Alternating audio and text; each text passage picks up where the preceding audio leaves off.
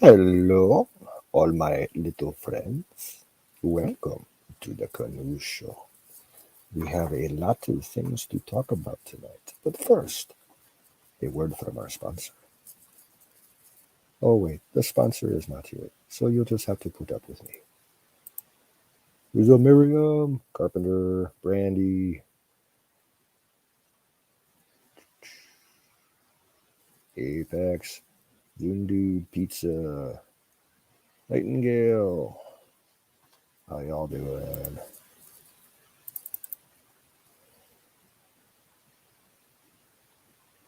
Brian, good to see you. Mako, welcome in. Let's go, Brandon.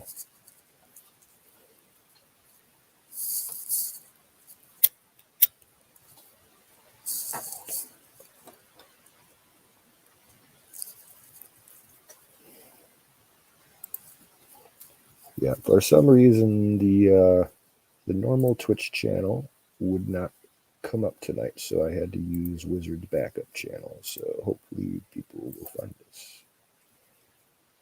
Hey Diesel, what's up?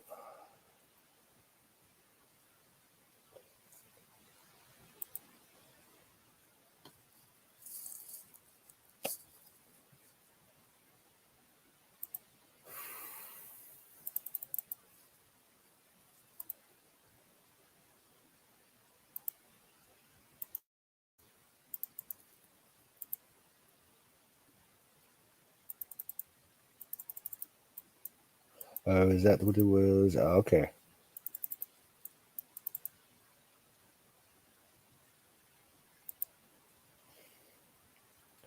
You're shoving food in your face hole while you're taking a shower. Okay. Let's see how that works out.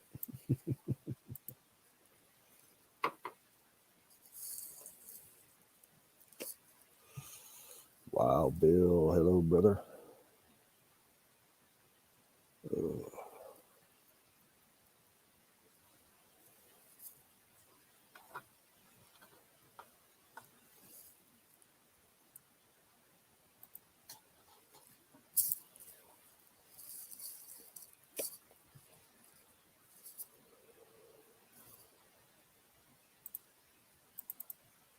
I'm just leaning back in the chair and drinking a beer.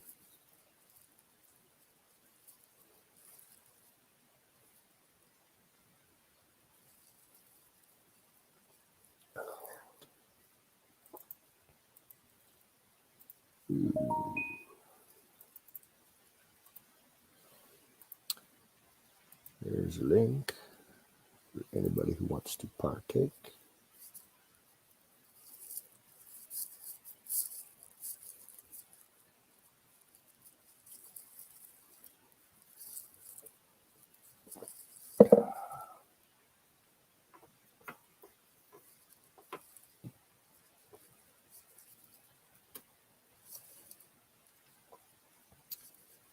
Indeed, Don. Indeed. What's up? So what's that comment about pumping in the shower? No, he said he was jumping in the shower, but I read the chat so fast. I thought it said pumping. Oh, okay. Yeah, I'm just messing with him. Man, there's a lot of news out today. There's a Yeah, lot. I saw some interesting shit. Yeah, yeah, me too. A lot of news to go through today. Yeah, I'm not. Whoa, good lord, excuse me. I'm not gonna get into it until we get some more people up. Yeah.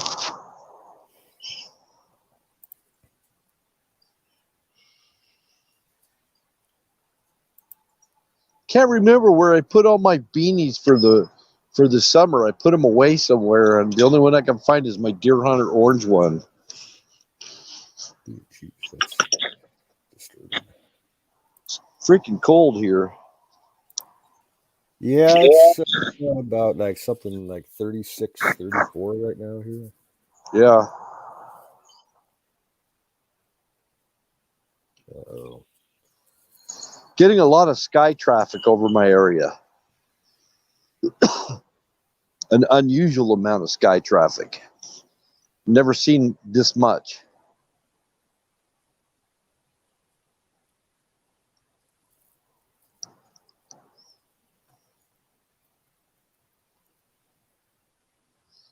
Lots of helicopters, lots of other aircraft. Some of it military, a lot of it civilian. I'm going to look up right now what's going on, military-wise at least. Yellowstone, west of Yellowstone, up in Idaho. There's a lot of stuff going on up there through the mountains.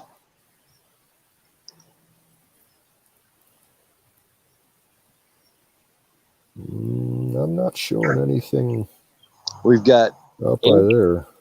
8 volcanoes spewing ash right now. Ash and smoke and lava. Oh, okay. Hello. Good evening. Howdy, howdy. There she goes. How's everyone tonight?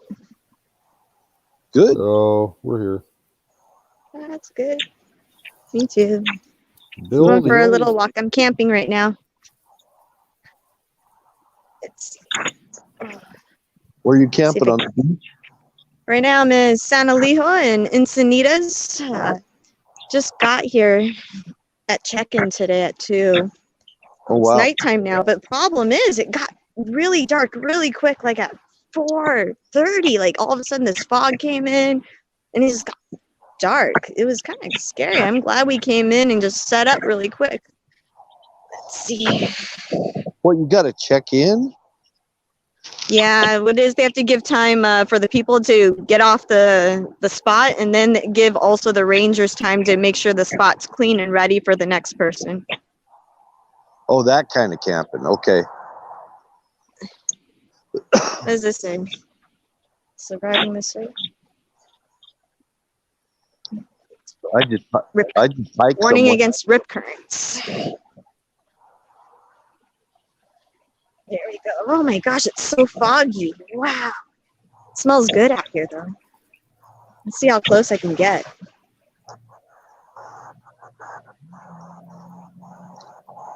I can kind of feel it by the description.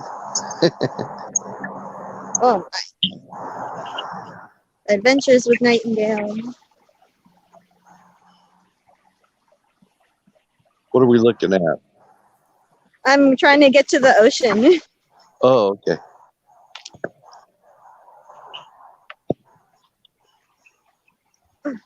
Sorry, I took an edible. I'm just chilling.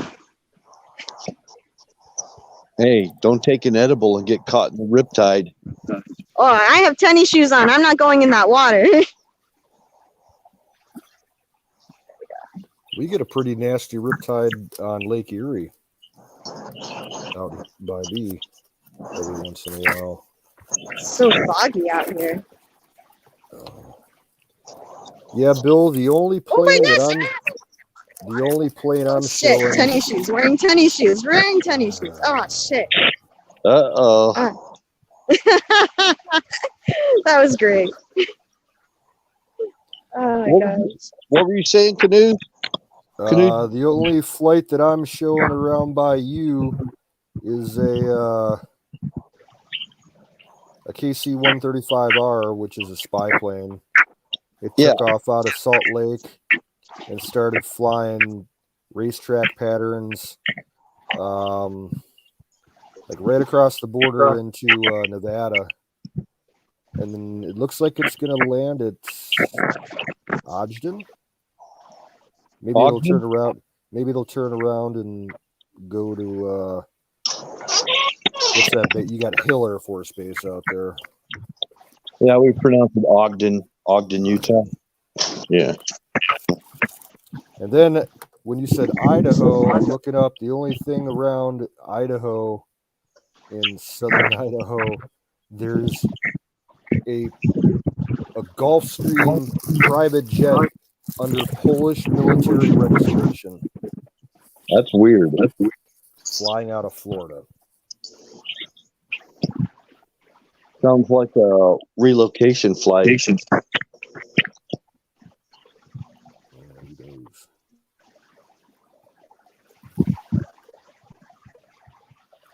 There's a lot of stuff up in the air down by the border.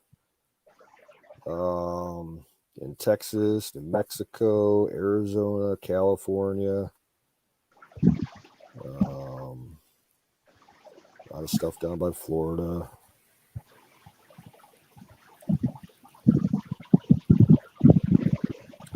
There's an Australian military jet flying over Florida right now.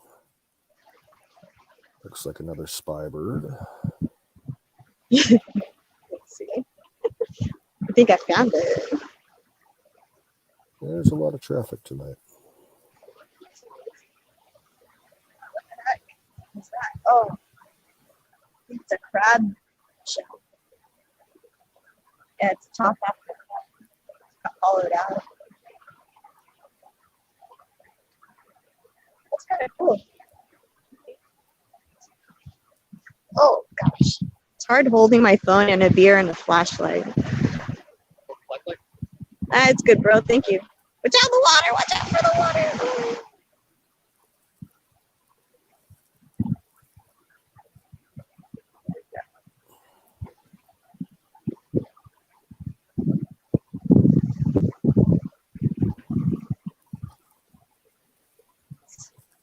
So, that's where the train goes by. That'd be cool if I could get a scene of the train. All this mist. Oh, there's this one. The ocean. It's probably good fishing weather.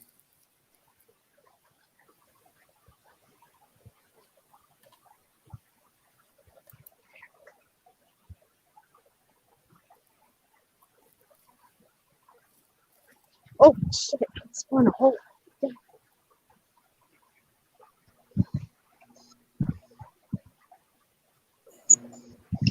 Smelt will probably be running soon.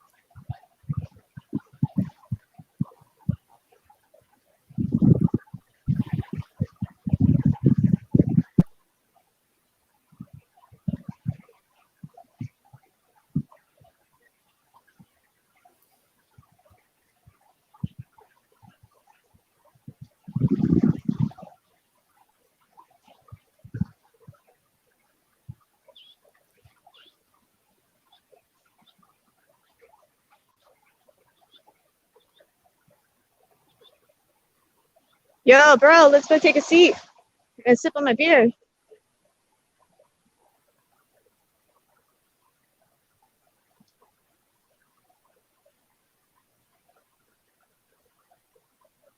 Let's see.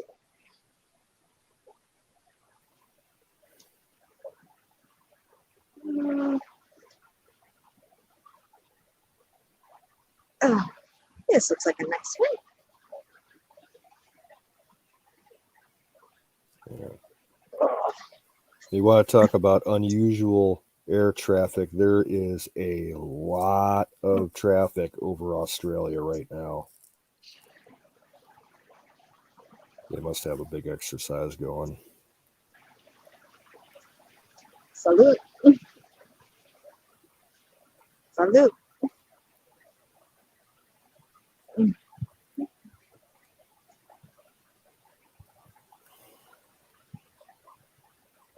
Yeah, you can point it anywhere.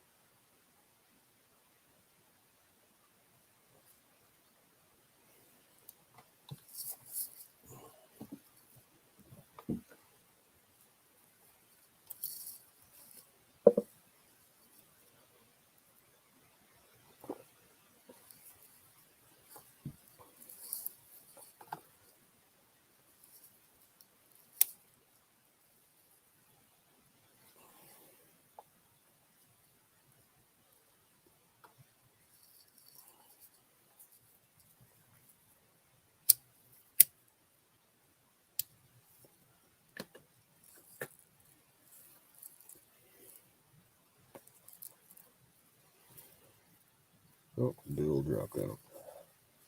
He'll be back.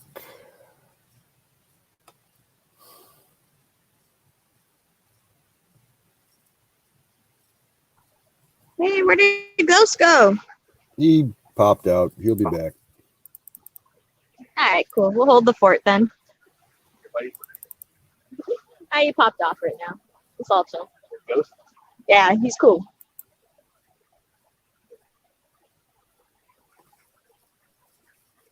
I have a chaperone. I have my little big brother with me, so he's making sure I'm not by myself out here. Cool. This is a good way to decompress. I'm telling you, this is great. Sometimes you just have to get out of your environment, just recharge.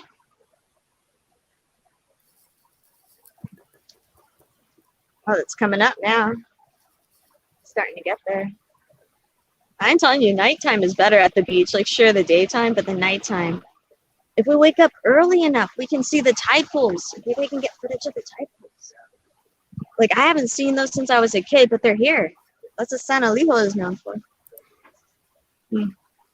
Welcome There he is. Welcome back. Okay, I'm gonna try this. Nope. Wow, got an I echo. have echo. Okay, let me try it again. Ricola. No. Wait, I want to check.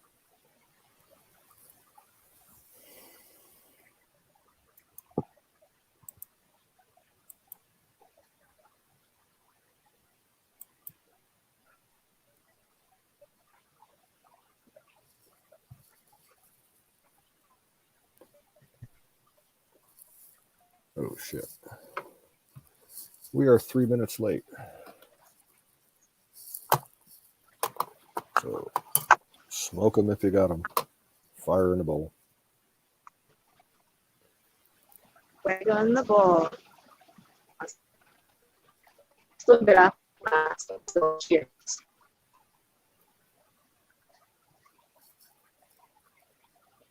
Echo? No echo? Check. No echo? Yep. I still have an echo. Good. Check. Hello. Yeah, it's just like Bill's echoing, but we're not. Weird. You got another tab open or something? Double check. Nothing. Oh. You know. How about now? Sounds better. Sounds like something cleared up. Yeah, you sound good now. That's so weird. Oh, not again. Is it me? No, I don't know. I think it's me. I've got a Bluetooth headset on, so I don't know if that's doing some or not. I think it is you, Nightingale. Yeah, Shoot, she's as soon muted as and you're not echoing when she's muted. So, Yep. I don't know. that's weird, because it's not echoing right now. Holy crap! Get off. Try again.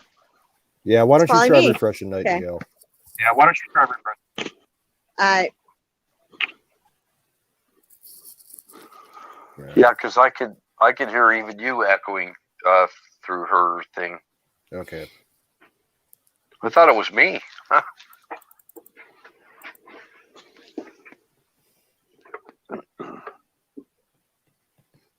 Usually it is me.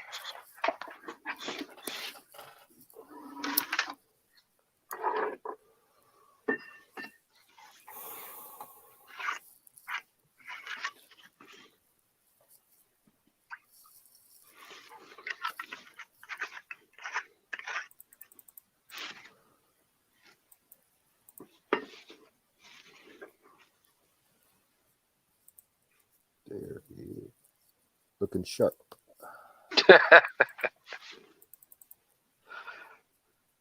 I need some There's more nobody- I need more beanies like that because the only one I have left that's wearable is this hideous looking Ohio State Buckeyes beanie that I've had since I was like probably 12 years old. Well, somewhere I've got a stash of beanies. I can't find my freaking beanies. This is the only one I could find. Any difference? Check, check. Check, check. Hello? Hello, Yeah. check, Oh. check.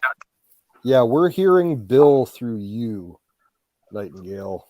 I don't know if maybe you can turn your speaker volume down on your phone. That might help. Oh, there we go. How is that? Say something, Bill. 1, 2, 3, 4. 1, Can hear 2, 3, 4. Check, check. I can hear it a little bit, but not as much. Yeah, what it is, it's Nightingale, it's your phone's microphone picking up your phone speaker. Okay, okay. And plus I have the ocean here too, so I'm sure I'm getting all bunch of stuff. I'm just gonna be on mute. Okay, yeah. Unmute when you want to say something. That's cool. Okay. I do that a lot of the time anyway. Yeah. All right. Catch you later, Miriam. Go deal with your campers.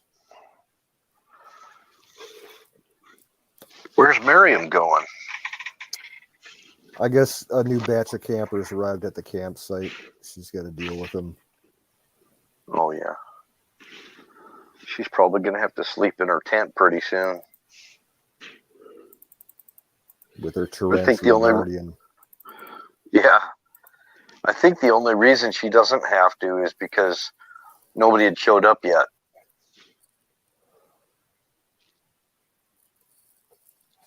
She says when they start showing up, she's going to have to move into her tent. And she didn't want to because she wanted the rain to stop.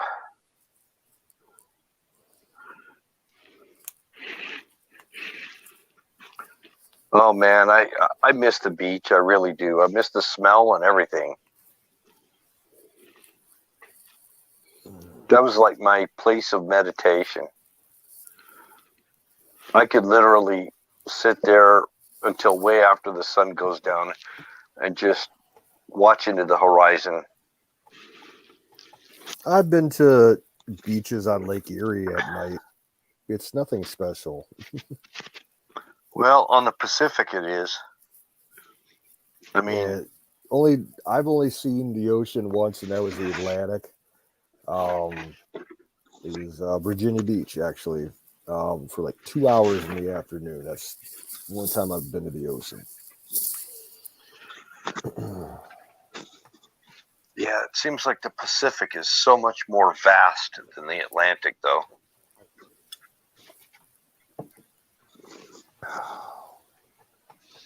One day, we hiked way up on these rocks, these cliffs that overhung in somewhere north of Half Moon Bay, California.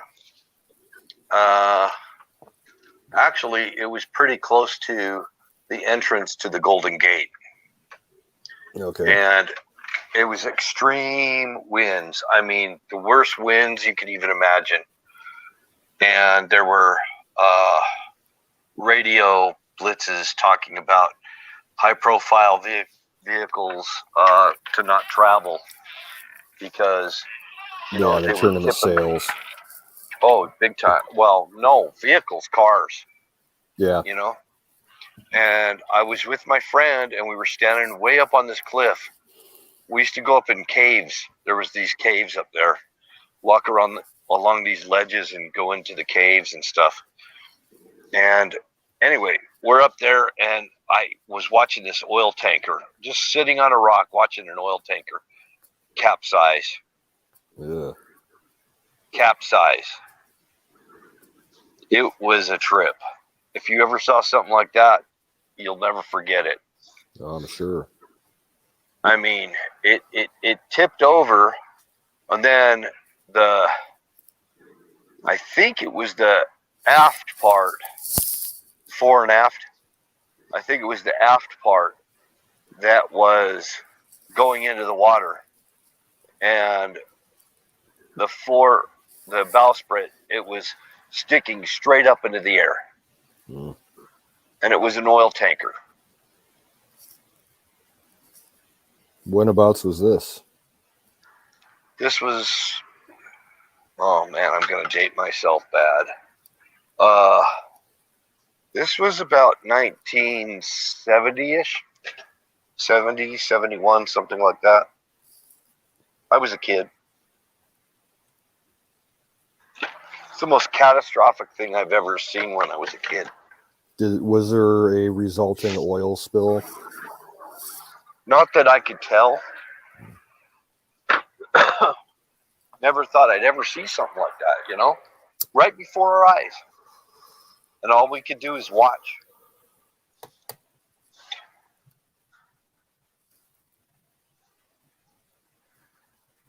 But, you know, when you see out in the Pacific like that, when you've got serious white caps and stuff, and, you know, probably greater than gale force winds, and you see stuff like that happen, you know.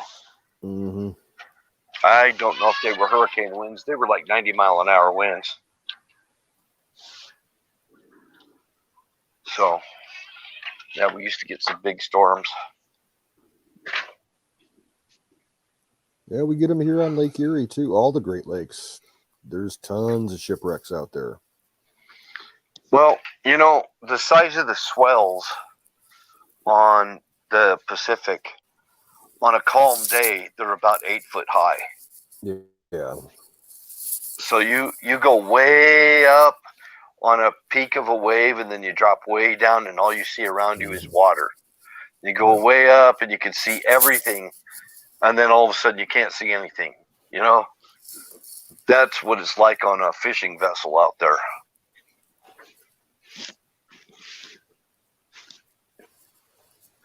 And the fishing vessel that one of them I'm speaking of is a retired PT boat. Oh, cool. That was turned into a commercial fishing boat. It had an inline 12 engine in it. It was a 12-cylinder. It was an old, it was an old engine. Yeah. But, those guys, when they buy those, they'll put whatever they can find. Yeah, because PTs, I think, were originally 2-engine boats. Yeah. Well, I'm sure this had a backup. They wouldn't take people out without a backup engine. But I saw the engine room, and it was massive. PT boats were pretty good size. Mm-hmm. I mean, a frigate is 130 feet. Yeah, PTs were like 62 feet, I think. Something like that. Yeah, 62 to 70 feet, something like that. There was several companies that were building them. Oh, and there's different eras of PT boats. The hull designs, were changed from time to time during World War II. A normal type PT boat was 80 feet long. Oh, okay. Wow. So they're big. That's all I know. And they'll take high seas. But they're not really meant to be a stormy high seas kind of a boat, Yeah. The Pacific could get really rough. I've heard stories about the Columbia River, ships going in and out of there and having to deal with the big bar that they got out there. That's one of the worst shipwreck areas on the Pacific coast. Yeah. That's where the Coast Guard sends their rescue divers to train. Well, I kind of like the idea of having a Navy with a lot of smaller ships, with big ships too, of course. But being able to spread a net, you know, you've got your sonar and whatever other kind of, you know, devices for monitoring ship movement, you know, and I kind of like the idea when I was talking with, you know, Don T got on last night, and I think we were talking about that, about how I thought, you know, it was kind of interesting, Devin Nunes talking with somebody about frigates and getting a lot more frigates in the water to spread a net out.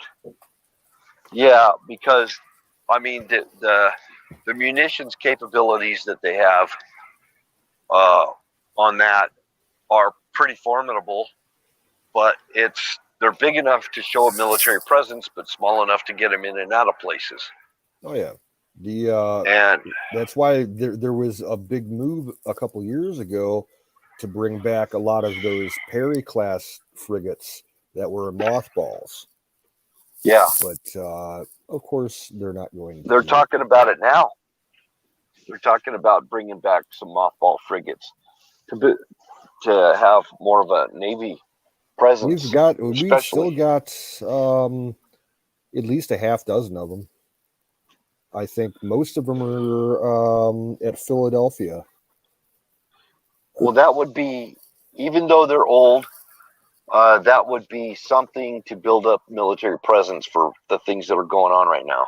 Yeah. If they were to repair them and upgrade them, and they're big enough to be upgraded. And then add, you know, missile defense systems and stuff on them. So, the Perry class frigates were our backbone of the Navy from mid 70s through just about 2000 or so, when they started retiring most of them. We sold a bunch of them to other countries too. And plus, they make really good escort craft. Mm-hmm. So, having like, a carrier or a destroyer with, 7 frigates or something floating down the ocean, that into the China Sea, that's something pretty. Well, that was kind of like the basic configuration for a task force during the Cold War. If you had a carrier, you probably had, let's see, for escorts for a carrier, you're going to have an oiler, you're going to have a replenishment ship. Yes. And then you're going to have at least one, if not 2, cruiser grade ships, and then something like 4 or 5 frigates.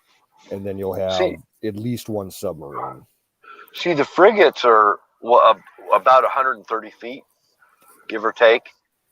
And the thing of it's kind of like the similar as what we had. And in fact, a lot of smaller countries will have frigates built for them as a start to get their Navy going, And the Perrys were like, there was 3 different phases of them. 2 of them were at 408 feet long, and I think the 3rd one was 450 feet long. So they're big ships. Yeah, they're big. The only active duty ship that I've ever been on in my life was a Perry class frigate that made a shore call in Cleveland years and years ago, mid 80s. See, but the thing about them is there's less water displacement, so they can get in and out of places. Destroyer is way bigger. Yep, they can go up like tricky harbors with lots of turns. Yep. Littoral like areas with like the Suez Canal, for example. Remember the Suez Canal issue? Yep. They'll make it through the Suez, no problem. with room to spare. Yep. Because their beam isn't that big. But then we go to our air capabilities. What we found in the last two skirmishes, the Iraq and Afghanistan, was the need for close ground support. And they brought out the A-10 Warthogs because they really didn't have anything, to be honest. Not for close ground support.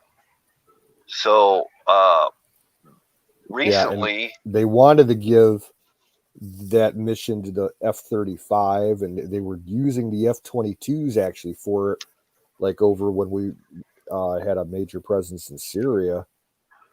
But now they're actually converting some C-130s to be not like the gunships, like, you know, the Spookies and whatnot. Yeah. Just plain regular C-130s. They're mounting, ordnance pylons on the wings so that they can drop, smart munitions and Hellfires and all kinds of shit from them. Yep. So back to the close ground support. So the A-10 was an amazing thing to behold, to bring in and take out bunkers and air defense emplacements and everything you can imagine. And then so they said, they use a ton of fuel. I mean, it takes a lot of fuel to get an A-10 up in the air. Well, yeah, it's their ordnance load. It's humongous. But once they're up in the air, they have an amazing loitering time. They can stay on station for a couple hours. So, but the cost of the millions that it takes to build one or to maintain one, and they came out with its Super Tucano, and that was the one that was being used by it was used down in the Amazon originally in Brazil. Yeah. And it was made Special by Forces. Yeah. The Special Forces were digging it. So we got the rights to build Super Tucanos here. They weren't called a Super Tucano. They were just called a Tucano. Yeah. And Special Forces was using it. They were using them for all kinds of, special missions and stuff. Yep. So now what they wanted to do is build a fleet of Super Tucanos to accompany the A-10s. It's cheaper to build, and you could spread the net wider. Yeah. And a lot of countries can't tell if it's a military plane or not because it's not that big. No. And you could load them up on carriers.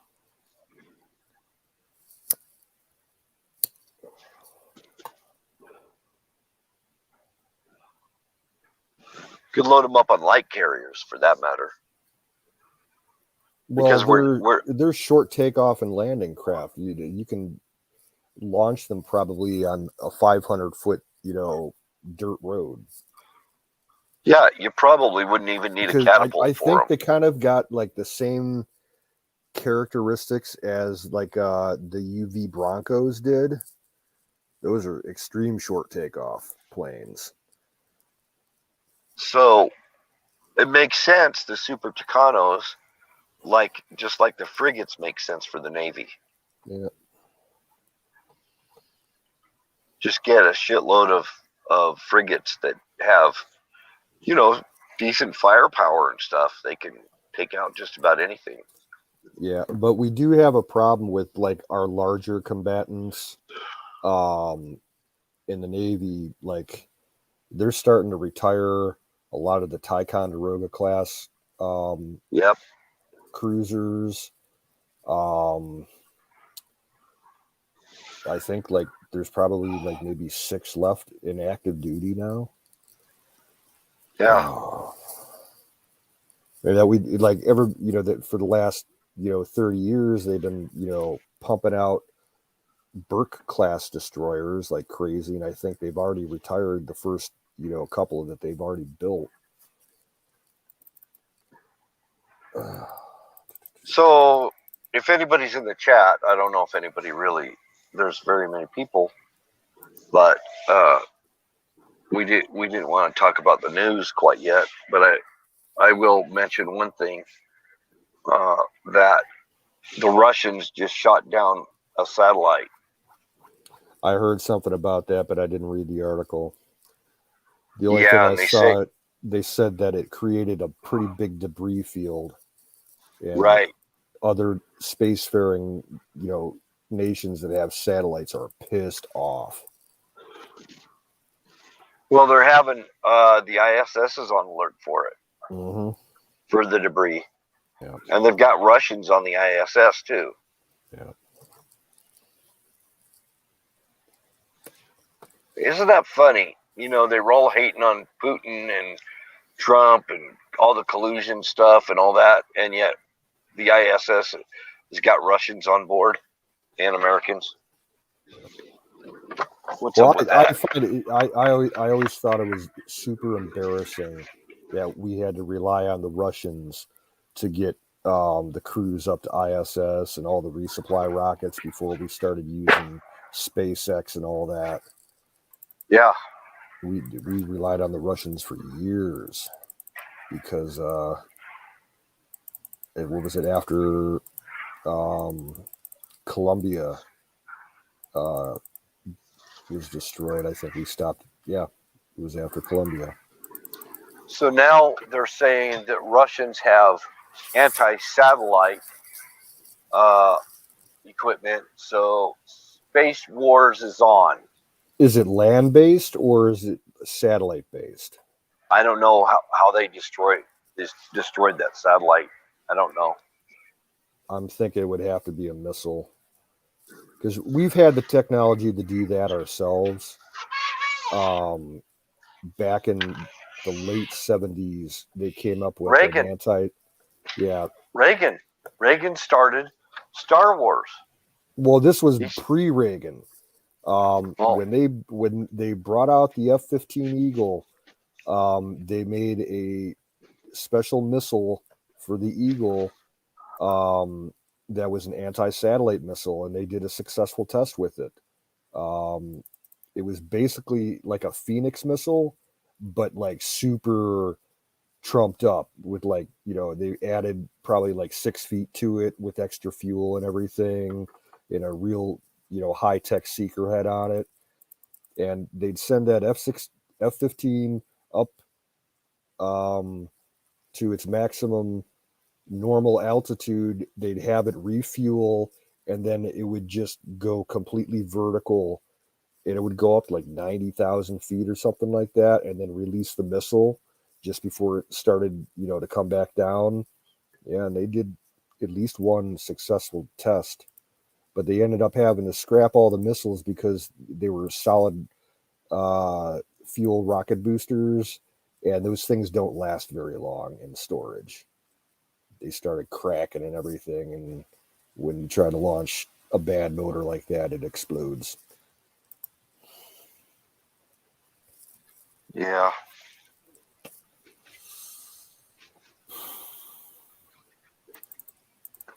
Now, the news that I heard today about Russia was that because of the games that they're playing on the border with the Ukraine, the Brits actually announced that they have a whole shitload of troops on standby alert to send over to the Ukraine because of the Russian situation. Yeah. I read that too.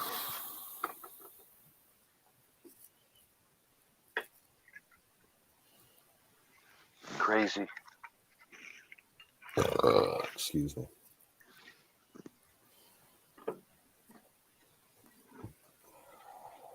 Here comes the battery. Hey guys, I can't stay long. I gotta jump in the shower. But I just wanted to say I was watching Joey Saldino, and all the weapons charges against Kyle Rittenhouse have been dropped.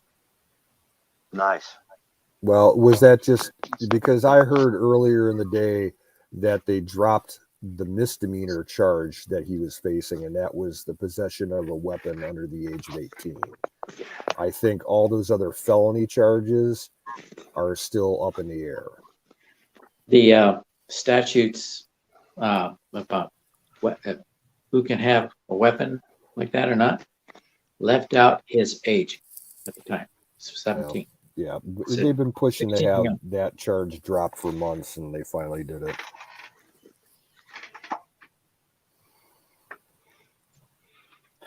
I just got done eating Chinese food. Oh my gosh, it was good.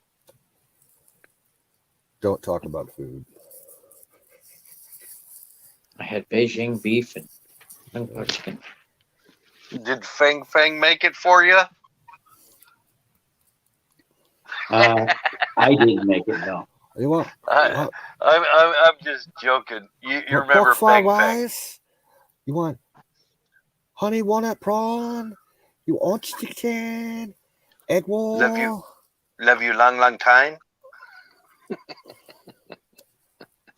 Oh no, that's pork. That's not kitty cat. That's pork. Pork No lo kitty mein. cat. No kitty cat here. You like some egg foo young? Mugu gai pan. I'll be in the chat. Okay. I don't think you guys want to come with me in the shower. No. Oh, mercy. Where did everybody go? Well, there's still quite a bit of people in chat. I'm showing 18 people. Yeah. Let's not be on the channel I was on. They're all on Twitch. Oh, they're on Twitch? Is Twitch up?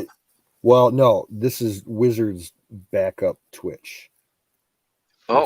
It's not the game channel. It's the Wizard of Osmo channel. Oh, okay. I'll have to sub to that or Yeah. follow it. I mean, Skull says he's very poor. Rich people always say they're poor. You ever notice that? You see that one lady on the news saying Americans should quit complaining that they actually, it had something to do, like this woman was going on a rant about how grocery prices are up. And she's like, oh, all you Americans, you're whining about food prices. Come on, with all the money that, has been stimulated, over the last few years, you can afford to go out and buy fancier groceries, and stop buying at, the dollar store and everything. You can go out and buy your filet mignon, no problem. You can work it into your budget. I'm like, holy shit. They immediately started calling her like Gloria. Her name's Gloria. And they started calling her Gloria Antoinette. Yeah, let us all eat cake, right? Yeah, give us cake. What we ought to do is find people like her and just don't let them have any of our farm fresh food. See, no, people like you can afford to pay a higher tax than everyone else. Hopefully someday things will get like that. These complaining anti-American type of personalities like that probably need to be boycotted. Complain about this, Marie.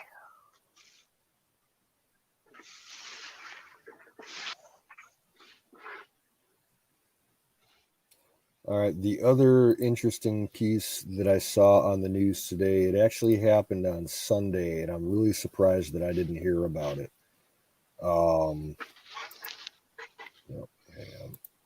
Okay, I got the link for battery for the Twitch channel. I'm going to put it in the chat. And I'll put it in the private chat for you, Bill, so you can follow it. Okay. Now, the news piece that I saw, over in the UK,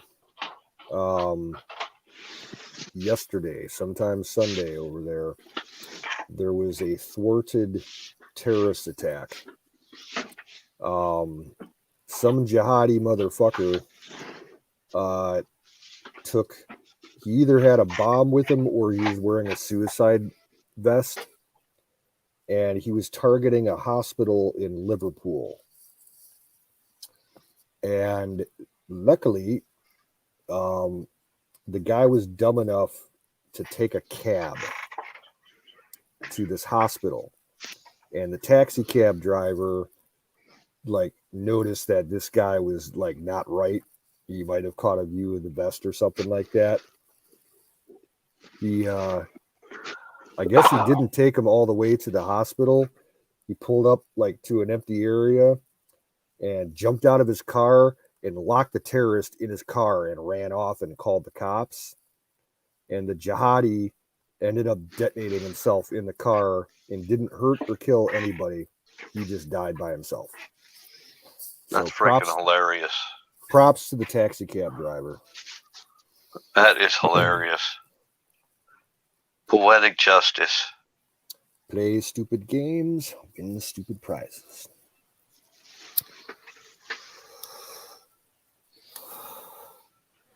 Man, I tell you, one of my favorite things to watch nowadays. Have you heard of there's a YouTube channel called Funkers 530? Yep. It's a military channel. They have an app now because a lot of the videos that they post are just, they don't meet YouTube guidelines. So they post them all on the app. And there's some crazy fucking videos that have been popping out the last couple of weeks. All kinds of like failed suicide bombings and jihadis dancing around celebrating, and then they get hit by a missile and shit like that.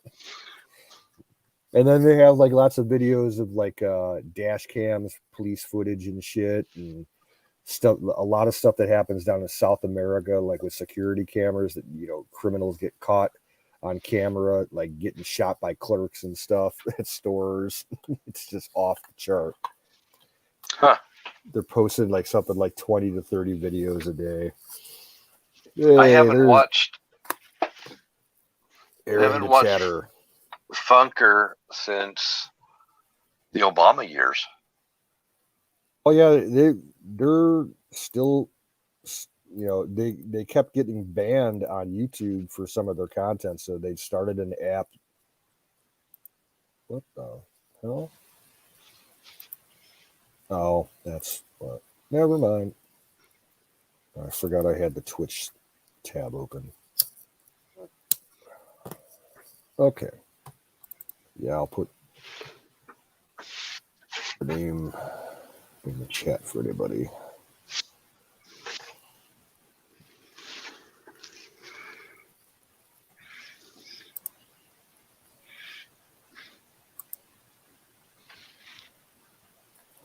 Now, yeah, I did watch a short documentary today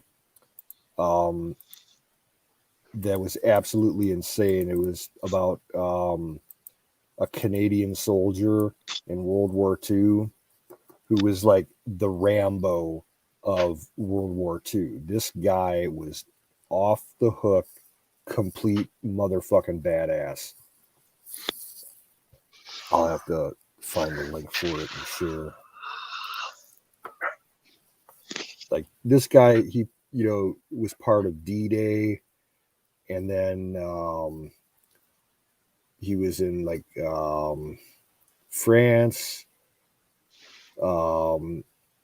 Holland, and then Belgium, and then Germany. And at one point, he got his eye blown out from concussion from like a mortar hit.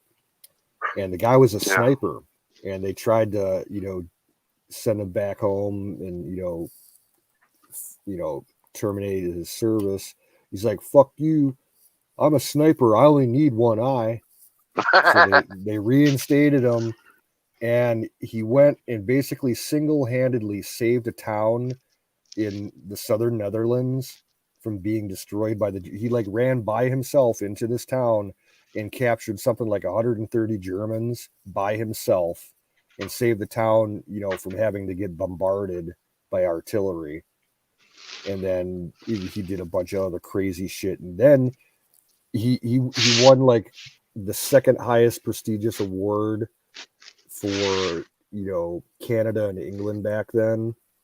And he refused the medal because at the time, if you won a medal that high, the commander in chief of those forces, won the same medal. So he's like, I'm not sharing it with Montgomery. Fuck him. He's an asshole.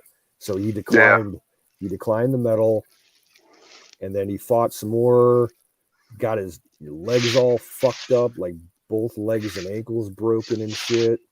He ran away from the hospital after that and got healed up by like some French people in a barn on a dairy farm, and he went and fought on.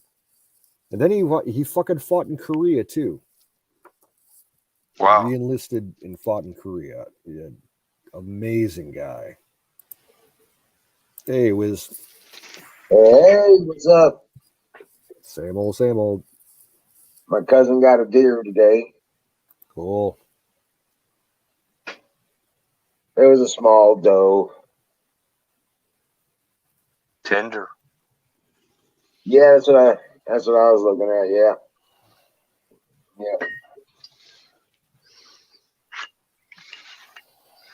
And Ranger, I took he didn't shoot it dead, right? And I took Ranger. He called me up and said I need to help tracking it. So I went out there to help. I grabbed Ranger and had him follow me out there, and we spooked another deer on the way to go. And Ranger took off after that damn deer. I was like, "You watch, Ranger's gonna get a bigger deer than he did."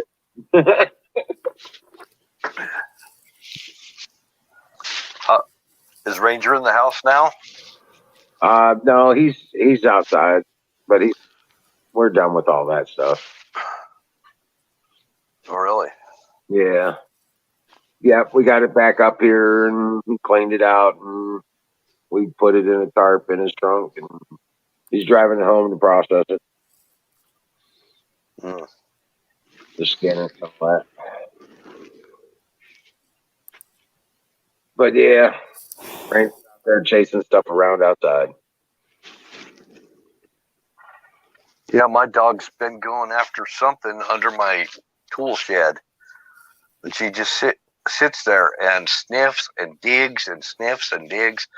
There's something in there, and I don't know what it is, but I'm kind of worried that she's going to get bit or something. Right. You guys got badgers out there? I know we have skunks and raccoons. Badgers, not in my area. It might be a groundhog or something like that. Yeah. And we have foxes. Actually, we have quite a few foxes. Both the two-legged kind and the four-legged ones. Ooh, foxy lady. Oh, yeah.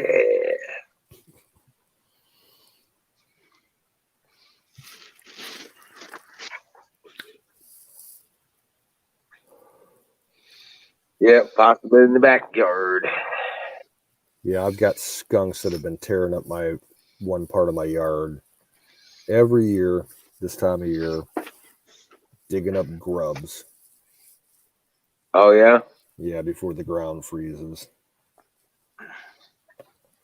We get something called voles here. We got those too. Voles, moles. Yep. Skunks, Voles. coons, possums. Then we got big shit that'll eat your ass. Right? I got big ass woodchucks that'll eat your ass. These guys, they just got another cougar and posted a video. I don't know if I sent it to Wiz, but it was a picture of these guys cooking mountain lion. Cool. Some big old steaks.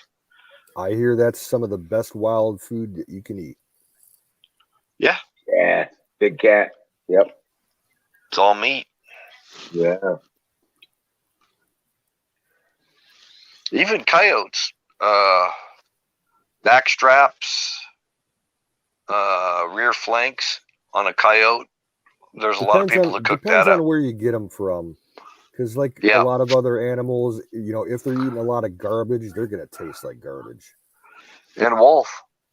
There's plenty of videos on YouTube about people killing and cooking and skinning wolves. I mean, hey, look, why let any meat go to waste when we're having a meat shortage coming up here? Yeah. If I have to, I'll eat my neighbor's ass.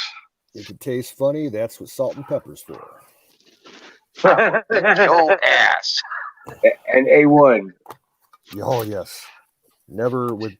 I wonder if they make A1 like in a gallon jug. Yeah, they do. Yeah, it's For probably restaurant. like for restaurants. Yeah, I'd have to look that up. That'd be great to throw in my survival, you know, cache of food. A gallon of and I don't care if it's the A1 brand or some knockoff, because a lot of the like the grocery store chains have their own brand of, you know, discount food. And right. Yeah, they have their versions of A1. They're pretty good. It's not exactly the same, but it's pretty damn good. What about Worcestershire sauce? I don't use that so much. I always keep some around, but I don't need a gallon of it. No. I like it while I'm cooking a steak. Yeah, I'll put it on the steak while I'm cooking it. The only thing I use just to kind of juice it up. I use Worcestershire for if I'm cooking Asian. I'll put some in a meatloaf. That's about the only thing I'll do with it with beef. I don't like marinating steak with it or putting it on steak. It's too salty. And I'm a big time fan of 57 sauce and Tabasco mixed. Now I'll mix A1 with 57. That's a good mix. I like it. I just like 57 and Tabasco on my biscuits and gravy. I am completely out of 57. I need to pick some up. Love the stuff.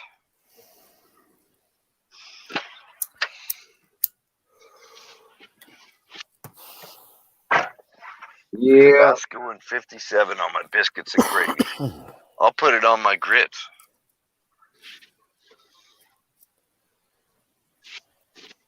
I know I'm a weird guy. On grits. Yeah, see, I'm not a big grits fan, so I've never had grits. I don't waste my time with all that salt and pepper and butter and all that crap on my grits. 57 and Tabasco, I'm good to go with some eggs. Now, what I like doing, if you guys ever do a lot of aluminum foil cooking,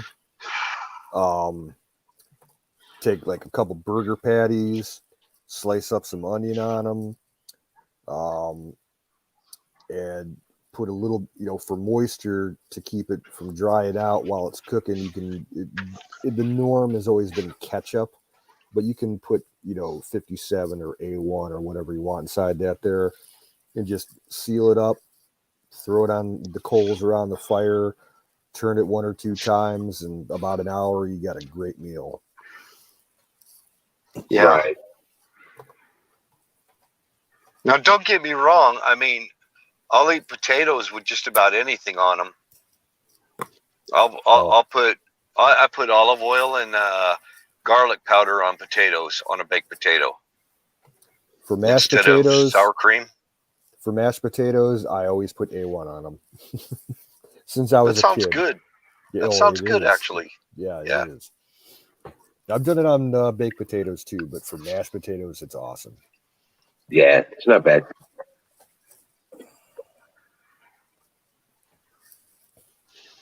Another one that was my favorite go-to was that La Victoria green taco sauce. Shit, I'll put butter and spread that stuff on bread. I'm serious.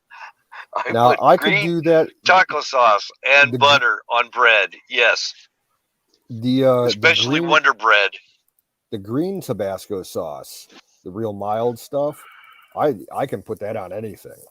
Oh yeah, I could that's do that jalapeno. with, Yeah. it's real mild, but I like that.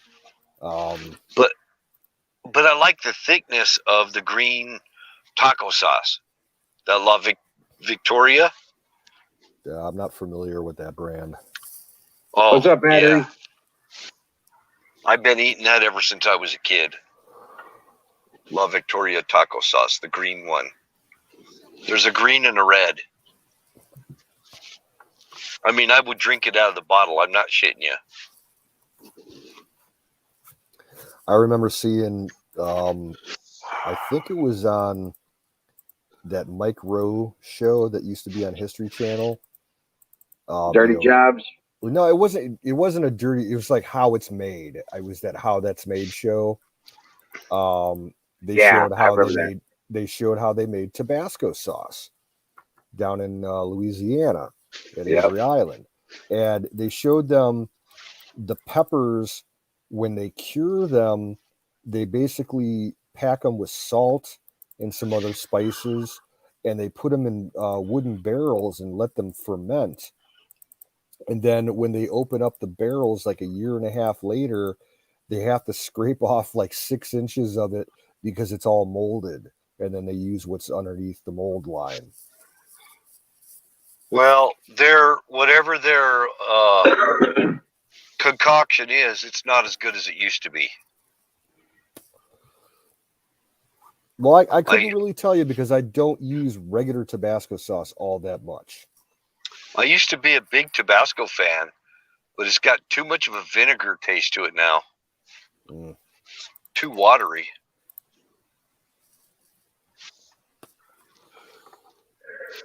Yeah, well, I know we used to put it on just plain old Ripple chips, potato chips. Yep. Yeah, I put it on raw oysters. I like raw oysters with Tabasco on them. Never had an oyster. Have no desire to have an oyster. Nope. And I'll put it on smoked oysters too. I like Tabasco on smoked oysters. Looks like you're slurping snot. I love it.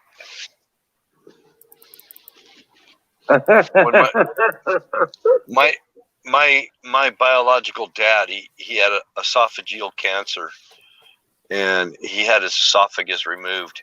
And basically, when they go through that procedure, they take your stomach and wire it up to your throat. Yeah. So you've got the digestive system of a bird, basically. And I mean, when he was done with all his surgeries and everything, his belly button was sideways, and he had another belly button from his feeding tube. And, it was so weird. And he said the only thing that he could eat after his surgery, after going through chemo, the surgery, the whole thing, the only thing that he could eat was oysters, raw oysters. And he went down and bought tons of oysters. And that was the only thing he could eat. And they wanted him to take that Ensure and all that other stuff. And he knew, oysters have all these trace minerals, and he just got over chemo, and it actually built up his blood. He goes back to the doctor, and the doctor says, I don't know how you did this, but your blood count and everything is very enriched, unlike any chemo patient I've ever had. What have you been doing? He goes, oysters. He said it was the only thing that he could get down, because of the surgery and stuff. It was the only thing. He couldn't swallow any hard foods or anything. Yeah.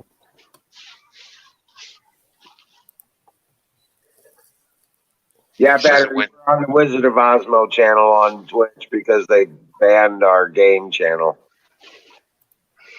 We were suspended for hateful slurs, and I'm pretty sure it's because of the F.U. Biden thing we did. Everybody on the screen was chanting F.U. Biden. I missed that. Right? But they cut us off in midstream, dude. Yeah, there must have been a super mod watching. Something like that. Yeah. Yeah, that's kind of. April. I still say that was kind of weird with all those other channels are saying the same thing. No, And it's worldwide now. Well, somebody Everybody's saying, complained. yeah. I guess somebody complained, and that's, Yeah, we'll teach those Biden haters. right.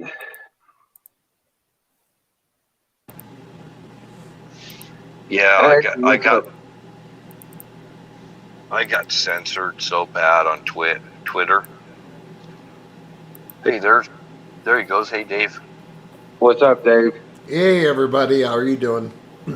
Doing good. There's a lot of background Terrible. noise on your. Yeah, do you got a fan or a heater running? Yeah. Hold on. Let me turn it down.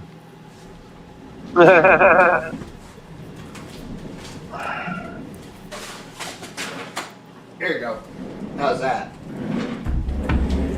How's that? It's a little better. Yeah, it'll work. Okay. But yeah, it's just one of those things. We've been. I have no idea why, and I can't even review. They didn't give us a timestamp or nothing. You know what I'm saying? Just that the show started at what time UTP, and that's it. And then they just say, slur against someone on the street. And the only thing we can come up with, the only thing we can think of is we were doing that chant. So, Do we have a whatever. time frame for how long this is going to last? 7 days, supposedly. Okay. Yeah.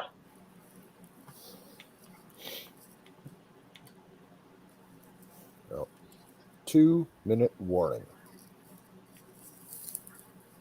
Weapon charges were dropped against Kyle Rittenhouse. Good. It was just the misdemeanor charge that he had for possessing a weapon under the age of 18. They finally threw that out. He's still facing all his felony charges.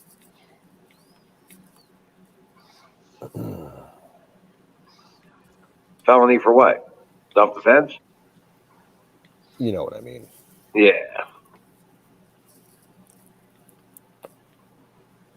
Oh, hell yeah, Zoom. What's up, dear Butch?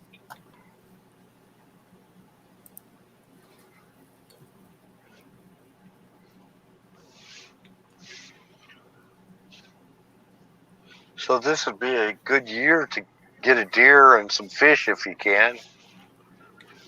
Make sure you get the freezer stocked. Right. Well, my freezer's stocked. Problems being just keeping the damn thing going because the sun's not acting right. And then the stupid rodents chewing through your cords. That too, right? But the sun is just such a steep angle already. We're not even, it's like stupid. It's really crazy. I'm not sure what to think of it. Okay, fine. I'll go fix it. What's that? The sun. The sun. Okay, fix that. Yeah, I got to make a couple calls. We'll get that taken Yeah, care of. while We'll get you're that at it, taken I care need of. a couple gold bars. You got a shovel? Yeah. All right. Start digging. Fire in the bowl.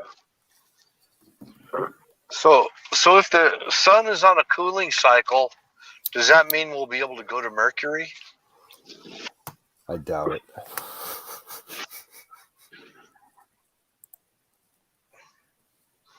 I mean, I think I'd rather go to the dark side of Mercury than I would Uranus. Wah, wah, wah, wah.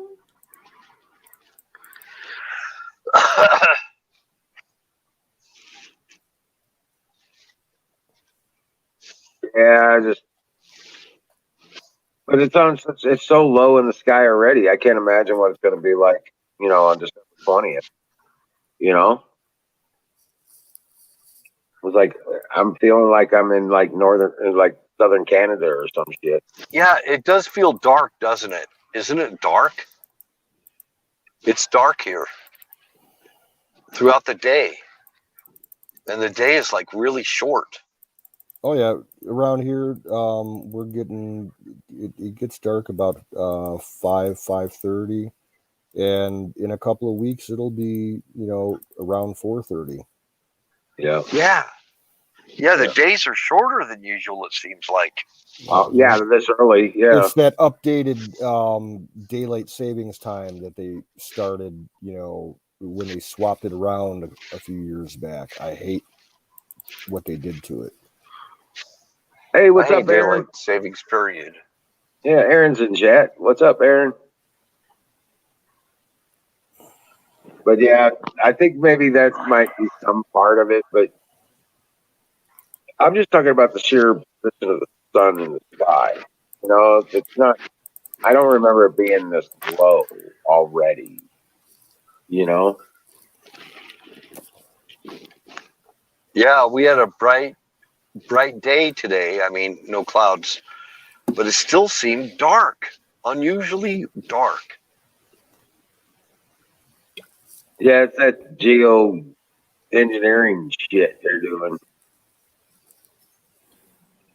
Yeah, I'm seeing the chemtrails. I'm seeing that. A lot of that going on here.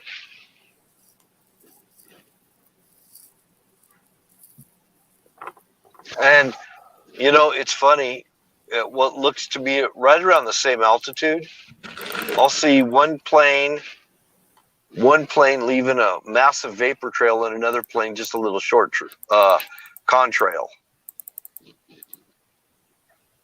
So there's some kind of a spray or vapor trail coming out of these planes that trails across from horizon to horizon, and then other ones that are just a short little tail behind it.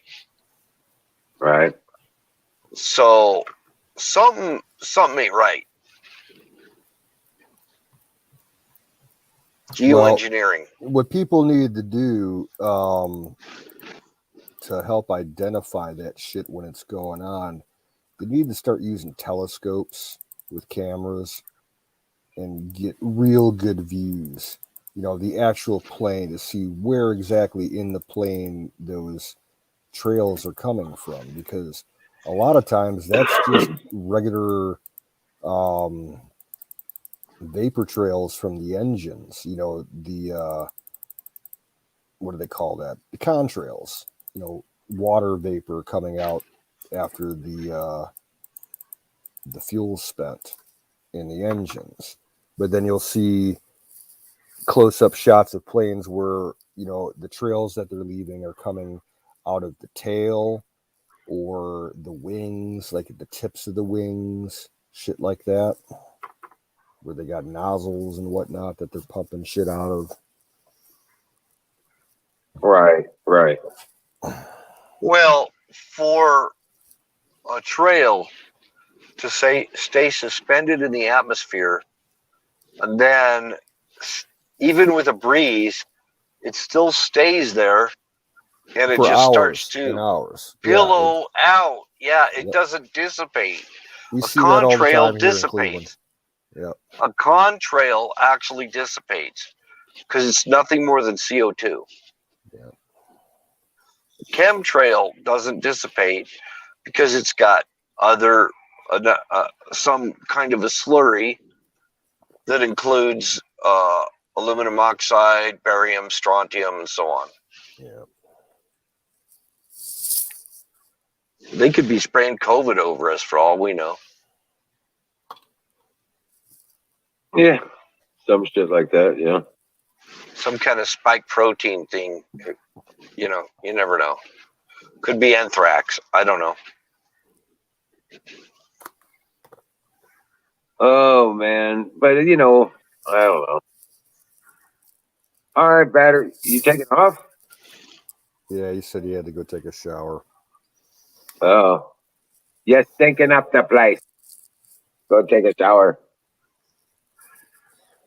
All right, battery. Talk to you soon. Yeah. But yeah, I'm just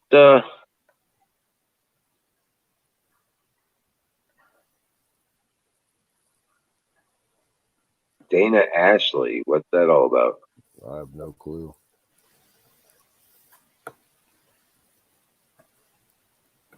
But yeah, I'm just trying to get. I'm just kind of upset about this weather.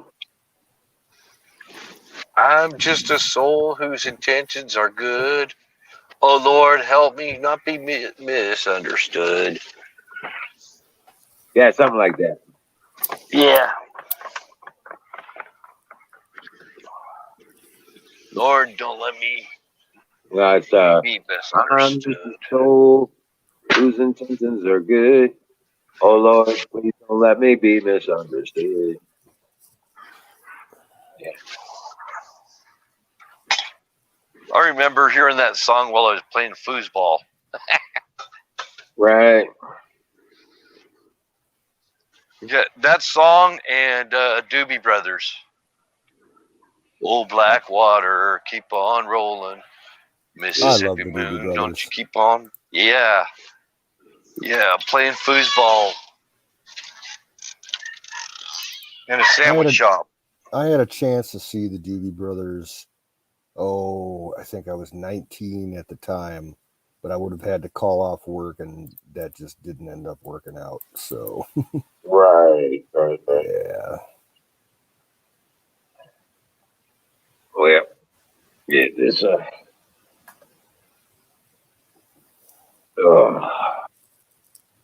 but yeah, I saw the deer my cousin brought up, and I was like, I don't think I would have taken that shot.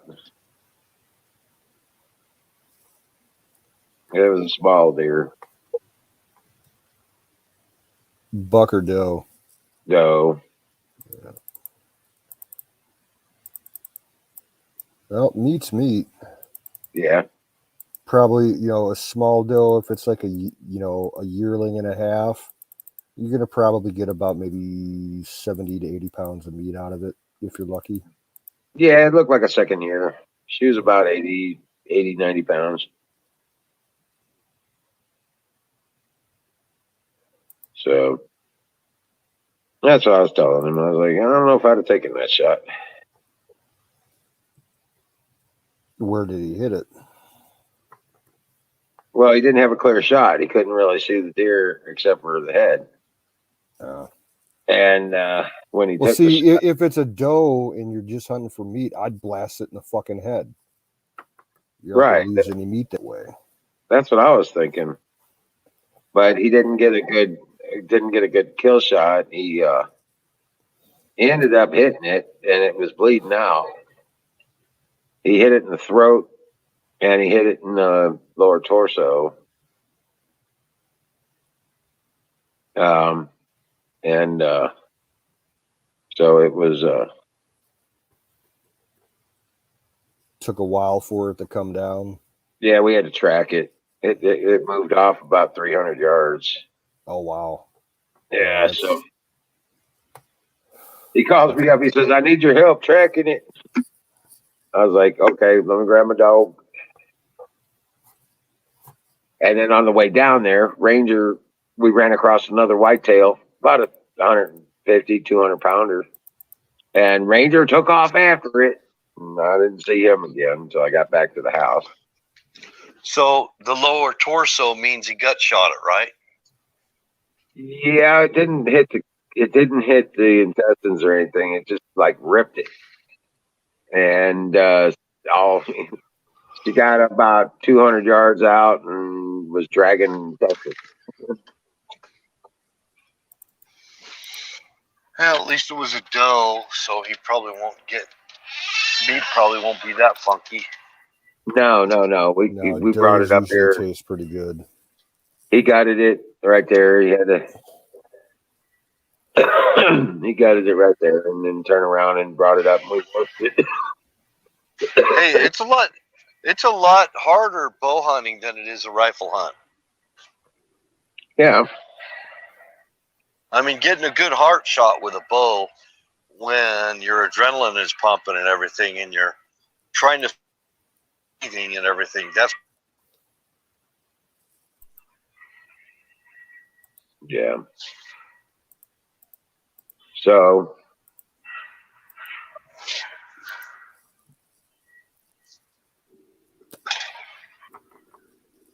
But yeah, that's the deal. Did he save the hide? Yeah. Yeah, he's taking it back to clean it up and all that. So we cleaned it up, we washed it down and inside and out, and turned around and put it in a. Who just dropped? Dave. Dave. Yeah. Yeah. We just we put it in a tarp in his trunk, and he's carrying it home to finish cleaning her up. Now, you can also, like, if you got a hide of pretty much any kind of animal and you want to save it, but you don't have time to do it like right away, you can freeze those. And what they say is clean it really well and then soak it in a brine solution, just regular salt and water. Wring it out until it's just damp and not dripping, and then you can throw it in, in a big freezer bag or whatever, and freeze it for however long you need, 6 months, whatever. just get all the meat and the membrane off it. Yeah, scrape it good. All that silver membrane. Get all that and the meat off it, and probably freeze good.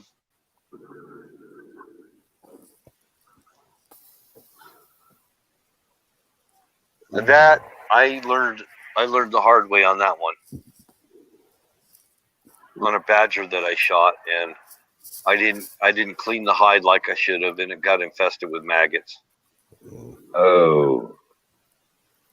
Ruined it. I stretched it out on a fence.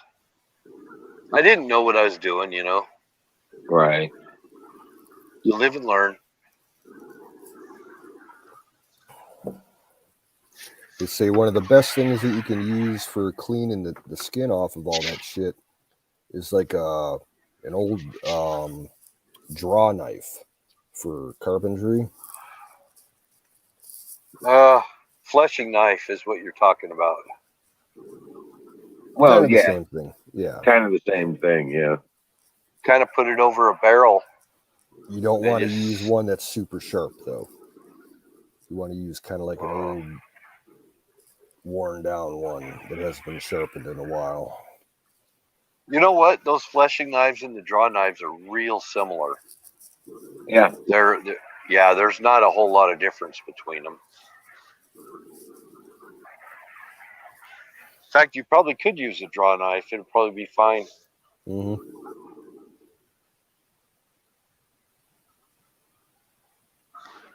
It's all about the angle of the dangle. Fire in the motherfucking bowl. Fire in the bowl. That hurt. I mean, that's why I have 5 Ulus. Hula hoops.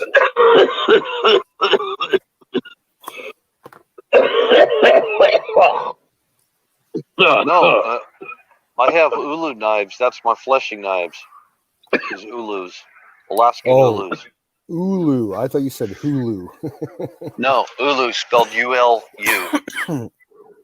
U-L-U. Ulu. I've seen like the Ulu kitchen chopper knife. That thing looks badass. I've got 5 of them. I've got 5 Ulus. I use them for everything. Fleshing.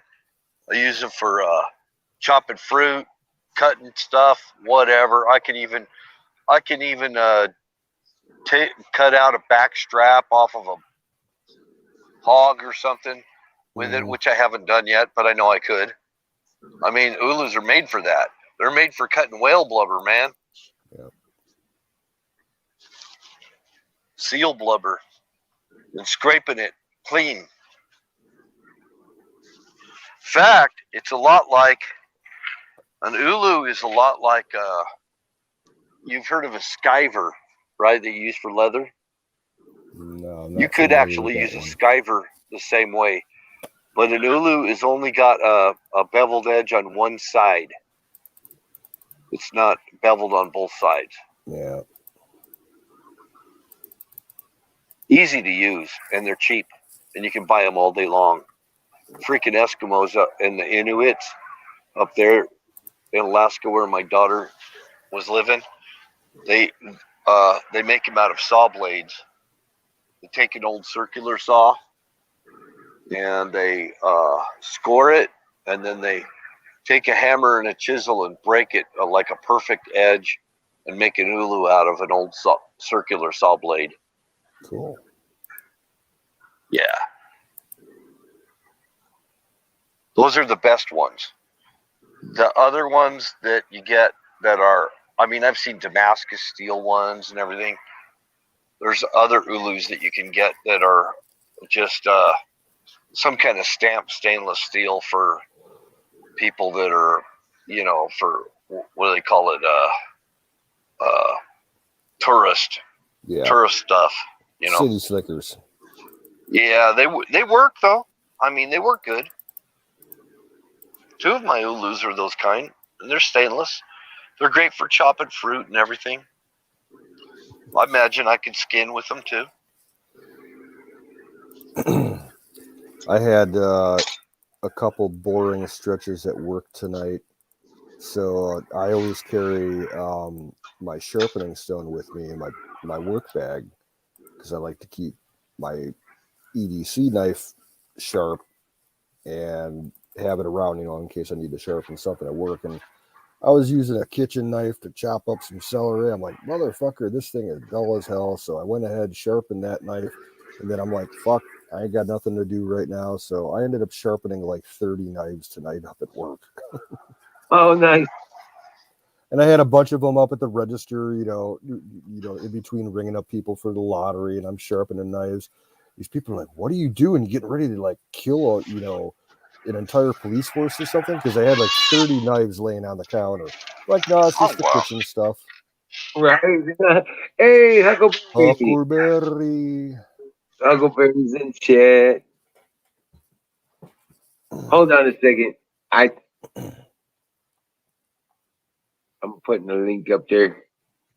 Come on up, Huckleberry. Talk to us. Excuse me. And I had like 3 guys come in, older people, like in their 60s and their 70s, getting their lottery or their beer, and they're sitting there watching me do it. They're like, how old are you? I'm like, 41. They're like, you know how to do that pretty damn good.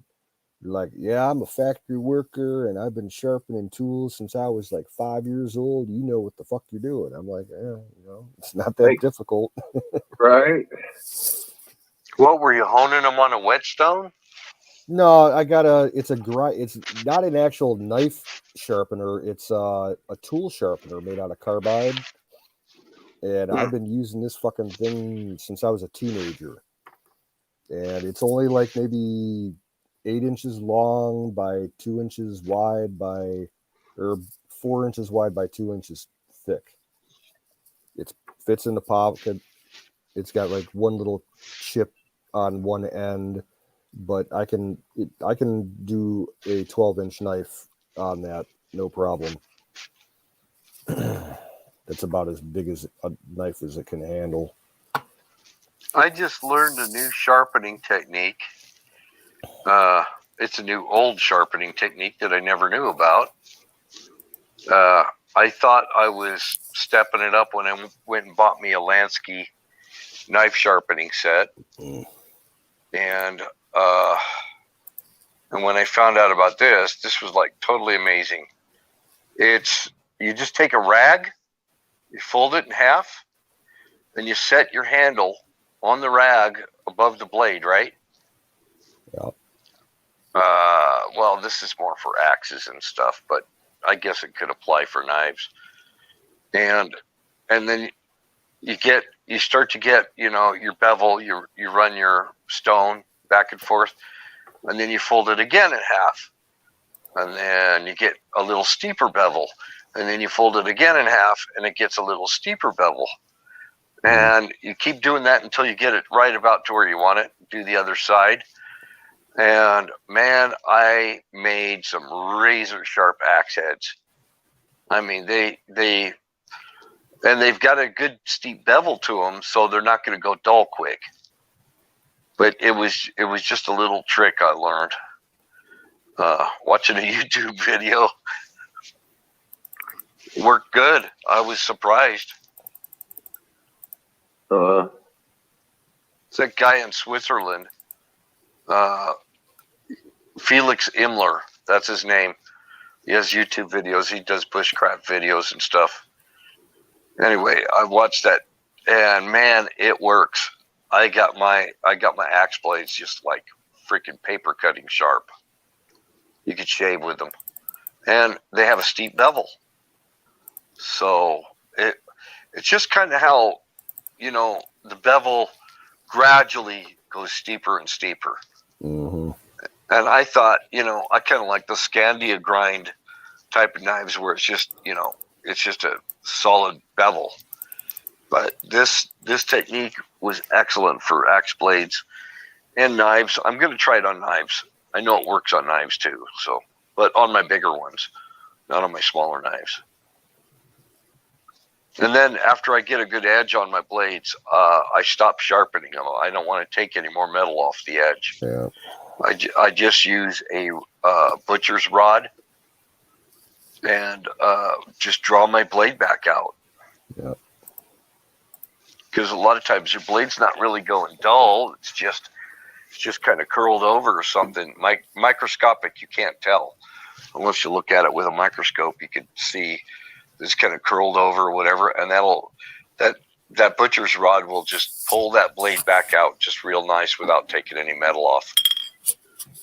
And it works for about 2 or 3 years before you have to go and, put it back on, start taking metal off again. But just drawing it out is enough for a couple of years once you get your good edge on there.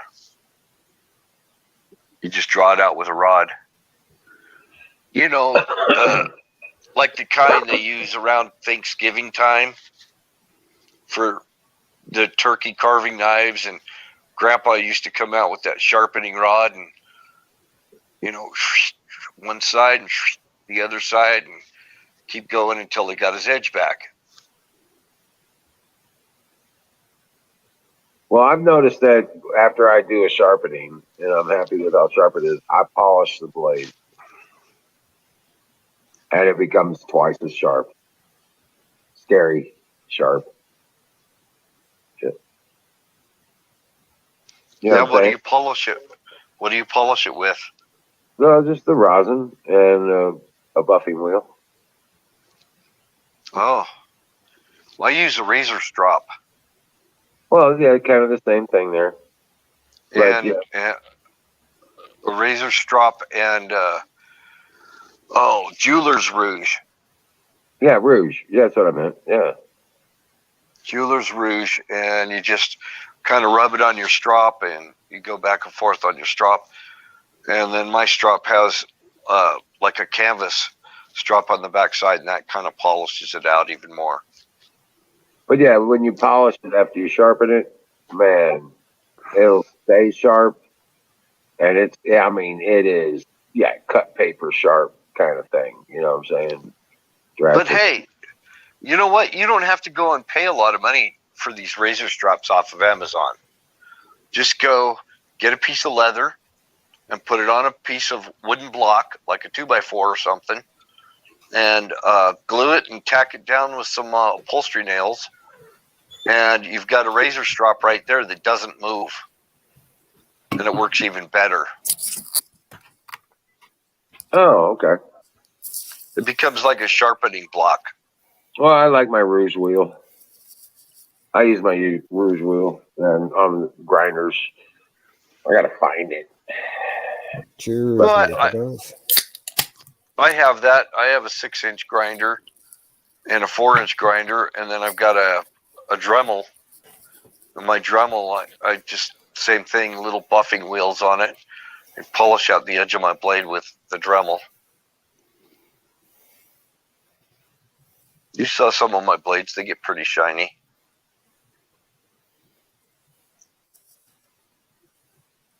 Yep. Those. Just keep working it until you get it where you want it. But what do I know? I'm just a ghost. That's how I live my life. Just keep working it until you got it where you want it. Yeah. Yeah. You know, I mean, look, that's the story of my life now. You know what I'm saying? Just do what you can every day, even if it's a little something. It's something. You know what I'm saying? Yeah, when you run out of stuff to do, there's always knives that need sharpening. Well, I'm nowhere near running out of things to do, for God's sakes. Yeah.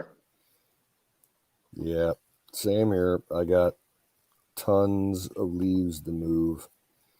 We had some priorities. We had some pretty good wind here over the last few days, so a lot of the leaves are down, but not all of them.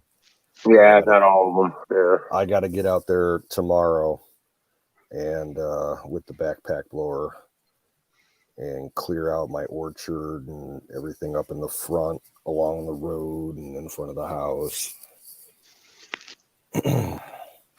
I'm just going to blow it into the backyard for now, and it can sit there for a couple of weeks, and then I'll... Everything goes better when your blades are sharp. Yeah. But yeah, dude, set up an area for the garden, pull them into that area, and then burn them. You know what I'm saying? I don't burn leaves here. Oh, I can't either. I could do it if they were in a contained, you know, like a fire ring or something, but I can't just light a fire, a whole pile of leaves on the fire. Like, yeah, the fire department wouldn't like that. Well, I'm going to do it during a windy day, obviously.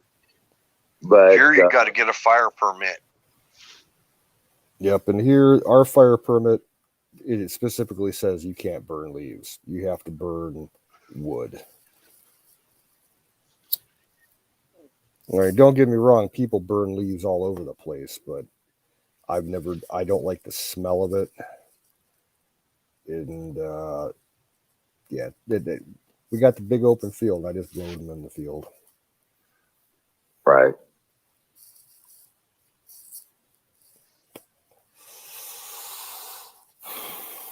But yeah, I'm going to get the extension cords out, start up the generator, and I'll use the leaf blower. I got a badass little leaf blower. And I think we clocked it at like 80 miles an hour. You know what I'm saying? And so it does a really good job. Electric leaf blower? Yeah. It's real badass. Mine's 2-cycle gas. Yeah, all my equipment's gas. Huh? All my equipment is gas. Yeah. I can't even get mine started. I moved everything over to electric because I was tired of figuring out, do I need 50 to 1, 20 to 1, or what? You know what I'm saying? Well, the easy solution to that we've always done, my dad did this to everything that he ever bought. He'd look at the owner's manual the day that he bought it and find out what like the fuel mix ratio was. Yeah. And he would just take a Sharpie marker and write it on like the side of the, like say it's the chainsaw. He'd write it on the plastic housing of the chainsaw. He'd write it on the bar, and he'd write it somewhere on the inside where it wouldn't fade out, so that he could always, you know, pop open, you know, like the access hatch to the spark plug, you know, it would be written down there so he'd never fuck up and put the wrong kind of mix in. No, there's something else you got to look at too. Even this stuff you get out of like Tractor Supply and whatever, you want to check the can and see if it's got ethanol in it. Because if it's got ethanol, next year that you need to use, the next year you need to use it, it won't start because it's got freaking sediment in it. Yep. So I drain my shit out and put stable in it. yeah, I would just or seafoam. Seafoam is made for that. That's what it's was designed for. Yeah. But yeah, no. Does your state over there sell non-ethanol fuel? That's a good question. I think they sell the racing fuel that you can buy around here is non-ethanol. Because it'll have blue on the spout on here. Yeah, here most at least, everything is ethanol around here. That at least in my region of the state. I don't know about the rest of Ohio. If it's got green, it'll be diesel, and if it's black, it's regular ethanol gas, and then blue will be non-ethanol. And they did that because people's lawnmowers and everything were getting destroyed by it. Yeah. That's what I should have put in my truck is non-ethanol, because it'll run in your car. I don't care what year it is; it'll run just fine, and it'll clean out all. If you use non-ethanol, if you can get it, even just let it get down to where you only got to put like $10 in or something like that. Put like $10 worth of ethanol on an empty tank, and it'll help to clean out your put that in a little bit of seafoam, and it'll clean out your injectors and stuff. Yeah. See, that's what I'm going to need to do once the probate clears over here and I can start selling my dad's vehicles. His truck and my grandpa's Buick, like those things, they haven't been driven. They've been sitting for 2.5 going on 3 years now. So I'm going to have to pull them out of the garage, flush all the fluids, just in order to, sell them. And they've been sitting, so the tires haven't been rotating. They're probably going to get a little, warped up on the bottoms. Oh my gosh. Platoon says he's got a cursed ankle. Yeah, he hurt himself at a golf course, and then I think he also he burnt his ankle or his leg on a hot muffler riding a motorcycle once. That's terrible. I did that once on a 3-wheeler. That sucked. I've done that on a lawnmower. Burnt my leg bad on a lawnmower. Yeah. I made my lawn tractor catch on fire early this year, so I'm always getting burnt. I'm always getting burnt experience. or electrocuted. If I'm not getting burnt, I'm getting electrocuted. I don't mess with electricity.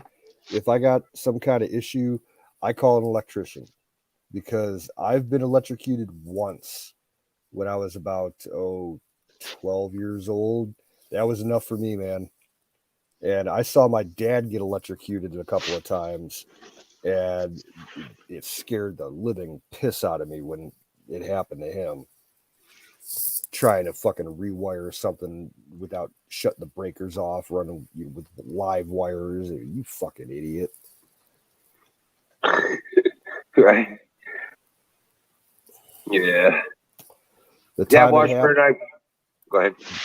The time it happened to me, I was at a friend's house helping his mom unload groceries from their van in the garage, and she asked me to close the garage door, so I hit the button, and the ground inside the garage door button must have been loose, and I hit that button, and it was like low voltage, high amperage, and my fingers stuck to that fucking button for like 3 seconds. I could not pull away. It was just like a huge pulse going through my body. Boom, boom, boom, boom, boom, boom, boom, boom, boom. Like you could actually hear it in your ear. It was like, whoa. And I finally was able to wrench myself away from it. I'm like, you guys need to call an electrician. Wow. So have you ever burnt? Washburn is getting ready to take off. Yeah, I checked that Ashley's YouTube page. I got it. Take a look at it later. She's talking about prophecy and current time application. I'll take a look at what she's got to say. The name sounds a little familiar. I think she's been a guest on Coast to Coast AM in the past. So I was going to ask you, have you ever burnt the roof of your mouth? Oh, yeah. Of course. That super hot slice of pizza. Pizza. Yep. Last time that happened to me, I was in Chicago, and I went and tried the original, Uno's Pizzeria, like the original location that's been there for like 100 years. Yep. Went in there and just got a small personal pan, deep dish pizza, and they didn't tell me that they cook those things at like 400 or I think it's a 600 degree oven, and when they serve it to you, it's at like 400 degrees. They just handed it here, enjoy your meal. And like about a minute after they served it, I cut up a slice of it and put it in my mouth. Oh my God. I spit that fucker out and grabbed the water. Yeah. I had zero taste in my mouth. It like zorched my taste buds for about 3 or 4 weeks. So that only happened. That only happened one time. That was the worst. Okay. Yeah, I've done it before with like pizza rolls or something in the oven or French fries that were way too hot, but man, nothing like that time in Chicago. Right. Deep fried mushrooms. Yeah, I always stick my finger in it now. I did that once. And it's the other Chicago pizzeria, the one that's catty corner to it. It's competition. The one in the old house has the buffalo in the eatery area. Don't know about that one. I can't remember the name of it. Damn shit. But anyway, like Rittenhour's or something like that. It's an old. It was one that was suggested to us rather than Uno's, because Uno's is kind of commercialized now. And they said, no, you want the traditional, the way it was, go to over here. And it's just down the street from Uno's. You know what I'm saying? And it's in an old house they converted. And it's been there for but dude, that was the best. We ordered a second one to take it with us. We were there in February, so it was like cold as shit, right? So we just put it in the trunk of the rental car. It was frozen all the way home.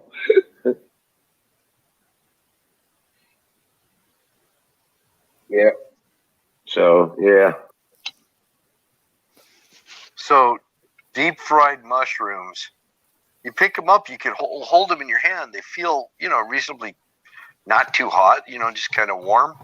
Put them in your mouth, and your freaking saliva is sizzling once you bite into it.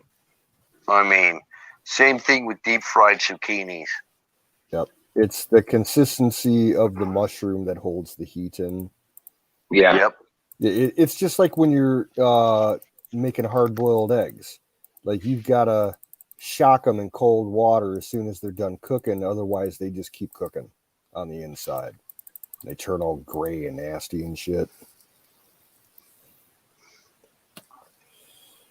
Yeah, I had to make a batch of egg salad today at work. Yuck. I hate that fucking shit. I absolutely despise it, but I know how to make it very well. People love my egg salad because I don't overcook the eggs. I like egg salad. I'm Nothing just worse. skeptical. There's nothing worse than serving somebody egg salad that has the green tinge to it, and it's more gray than yellow. That's Yeah. how everybody else at work makes it. They overcook the eggs and then they let them, cool down in the hot water for like an hour. It's like, no, that's not how you do it. That grayish color in egg yolks, that is the most hideous thing. I hate that. The way that I do it, you only get a tiny amount of gray. Like when I make a batch of egg salad, I use 3 dozen eggs and just salted water, and I bring them just to a boil. Like as soon as the pot has a lid on it, as soon as I see steam coming out of that lid, I pull them off, drain all the hot water off, put cold water in there, stir them around, drain that out, and put another full pot of cold water in them. Let them sit for 20 minutes, and then I'll drain them out again and start peeling them. And when you chop them up, you're lucky if you get 3 or 4 eggs that have any significant gray on them. So in Ohio, in Missouri, do you guys have ham salad? Is that a thing there? Yep. Yeah. I make it all the time at work. It's disgusting. I never knew about that until I moved to Illinois. Yeah, it's a Midwestern thing. I didn't know what pierogies were, and I didn't know what ham salad was. So, yeah, it was a learning curve. Yeah, pierogies are manna from heaven. Ham salad is something po folk eat. Something, I guess. I don't know who eats it, but I don't know many that do. Oh, it's very popular around here. At my store, we use whatever ham is like closest to expiration at the deli. So it could be the Virginia smoked ham, it could be the off the bone honey ham, or it could be chopped ham. Right. And the only thing we mix into it is sweet relish and mayonnaise. Yep. And people love it. We sell it, by the container. We make ham salad sandwiches. Right. They sell like hotcakes. It's gross. Another thing you guys eat out there, I'll bet you, I'm just guessing, if you're anything like Illinois was, you could go in just about any tavern and get pork loin. Oh, everybody, they either make it at home or you get it in a tavern and have pork loin and beer. So good. Tenderloin. Well, tenderloin, is really good, but it's expensive. I like a regular pork loin. I do it as a roast and either in the oven or in the crock pot. You can do it up like a traditional roast, like with potatoes and carrots and onions and celery, or you can do it with sauerkraut. See, so that's a Midwest thing too, because I never even knew about it until I came out there. Right. I had no idea. Pork tenderloin, man, it was good. So was the ham salad. Pork steaks. So was the same thing with the pierogies. Pork steaks. I could nobody live else on knows what a pierogies. steak is. Yeah, we have raviolis here, but not pierogies. That sucks. Pierogies are better, especially the meat-filled ones. I love those meat-filled pierogies. Oh man, they were so good. Yeah, around here, pierogies are huge because we got such a big Polish population around here. And around Lent, like all the churches are selling pierogies. You get all the old church ladies that make them. They use the old-fashioned dough recipes. But usually the fillings around here, it's like mashed potatoes with onion and cheddar, or sometimes it'll be just mashed potatoes and sauerkraut and, you know, normal Polish type food. They don't go crazy. I don't think they do any meat filled pierogies around here. What is a pierogi? Bread? No, it's like a dumpling, kind of shaped like a half moon that has a stuffing inside. Usually it's like mashed potatoes and onions and cheddar. And you can cook them in a multitude of ways. A lot of people will boil them and serve them. They'll drizzle melted butter over them, or they'll fry them in a pan with onions. Some people bake them. You could even fucking microwave them. I wonder what's local around there, Huckleberry, that we haven't heard of. What do you guys eat there out your way? Scrapple. Regional is what I'm thinking. The word For regional. her, I'm thinking scrapple. Scrapple, what's that?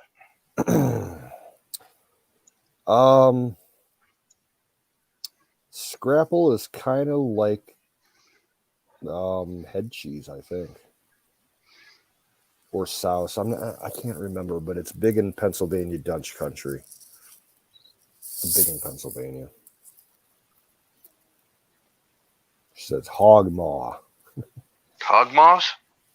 Hog maw. I never bought them. I saw them. In fact, I know a store where I could buy them, but I wouldn't know what to do with them. I guess, aren't they kind of like bacon? I have no idea what hog maw is. Come on up and talk to us, Huckleberry. Yeah, get up here. Sow belly. Please. Pretty please. Sow belly is bacon. I think that's what hog maws are. I don't know. Now down Pig belly. In southern Ohio, in the Cincinnati area, there's a lot of German immigrants down there, and the big like cultural regional thing down there, it's a type of sausage. It's really good. I wish I could remember the name of it. But it's like pork sausage that's mixed with ground oat. And it's absolutely fucking delicious. It's a good Sounds kind of like something I ate down in Louisiana called andouille. Yeah, it's not spicy though. Okay. Yeah, andouille's kind of on the spicy side. This is just real mild. People fry it up and make sandwiches out of it, or fry it up and just eat it plain. Some people eat it boiled. Oh God, I can't remember the name of it. What they do, my friends that were from East Texas, they cook andouille. They put it on the grill, kind of heat it up and cook it somewhat, and then you take it back off the grill and cut it in slices. I guess that helps it congeal or something. I cut it in slices and put it back on the grill with barbecue sauce and stuff. Oh man, it was good. Andouille. But it's got grain in it, like what you're saying. Yeah. Like specifically they use like steel pin cut oats. I guess that's a thing. It's cut a special way. It's called Goetta. Spelled Goetta. And you can only find it like in the greater Cincinnati area and then across the river in Kentucky in a couple of counties. That's about it. Yeah, I'll make andouille.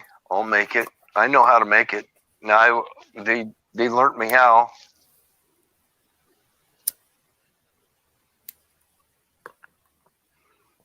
I think they use a lot of what do you call it, like organ meats and stuff when they make it too. They organ meats and blood and stuff like that, and then they put grain in there with it. all kind of congeals, and spices, of course, and then they just kind of cook it on the grill, and then they take it off the grill, slice it, sauce it all up, and throw it back on the grill again.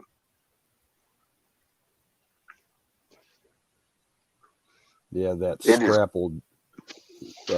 Huckleberry says that the scrapple dish is just different pieces of leftover pig parts. Yeah, What they call offal. So yeah, it's mostly organ meat. yeah. Just don't let anything go to waste. It's a big Amish thing. Yep. Kind of like, oh, you know what? That's kind of like Spam. No. Spam is pork shoulder, and that's it. It's pure And pork shoulder.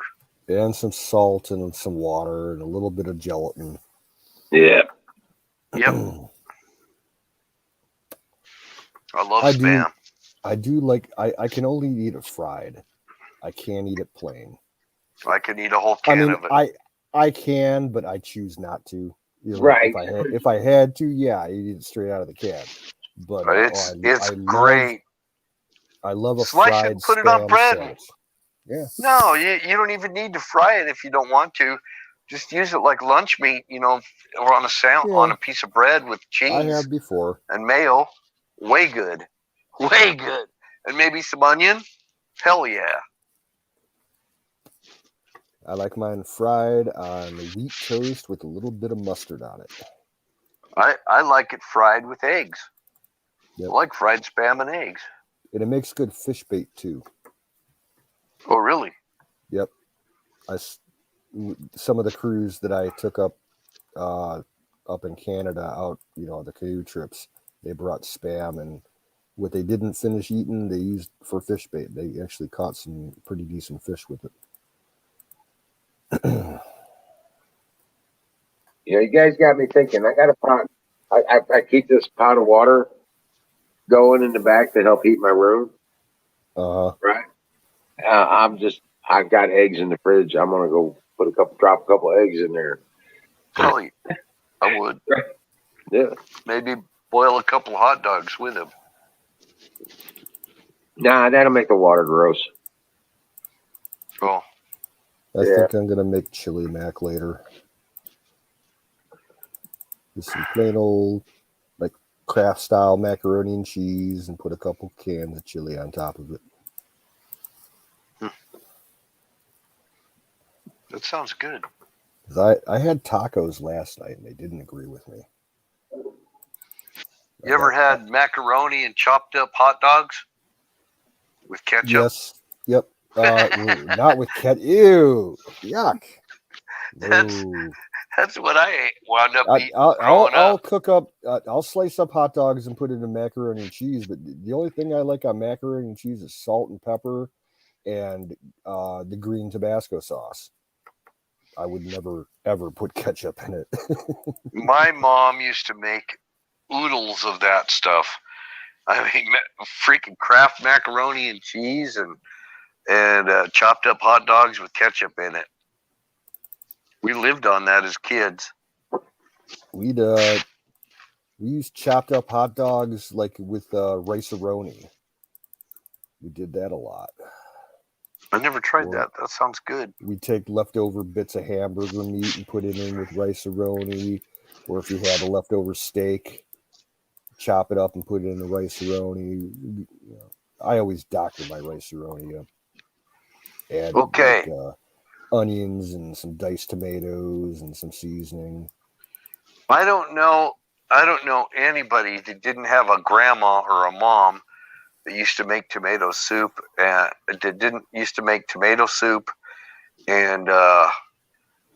grilled cheese sandwiches together. Yep. We did that occasionally. That just warms my heart. I haven't made that for myself in quite a while. I had that last week. Maybe some crushed up saltine crackers. I eat tomato soup all the time, but I never have time to actually go through and make a grilled cheese sandwich to go along with it. Because I don't keep much cheese around the house. I'm not huge into cheese. Do you throw crackers in it? Oyster crackers, yeah. Oh, I just crunch up a bunch of saltines. I like putting croutons in them, like seasoned Italian croutons. That sounds good. Yep. That'll work.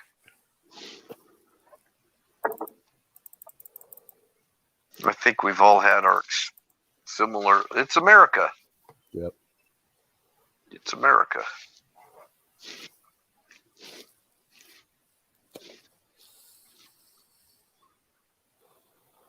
Well, my mom used to make shit on a shingle too.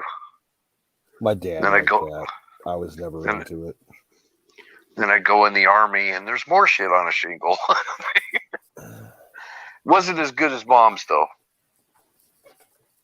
My dad loved hamburger gravy. He would make up like a 3-pound batch of it and use it like all throughout the week, like eating it on toast and stuff. I'm like, blah. That sounds like heartburn.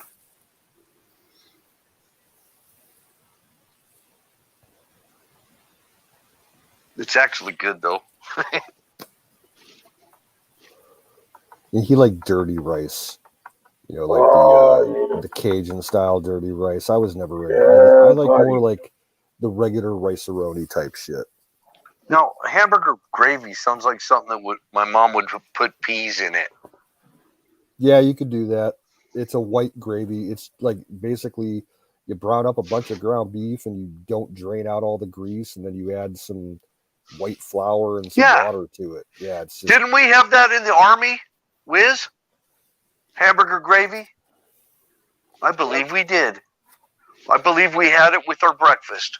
I know the Navy used to do it. I don't know about the Army. Yeah, we did. We had it. Yeah, I remember now. In the mess hall for breakfast.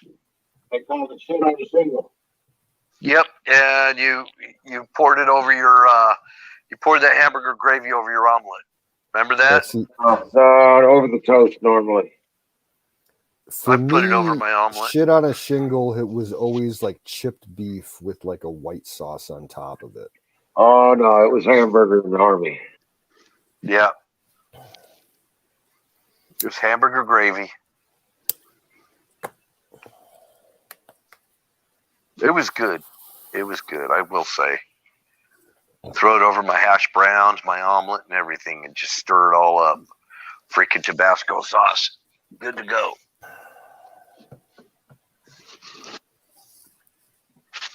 Yeah, that was breakfast. Shit on the shingle. That was my favorite, actually. Made life better. Hamburger gravy.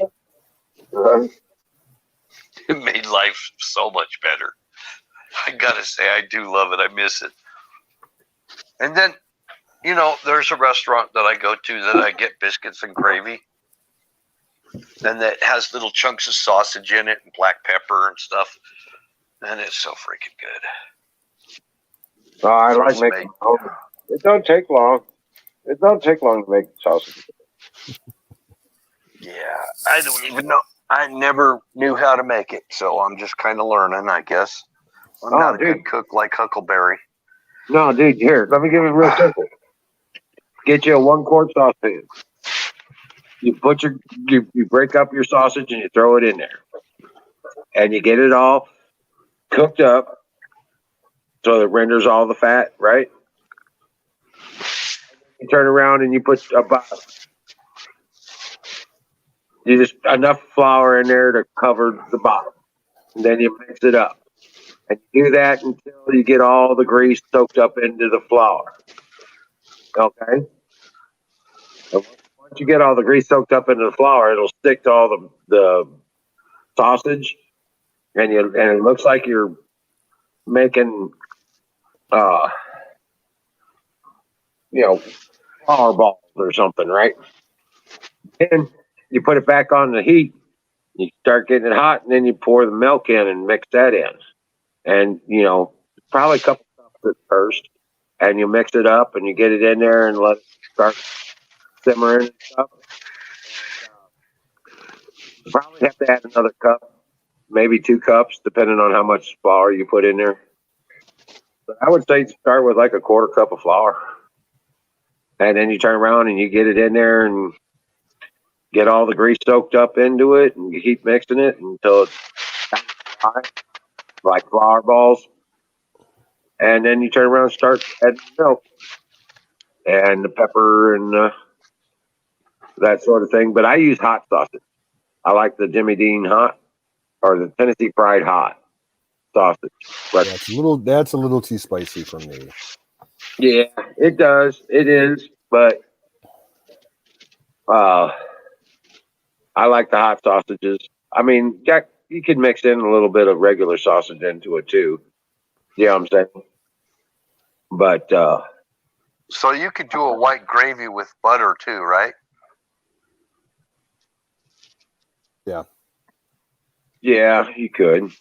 You'd have to mix some milk and cream into it, probably. Yeah. But my problem in this situation is I don't have an oven, so making biscuits is an event. I've got a big skillet that I can put a flour rack in, and then put it on the burner with a lid. That does okay, but it's not really an oven. You know what I'm saying? Yeah. Yeah. It does sound good though. Sounds way good. I should start making it because I got plenty of flour now. I just got 50 pounds of flour.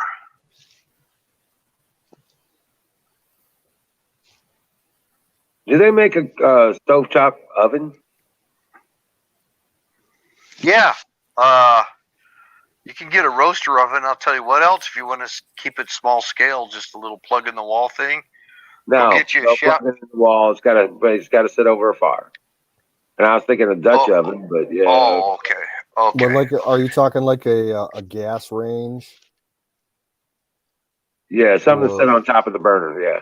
What I would do, get yourself a like a griddle that, you know, a rectangular griddle that'll cover 2 burners, and then can construct your own little box to put on top of it. That's like lined with aluminum, and you could put your vents in and everything. Do it how you want. Oh, like the old electric skillet lid. Yeah. Okay. Yeah, but I don't. I'm not into using anything electric. I want to be able to work off of the gas. Yeah. I'll have to look it up. There's a lot of the outdoor camping equipment companies that do, you know, camp cookery type shit and make their own type of camp stuff. I'm sure they have something like that. Well, Uncle Barry showed me a wood stove thing that has the pipe that comes out of the wood stove goes into a box steel. Yes. Then the oven's like that. Yeah. Oh yeah. So I was thinking about something like that, but what we used to do when I was up in Canada out on the trail,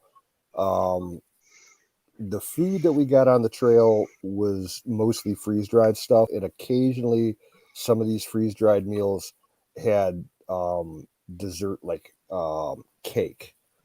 And what we would do is pool everybody's meal together so that we had, you know, instead of making one tiny dink little cake for each person, we would just make one big cake. And we would take the Dutch oven and turn it into a double boiler. And we would put a smaller pot inside the Dutch oven with the water and use it as like a steam baker, a steam oven. And it got the job done pretty good. Right. Yeah, but cooking over a wood fire, that could, like, especially baking, that's difficult.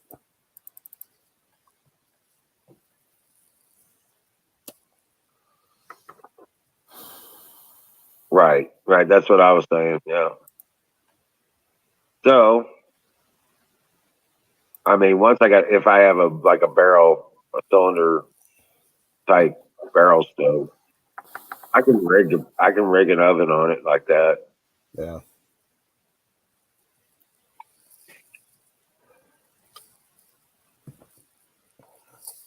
Hey, Zoom bait's taking off. You have a good one, brother. Good talking to you. Zumba, you have a good one, man. Dream well, Patriot.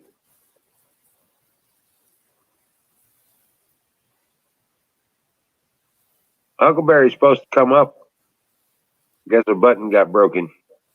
Apex was supposed to come up a while ago, but you know how that goes. Yeah. I wanted Carpenter up here to tell me about his latest trip. Yeah. All right, here's a link for you, Huck.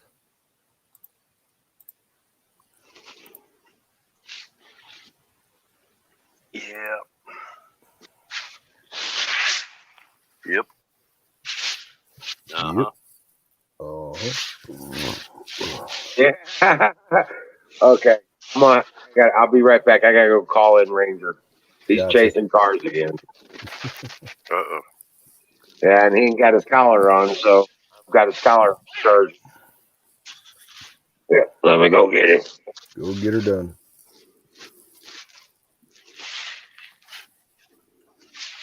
Yeah, we used to take dudes up in the mountains on pack trips on mules. With mules, I should say, not on the mules, but with them. We'd take the mules up and we'd pack up all our tents and, they're big canvas tents. They're like big headquarters type tents and stuff. That's what you need the mules for on elk hunting trips.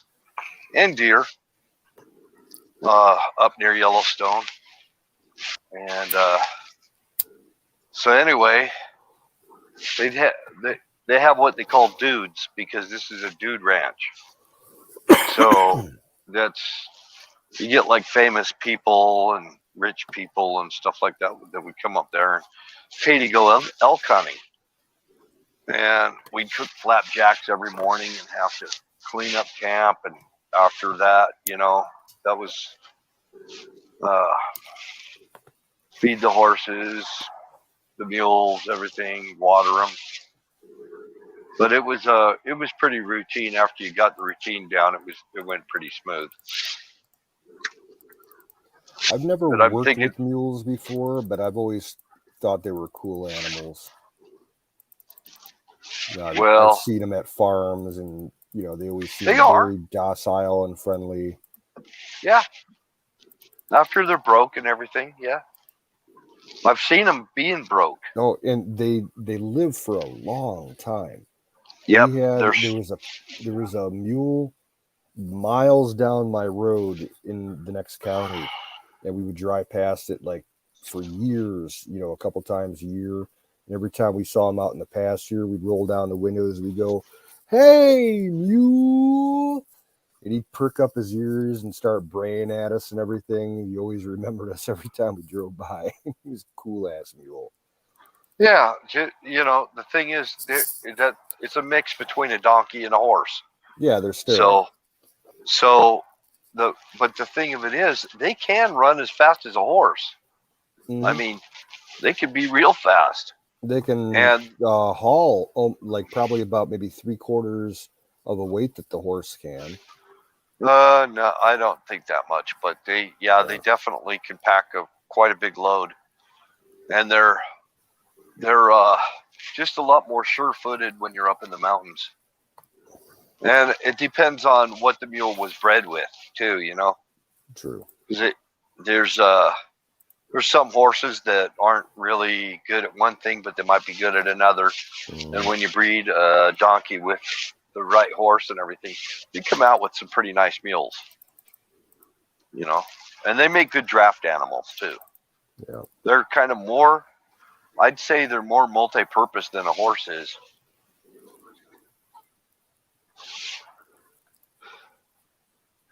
But they are literally a pain in the ass.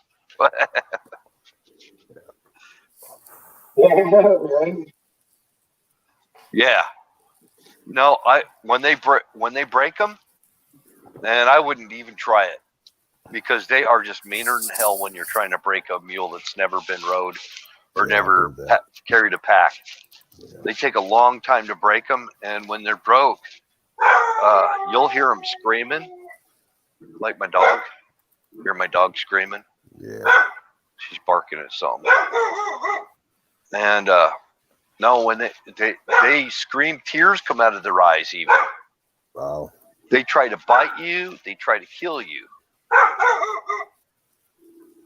And I saw the toughest freaking cowboy ever, who was literally a mule breaker guy.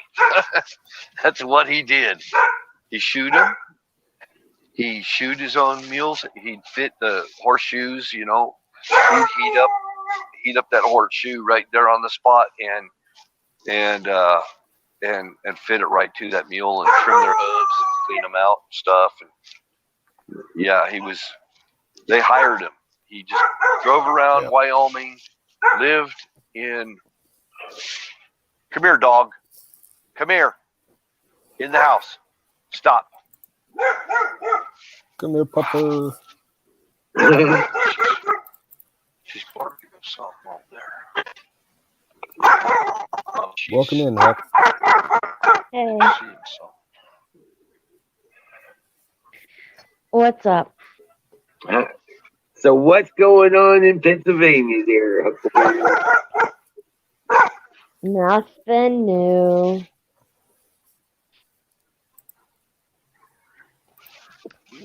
All the leaves are coming down to break. That's about it. Fall cleanup time. Oh yeah. Yep. I got a I'm getting buddy ready to make pumpkin pies. I have a friend who lives in Pennsylvania. He's in State College. Uh-huh. And he built a hunting cabin, probably about 50 miles away from State College. And so he does his deer hunting out there. I'm gonna mute He was you out for a there minute this now. weekend you mute checking him? things out. Yeah. Okay. Yeah. Go ahead. All right, so my buddy was out there for his weekend, his first weekend of the year up there. But he wasn't hunting; he was just getting the camp set up and everything. And he found 3 deer, like living underneath his cabin because it's raised up on posts above the ground. There it was just a mama and 2 fawn, yearlings, just living underneath his cabin, and he shooed them away. And then he found out why they were more like hiding because he had a bear come through his camp like 10 times over the weekend. A bear? Yeah. Shouldn't they be hibernating? Not yet. They're still foraging for food before heavy snow comes. Getting fat for the winter. Well, they definitely be safe there. Yeah. We had bear sightings here in Ohio last week, probably about 50 miles east of me towards the PA border. Our bear hasn't come through since the summer.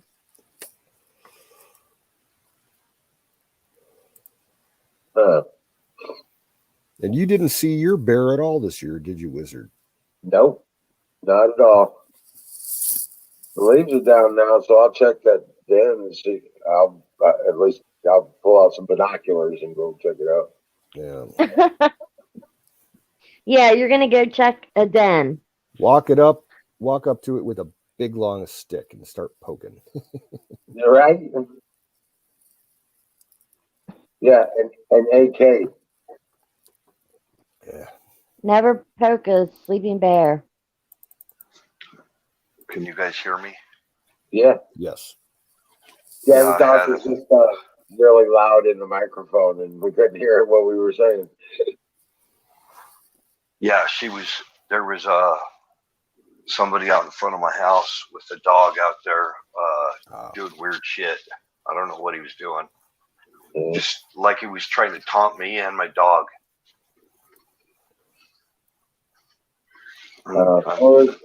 Ranger was he was looking around, he was like, where the hell is that? Who is that? I was kind of hoping you guys would have stayed on. Wouldn't have muted me because there's something going on here. I guess it's good to go now. I don't know what it was. Somebody dressed all in black out in front of my freaking yard with a dog and stuff, and just like hanging around taunting my dog, even though my dog is like sounding off and everything, and this clown is freaking bebopping around my yard and stuff.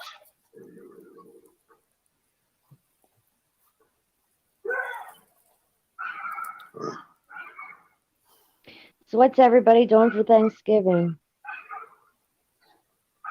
I have no clue. I'm probably going to end up at my mom's for dinner. Nothing, Huckleberry. My store is closed for the day, so I don't have to work. Is she okay with that? Actually, I'd rather have to work Thanksgiving and have Black Friday off.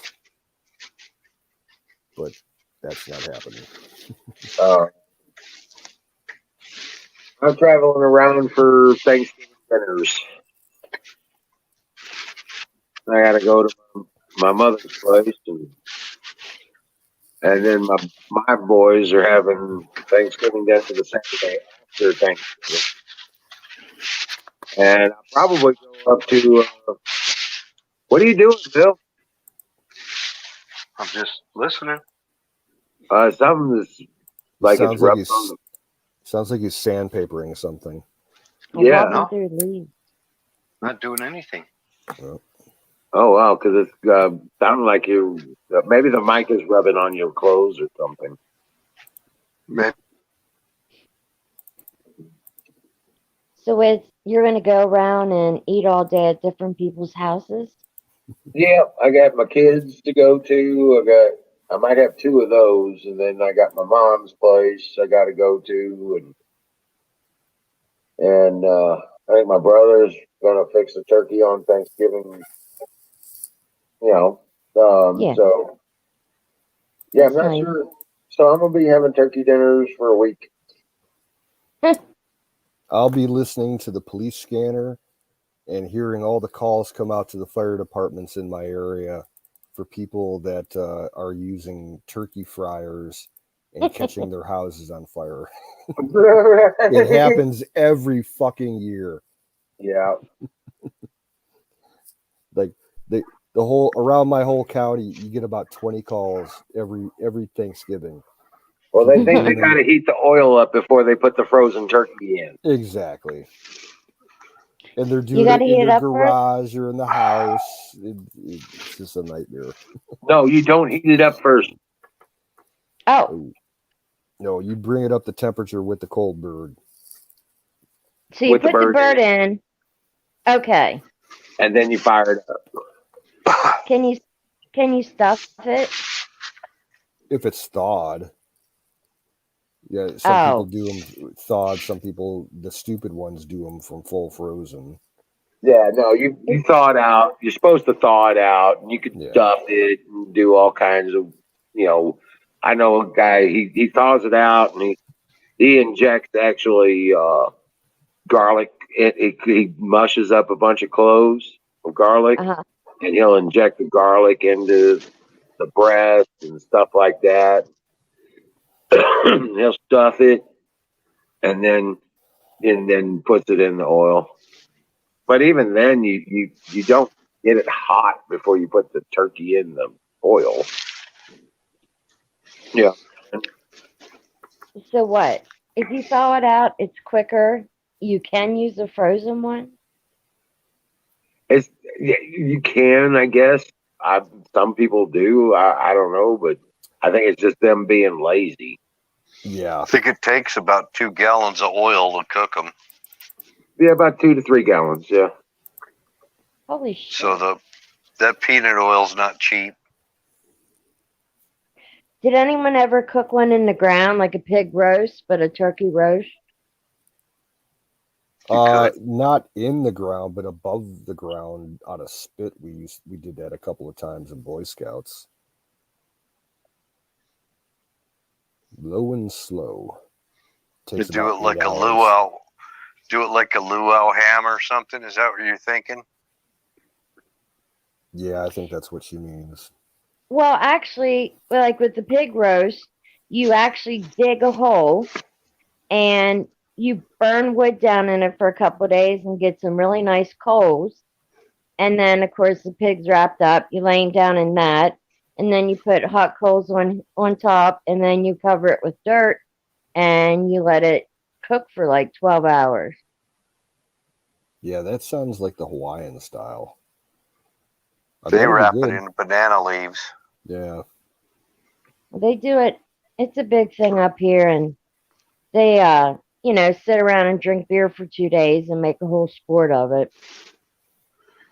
Well, you put palm leaves. I've been to a luau where they put palm leaves, and then the palm leaves over the coals, Mm-hmm. and then they put banana leaves on top of that, and then they put more banana leaves around the hog, and then they bury it. I guess they put coals on top of the banana leaves, over the hog and around the hog, and then they just leave it in the ground like that. Oh, okay. Coals, and then they put dirt, and it cooks, and it's like falling off the bone when it comes out. It is so good. Oh yeah, I went to one or two, and they are really good. I've been to one luau, and it was some Maori people that we knew from New Zealand.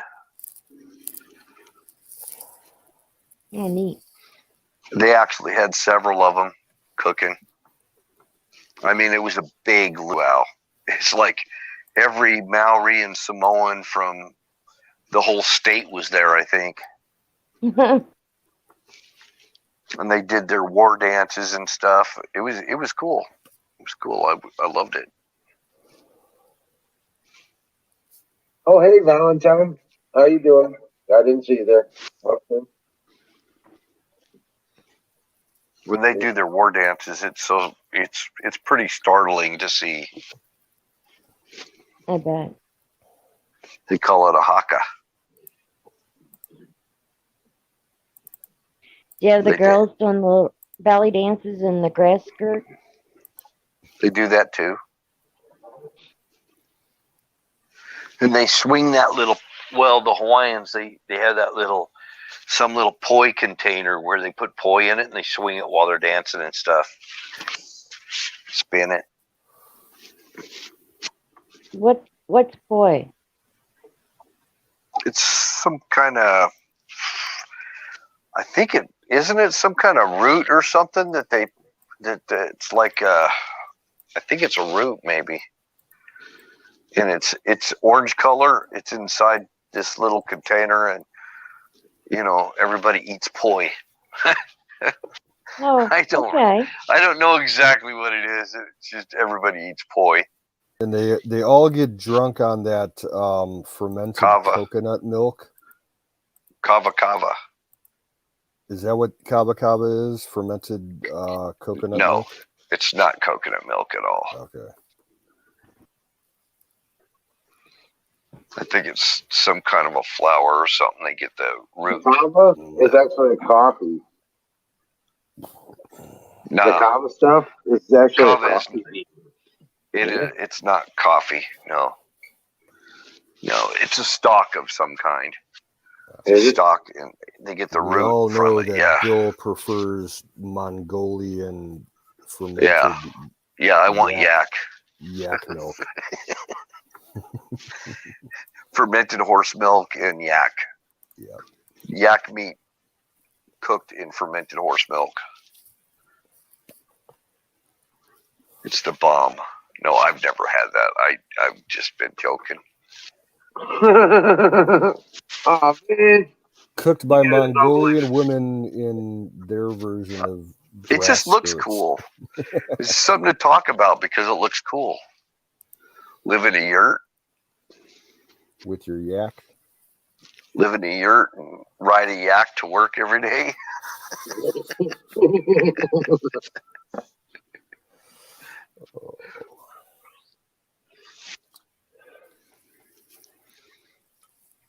Learn how to throat sing so you can sing like Popeye the Sailor.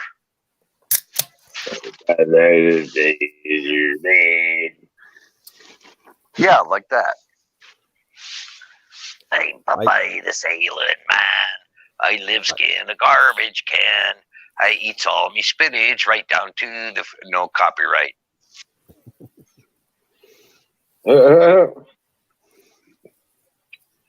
Yeah, there's the place where he was invented is Chester, Illinois. And it's just Popeye? across the river. Yeah, it's just across the river down south of St. Louis. Oh, And called Chester, Illinois. They got a statue of Popeye and everything there. It's kind of interesting. olive oil. Where is ya? Probably one Where? of the worst movies that I've ever seen in my life was that mid-'80s version of Popeye. It was done as a movie, and Robin Williams played Popeye. I was embarrassed to watch that movie. It was so fucking bad. Really? Wow.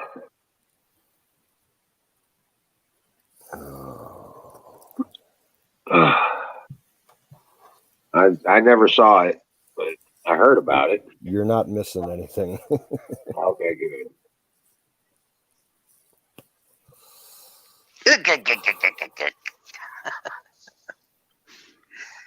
I'm back.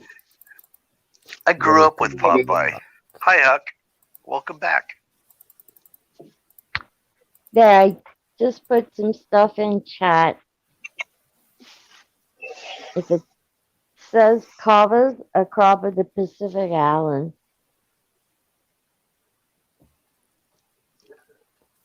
I know there's some lurkers. They're being I know awfully they're quiet. there. Lurkers. Lurky, lurky, loos.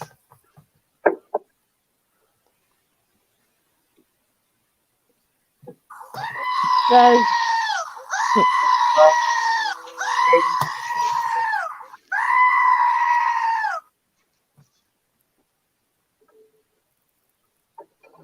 I just needed to get that out of my system. Rock on. That's probably where that happened. fire in the bowl. Remember? Fire in the bowl. Fire in the bowl. Now I know. Yeah, I don't know. Go ahead. Go ahead. Tag, you're it. Carpenter's lurking. Deer Butch is lurking. Joseph Antorius is lurking. 420 Toki Tilapia is lurking. Hey, Joe. What's up, buddy? Joe's in And Kansas City. Don T's lurking. So here is He won't come up. He don't want to talk to me. Oh. So what's some other regional stuff you guys eat over there, Huck?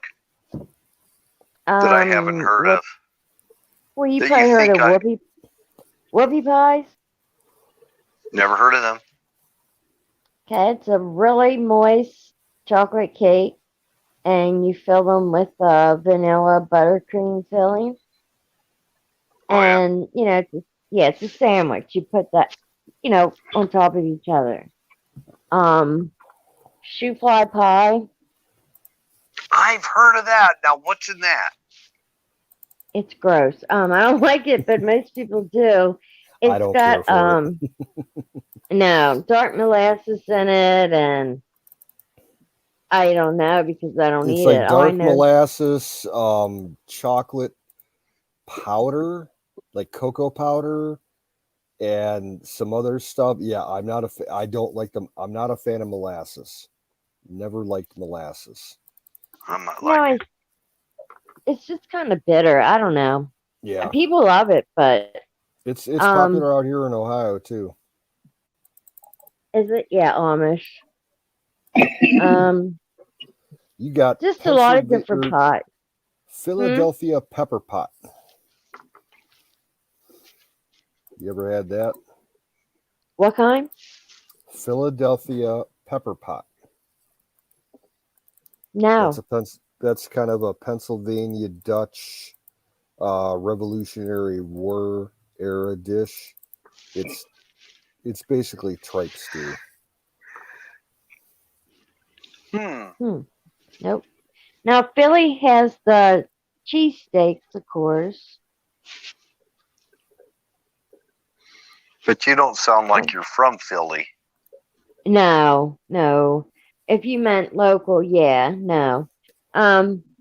We have hoagies. We call subs Excuse me. hoagies. Yep. Hoagies?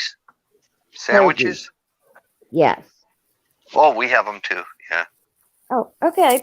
And like I said, that hog maw, the pig belly you stuff with cabbage and potatoes and sausage. Oh, And that sounds delicious. Oh my God. Say that one more time. okay, Pig hog maw. You stuff it with potatoes, cabbage, and sausage. Mm. You stuff it really full, and then you gotta sew the hole shut. And then you bake it, pretty slow. And then towards the end, you can crank up the oven and brown the skin till it's crispy. And some people really like that. I don't eat it, but Oh, that sounds absolutely delicious. So what part of the pig is the maw from?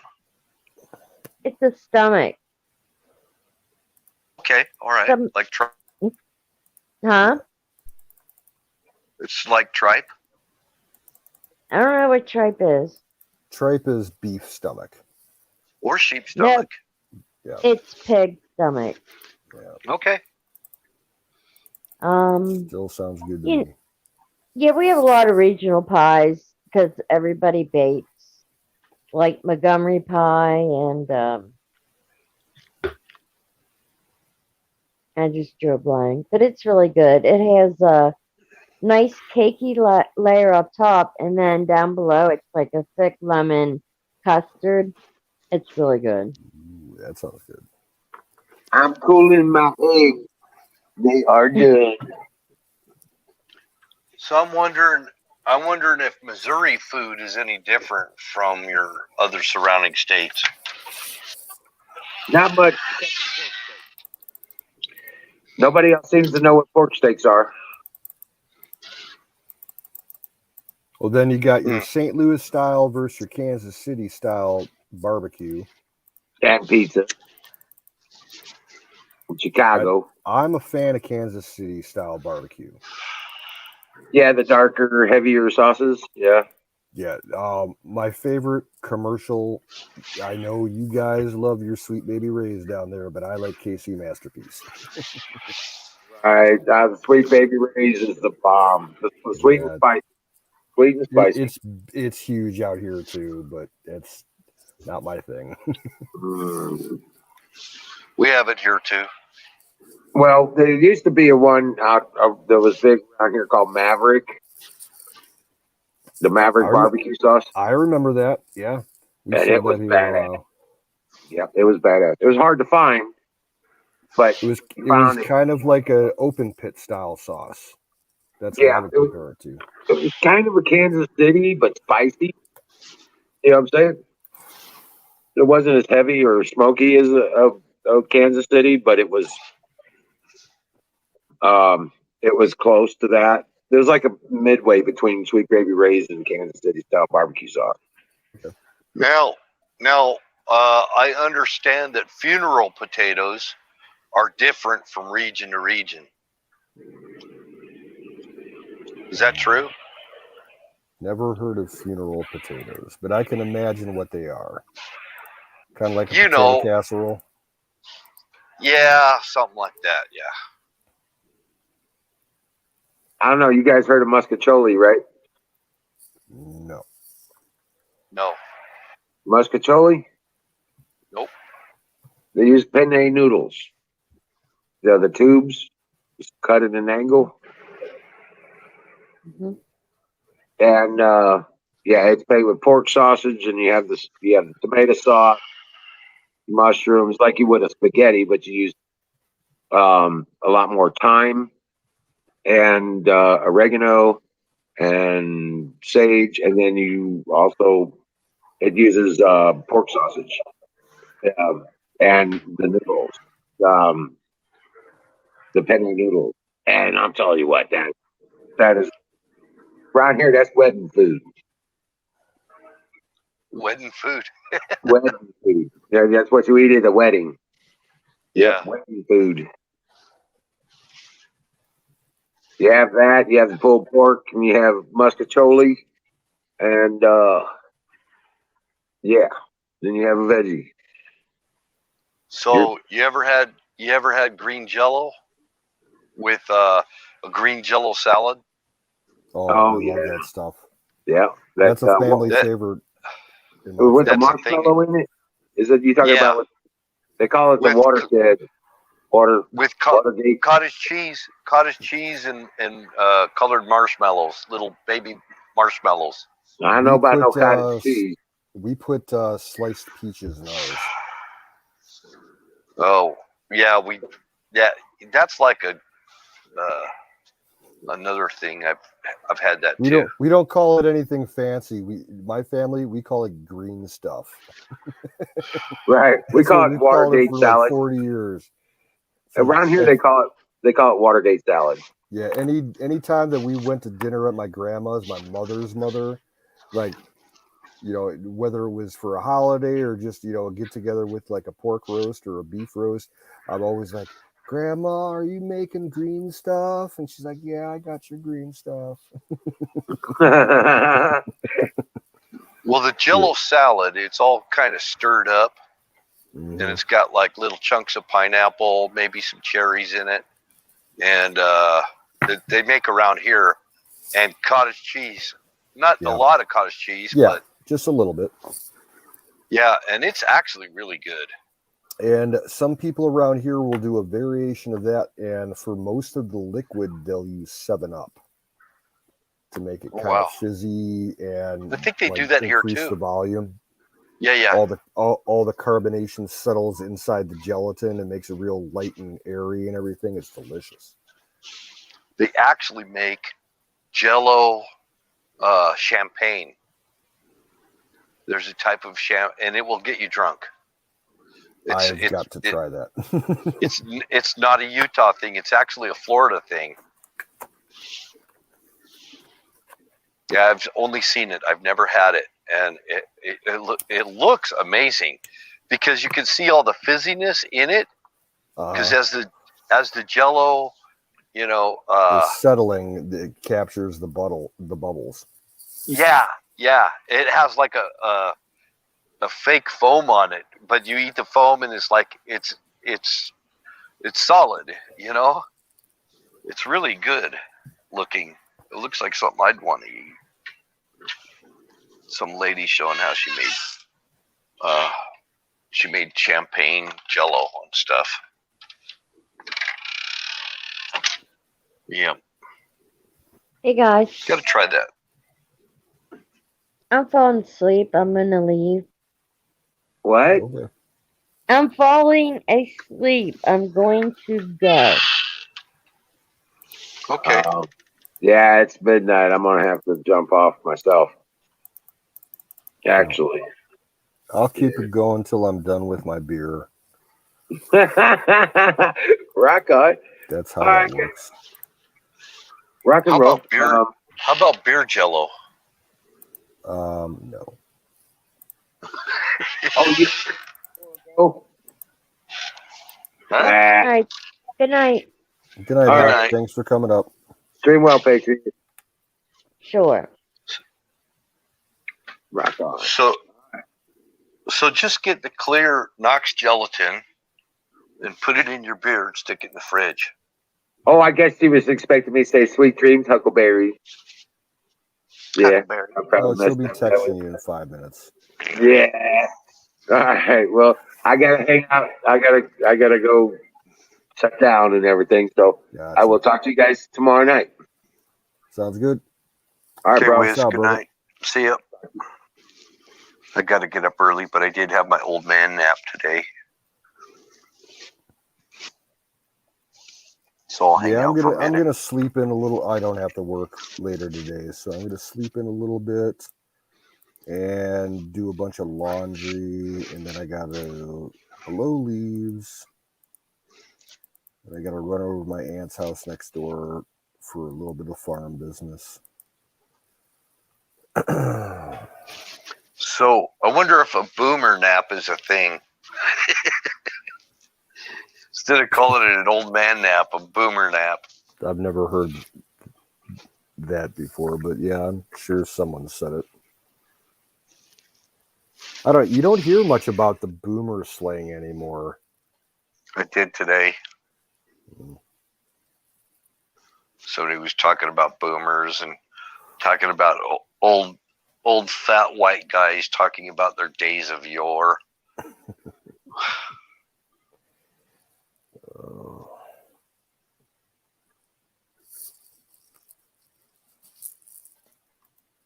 Hey, dear Butch, have a good one if you're taking off. Take care. Whiskey egg wash. Well, no. I that pie recipe, the whiskey goes in the pie with the apples.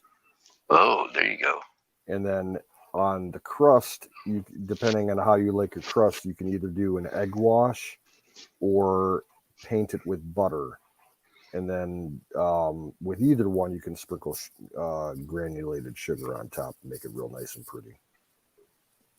Good night, dear Butch.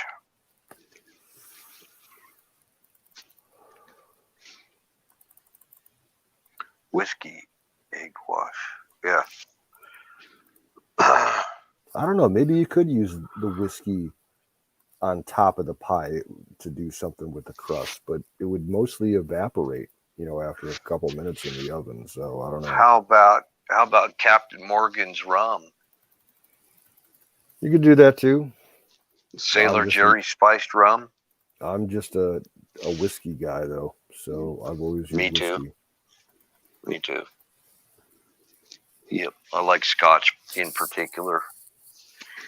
Even cheap Scotch. Yeah, I don't care for Scotch. Yeah, I don't even like bourbon anymore. I like rye. Really? Yeah, I like the I bite. didn't like rye. Rye kind of gave me heartburn. It will do that. Yep. Bourbon just goes down too smooth because it's sweet, and I get fucked up on it, and I don't like getting that fucked up anymore. Bourbon is something I take with me deer hunting. I don't take Scotch with me. I take bourbon. We'll take like some Ezra Brooks or something. I haven't had Scotch in probably 15, 20 years.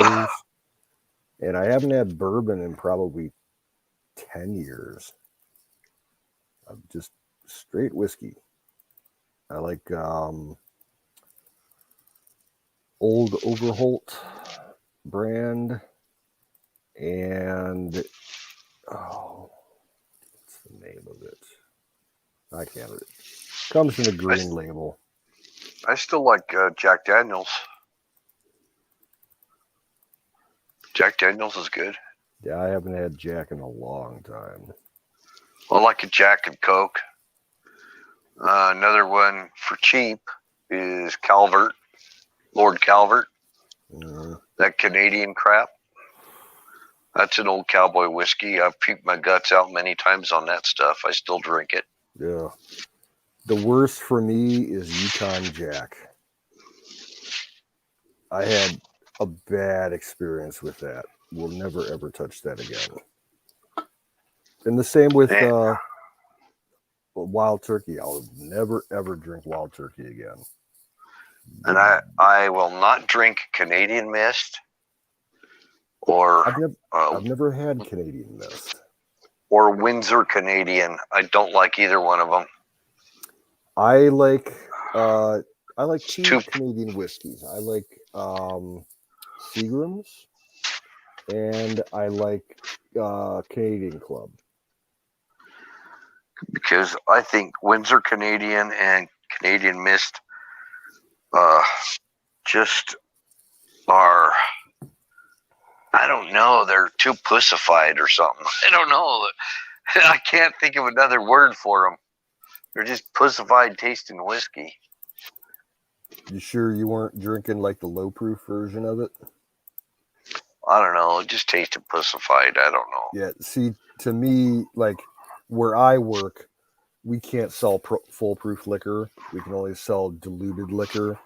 That's a maximum of 42%. So it's not that strong. And that shit, it tastes like fucking whiskey flavored water to me. I can't drink. Is that like 80 proof? Is that 80 proof? No, it's 42 proof, whatever the percentage is. Oh, okay.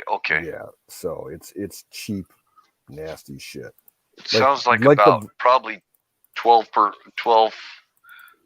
It sounds like 12%.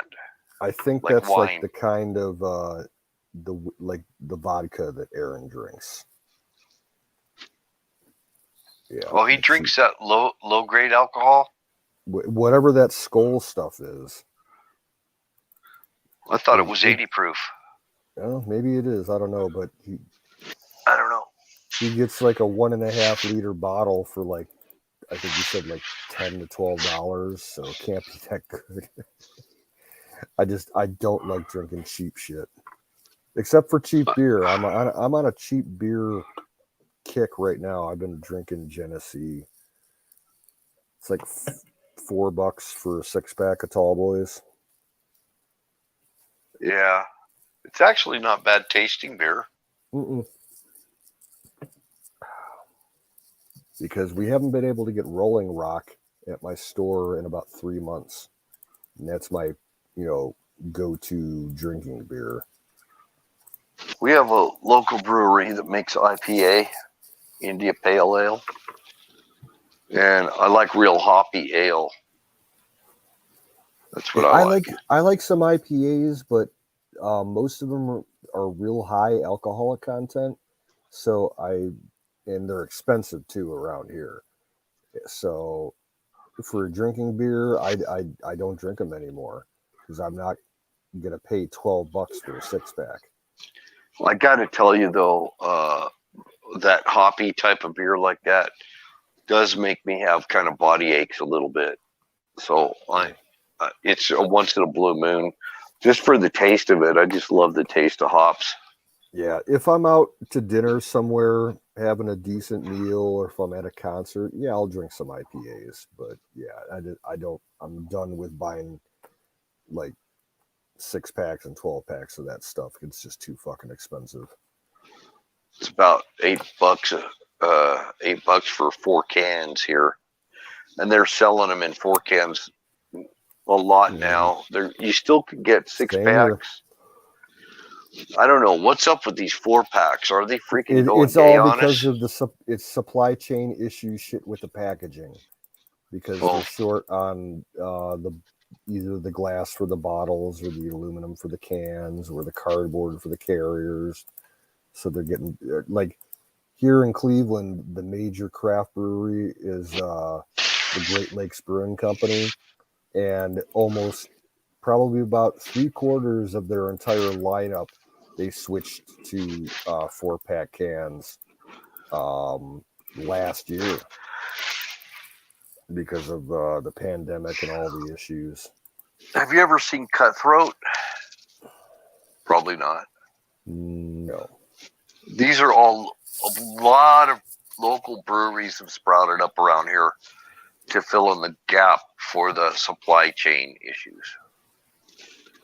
So the IPA that I drink is actually brewed locally, and a lot of we have like Wasatch Brewery here that makes a lot of crafted beers.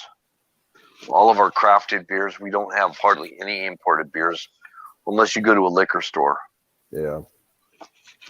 And all our beer went from 3.2% alcohol to 5% now. So they did give us a break on the percentage of alcohol in our beer. Yeah, the But Genesee that I'm drinking is 4.5. yeah, Which is good for me. I can drink a 6-pack and not get completely, snookered. well, what was happening was even like Coors and a bunch of other companies refused to bring beer into our state because of the 3.2. They had to make a special batch just to bring to our state. So you can't. I remember hearing about 3.2 beer from my father, because in Ohio for years that's all you could get, and like I think at one point it was legal in Ohio to drink 3.2 beer if you were 17. Back when my dad was like in high school. Anheuser-Busch and Coors were always pretty good about getting their beer into our state. But the old standbys that we used to have, we don't have them here anymore. Like Olympia. You can't get Olympia. I don't know if they even make it anymore. And Hams. That was another one. We can't get Hams here. There's like one store in the county that carries Hams around here. I used to drink that when I was younger. It was all right. Yeah. From the land of sky blue waters. Me and my dad and my sister would go around around the holiday season and just drive around looking at Christmas lights, listen to Christmas music in the car. And me and my dad would share a 12-pack of Hams as we're driving around looking at the lights, and we'd all smoke like 6 or 7 joints between him, me, and my sister. Yeah. But I miss the Hams. Yeah, there's a grocery store like 2 townships south of me, and they're the only place in the entire county that you can find that stuff. And Miller is a beer that's pretty agreeable to me. It doesn't give me a headache or anything. And it's a kind of a utility beer, Like the High Life or the light? No, Miller High Life. I don't drink light beers. Yeah, Miller High Life. Honestly, I don't think I've ever tried it. I've had Miller Light a bunch of times, and usually it's at a baseball game because that's the cheapest beer at the stadium. Oh. Yeah. Yeah, and straight out Coors Banquet beer. That's a good beer. We carry that at work. I've never had it before.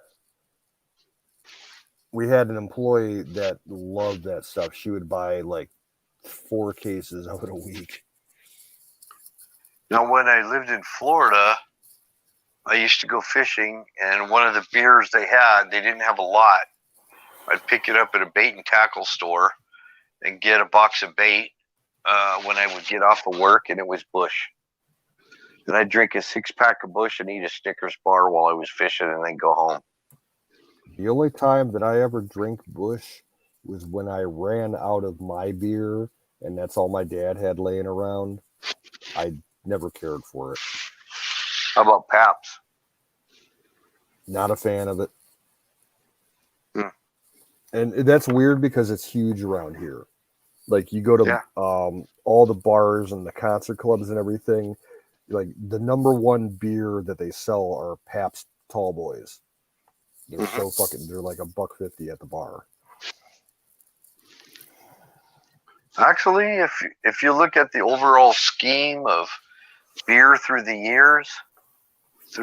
years, there's been some really bad beers, and Pabst was not one of them. It's never been a bad beer. And Miller too. Miller's never been a bad beer. I mean, if you look at all the beers through the years, there were some bad beers that went around that were crappy. I think Keystone absolutely sucks. Oh yeah, I haven't drank Keystone since I was like 16.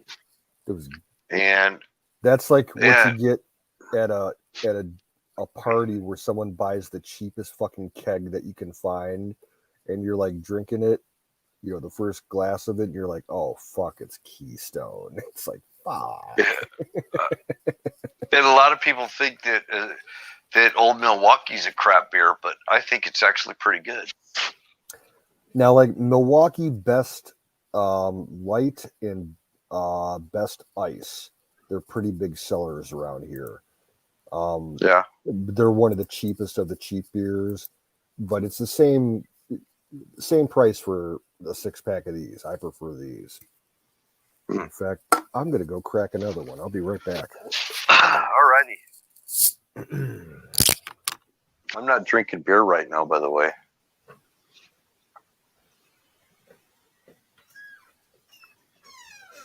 I haven't had any beer for a while.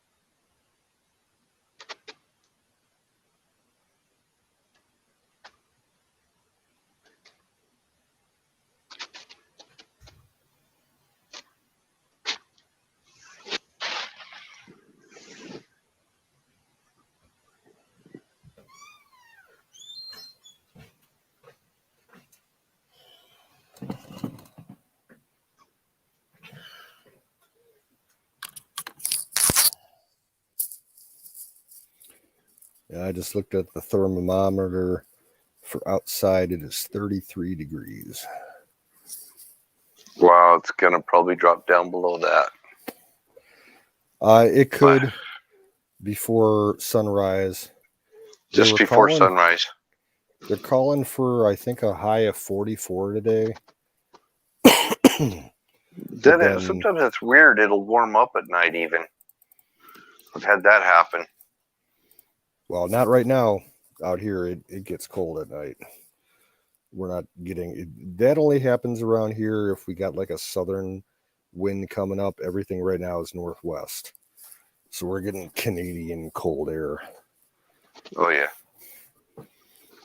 Yeah, you do get that Canadian blast from now and then. Yep. Probably Siberia. You probably get the Siberian jet stream. Oh, that wouldn't surprise me. Yeah. There's been a patch of lake effect snow right offshore, just north of Cleveland, but it's only the way that the geography of the southern shore of Lake Erie is. It all goes east of me in what they call the snow belt, where they get. So my best beer from, I'd say, for all time, my best go-to commercial beer was Lowenbrau Dark. That was my best commercial beer. Not a fan in of the dark bottles. beer. In the bottles. And I cannot find it. I haven't seen it for years. I don't even know if they still make it. I'd say Lowenbrau Dark. My favorite all-time go-to drinking beer is Molson Golden. Never had it. It's half Pilsner, half ale. Oh, wow. That sounds good. It's very refreshing. Yeah. In fact, I finished the last 2 of them that I had tonight. But I ordered 2 cases today, so. See, I I'd say probably probably since COVID started, I started drinking ale. I don't know why. I just thought, I read something about ale, how it was made and everything, and I thought, I'll go try it. And I started liking ales. And I don't know if I can go back to lagers. Because lagers actually it's kind of headachy beer, My mistake. ales- The Molson Canadian is half ale and half lager, not Pilsner. Oh, okay. Yeah. Now I need to try some Pilsners. I need to go on a taste test on Pilsner and see. If you can find any Polish brands of beer, most of them are Pilsners, and there's some really good ones out there. Yeah, and I'm aware of the history of Pilsner beers. So I remember over in Germany they didn't call it Pilsner, they called it Pilsen. The Germans did. I just never drank Pilsner type beers. Yeah, that's like Eastern Germany, more likely. Poland and the Czech Republic. That's where you see your Pilsners. And the German beer, the head on it is a lot different than the head on American beer. Mm-hmm. American beer looks like suds on top. German beer is very frothy, looks like cotton. And their beer is brewed in wooden vats, not in steel vats. So there's something softer and better tasting about true German beer than there is American beer, to me. And they don't do a lot of crazy ingredients in their beer in Germany. It's they've got very strict standards on how they make beer in Germany. Oh yeah, Bavarian purity law and all that shit. Oh yeah, you're not gonna find like wheat beers and stuff like that over there. Oh, it's some of the absolute worst beer I've ever had. Have you ever had Japanese beer? Yeah, it is bad. I was at Sapporo. Yes, Sapporo. Yeah. Oh, it sucks. It's rice beer. Yeah, I back when I was still in high school, my best friend that I hung out with all the time, I was over at his place one day, and his dad happened to be home. And they're like, "Yeah, you want to stay for dinner?" Sure. So we grilled some burgers and some hot dogs, and his dad's like, "Do you drink?" I'm like, "I'll have a beer every once in a while with my dad." And he's like, "Yeah, here, have a beer." And he handed me a tall boy of Sapporo, and I got like a quarter of the way through it. I'm like, "I can't drink this." I'm like, "No." However, I do like sake. Never had it. Yeah, I like sake. I'd like to. I would try it. Try it warmed sake. You just warm it in a microwave. Yep. Don't want to heat it. Don't want to get it hot. You want it just warm. Yeah. And it is good. Sake is. I think it's good. It does have a wine taste to it. It does taste like wine, but it's rice. Did you ever see the movie Kill Bill? No. There's this scene in the movie where the lead actress is in Japan. She's on Okinawa and she's looking to get a sword from like the world's greatest samurai sword maker. And he has his own little restaurant, and she comes in and she's like, or the guy's like, "Well, what do you want?" It's like lunchtime. And she's like, "I'll have a warm glass of sake." And he's like, "Sake? Very good." And then his brother that like runs the back of the kitchen, he's like, "It's 2:00 in the afternoon. It's too early for sake." And he's like, "You'll get the sake or I'll cut your head off," or some shit like that. It was so fucking funny. Well, the Karate Kid, Mr. Miyagi, got drunk on sake. I love those Karate Kid movies. Yeah, he got drunk off his ass on sake.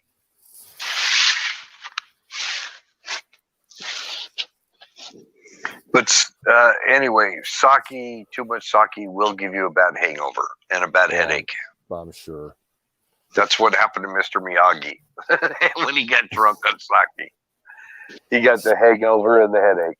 See, for me, the worst thing for hangovers and headaches is champagne, or even just I've heard plain wine. I used to. I mean, we sell around here some real dirt ass cheap champagne, and it's not real champagne; it's American champagne. Yeah. And you can get it for like $6 or $7 a bottle sometimes.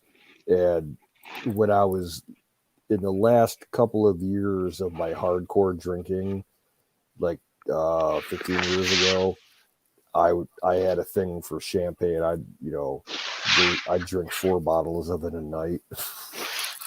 Talk about the worst fucking hangover you can possibly imagine. Ugh. Yeah, we did that kind of shit when we were young. I did it too. Yeah, I had to experiment with all kinds of booze and everything. And after a while, you kind of get nestled into kind of what you like and stuff, Yeah.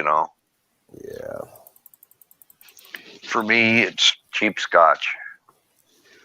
I like single malt scotch, but drinking too much very good brandy. I made the mistake of doing that once. I like brandy. I forget which brand it was, but it was a top shelf brand of brandy. And how about cognac? You like cognac? It's all right. This stuff though, man, I drank a whole fucking bottle of it. I have not been that sick. That's the sickest I've ever been from drinking in my life. Oh my God. Well, I thought I could handle wine. The last time I drank wine, I was over at the man cave, and I got me one of those gallon jugs of, I guess it was Carlo Rossi freaking red burgundy wine. Yeah. And I was just drinking it, and I was like, I don't feel too buzzed. And I drink some more. I'm okay. I'm not too buzzed. Before I knew it, it snuck up on me, and I was blowing chunks, man. I mean, I didn't stop puking for an hour. Yeah, I remember back years ago, this is like more than 20 years ago, after I got out of high school, I got my own apartment, and I had a couple of roommates, and I did Thanksgiving dinner for everybody that year, and did the whole 9 yards with the turkey and all the stuff, the sides and everything. And my roommates, my main roommate, his father came over for dinner, and he brought one of those like 2.5 gallon glass jugs of like the Carlo Rossi type shit, of like a dark red wine. And me and him were the only ones drinking. We between the two of us, we finished the jug. And then I realized that I had to go into work for 4 hours and close up the gas station that I was working at. And that was like the worst 4 hours of my life.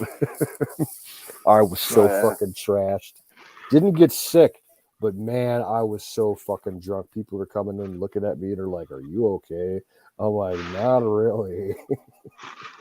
Well, if I get nobody's ever seen me drunk. They've never seen me drunk. If I get really drunk, it's when I'm off by myself somewhere. Like that night, I drank that whole gallon of freaking burgundy. I mean, that's happened to me. I've drank port wine. Do you remember a wine called Matus? It's a port wine. MATT. MATEUS, I think it is. Matus. It's Portuguese. Really, I used to love it when I was younger. Well, that whole area is known for those ports and it's a port wine. Fortified wines. This is a rosé port wine. Yeah.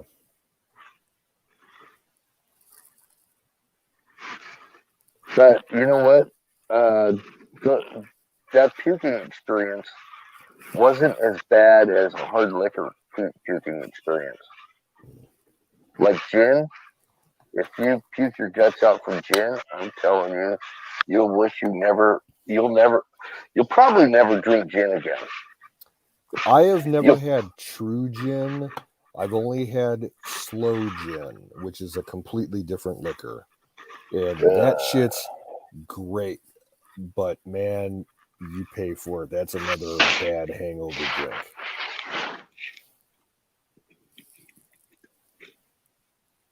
Me and my dad used to drink slow gin and fizzies. We mix slow gin with 7-Up. I don't believe I've ever drank slow gin. It doesn't look like gin. It looks like it's more syrupy in consistency, and it's a deep red color. Sounds like something in the liqueur family. Yes, it's like Eastern Scandinavian, and they use something that they call sloe berries. It's a type of like subarctic berry, and it's delicious. You can drink shots of it all night long, but you'll pay for it the next day. I don't know. I just shouldn't stay away from that, probably. I mean, like Jägermeister. I have this thing is like in my mind because of being over in Germany.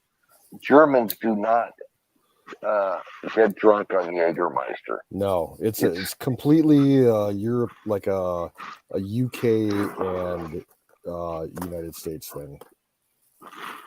Yeah, and the Germans, when they drink Jägermeister, it's just after a dinner to help settle your stomach. It's an aperitif, yeah.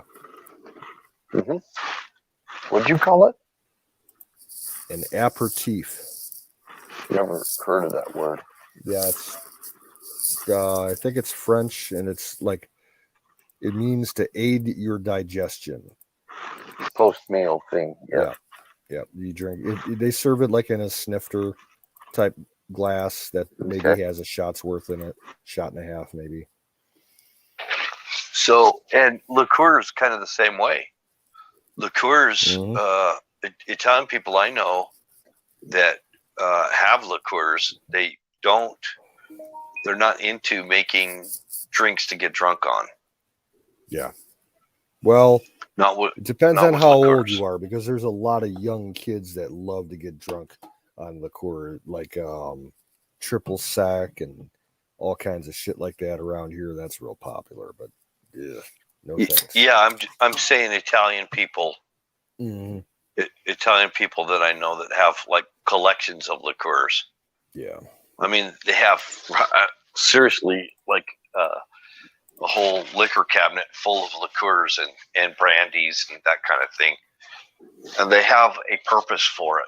You know, it's kind of like an after dinner thing or something meant to be put on a dessert or something like that, you know. Now, my grandfather and my dad would keep around a bottle of apricot brandy, and they would always take it whenever they had a cold, and they would, cut their recovery time in half just from a common cold. I think apricot brandy could possibly help you live longer. Probably. But you don't want to sit down and drink shot after shot of it. I did that a couple years ago. Never again. No, just kind of to the point where you just get kind of relaxed and, and when you've got people over or something like that, and offer them a nice drink like that, a lot of times it helps to open up conversation and everything and create a relaxing atmosphere. More relaxed atmosphere where people can talk about shit and they're having a nice, that's kind of how I see it anyway. Everything over has in the its UK, place. over in the UK they do that with sherry as after dinner, aperitif. They'll drink a small glass of sherry. kind of that too, but it's probably also kind of just a culture thing where people can kind of open up and talk about shit, Yeah. and they just get kind of relaxed a little bit, not drunk or anything, not act stupid. They're a little more reserved. Now, the funny thing around here that you see at a lot of restaurants and bars that offer brunch, they have basically there's a bunch of restaurants around here that if you go to their brunch buffet or anything, the number one drink that people get is I forget the name of it, but it's half and half mix of orange juice and champagne, a mimosa. Mimosas are huge around here. I've only had them once. We went to brunch somewhere and I had 3 mimosas with my breakfast, and I was like, whoa, this is kind of good. Was it good? Yeah, it was pretty tasty. Just straight orange juice with I don't know if mostly champagne. Some people would do vodka, just a straight screwdriver, but we had champagne.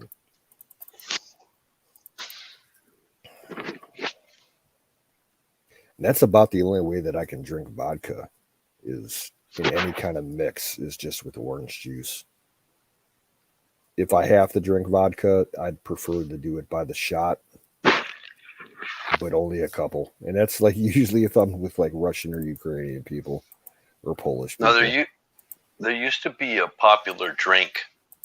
It was back when I was a older teenager, and it was called a Brass Monkey, and it was made with tequila. I'm telling you what, they were so good. And that was tequila. That was another one that got me throwing up. That I just was puking my guts out. I've only had tequila a few times in my life, and I remember the very first time that I tried it, my dad had a bottle of like this cheap grocery store tequila. It was called El Toro. Oh, I had that. It had the little like red Mexican hat on the top of the cap. And that got me in Article 15 in the Army. Man, El Toro gold. He had it stashed in the garage, and I found it one day, and I was probably about 11 years old or something like that. And I'm like, I'm gonna try this. And I opened up the bottle and I took a smell of it, and I'm like, oh my god, that smells awful. I gotta try it. So I took a swig of it and swallowed it. Man, I thought my guts were gonna curdle. I didn't throw up, but man, I'm like, oh, that's terrible. I got in a big fight, and I was drunk on El Toro. And it was the gold. There's a gold and there's a clear one. I got in a big fight. It got me in a lot of trouble. Article 15, that's big time trouble, man. Mm-hmm. If you, I'm not even going to talk about it on the stream, but there was a lot of damage. There was a lot of damage done. I'll just put it that way. And I found out that sweet liquors like Southern Comfort and El Toro tequila, because it's got a sweet taste to it. It's a gross sweet taste, but it's and that kind of stuff. But nobody wants to see me on that. No, you don't want to see me on that. So I don't know. I remember I used to walk around my town with a pint flask and just like walk all over town at night. And usually I had a whiskey, and a few times I had that wild turkey, and I'd spend, like 6 to 8 hours walking around town at night. And that wild turkey got me so fucked up. I'm like, nope, I'm never touching this shit again. It's just too sweet. You hit it too hard, and then you're like, oh man, I'm 5 miles away from home and I gotta walk home. Like, how am I going to do this without getting caught by the cops? Just stumbling around like crazy. Oh, I've been there, done that. I've done all that shit. Yeah, for like 2 years, like that was my like relaxation. I would walk around with a pint of whiskey in my back pocket. I'd carry around my little Sony Discman CD player with headphones and a pack of different CDs, and I'd have like 5 joints rolled up, and I'd just walk around and get stoned and drunk. And only once did I ever get close to getting caught, but I was able to talk my way out of it. I would go and I would chug about. I used to go and chug about freaking 3 or 4 big pitchers of beer, and then go ride my motorcycle. That was my thing. My dad would do that, but with his car. I did it on my motorcycle. I mean, I felt like I rode better when I was drunk. For a while, my dad actually drove better when he was drunk than when he was sober. And for me, too, when I had my learner's permit and he was letting me drive for a while, I was a better driver when I was drinking than when I wasn't. Oh. But yeah, man, this one night I was out walking around.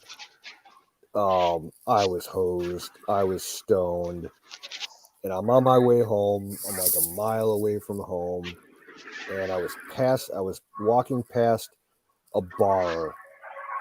And this dude came out of the bar after I'd passed the bar, got in his car. And as soon as he started his car, I'm like, something's up. Because this guy was like just tearing through the parking lot, doing fucking donuts and peeling out. And he came down the street and he's doing like 100 miles per hour, weaving all over the road. I'm like, that dude's going to crash. And 10 seconds later, he fucking crashed. He went head on at about 70 miles per hour right into a double wide utility pole. And oh my gosh. This was ahead of me, so I had to walk past it to get home. And by the time I got there, like my Boy Scout training's kicking in, so I crossed the street to the other side where the accident happened, and I was the first one out there. It happened right in front of a condo complex, and a couple people came outside from the condo, but I was the first one on the scene, and I'm checking the guy out. You okay, dude? Like, does your neck hurt? Your head hurt? Just checking the basics. And this guy was just drunk as fuck. He had puke all over his clothes. He's like, and the only thing he kept saying is like, I'm fine, but my brother's gonna kill me. I just fucking wrecked my brother's car. Oh, like wow. he hit this pole so hard that he ripped the rear axle off the car. Oh wow. He sideswiped this pole and just destroyed the entire right side of the car. And so the cops show up, and I'm drunk and stoned, and I had to fill out a witness report. And I know the cops can smell the shit on me, but they just didn't care because they were dealing with the accident. Yeah. I walked away from that and thanked my lucky stars. Yeah. Well, I wonder if anybody's in the chat. It's not moving. Last person I saw was Valentine about 20 minutes ago.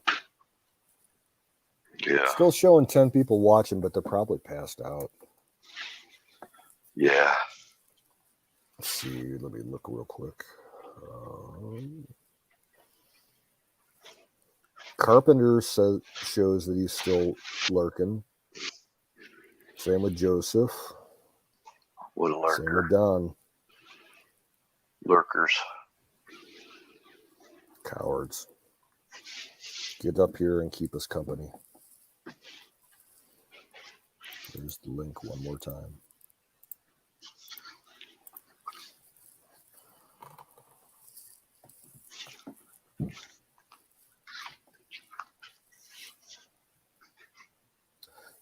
And that reminds me, I got a bottle of fucking whiskey downstairs that I bought last year that I need to give away to somebody because I think it's absolutely gross.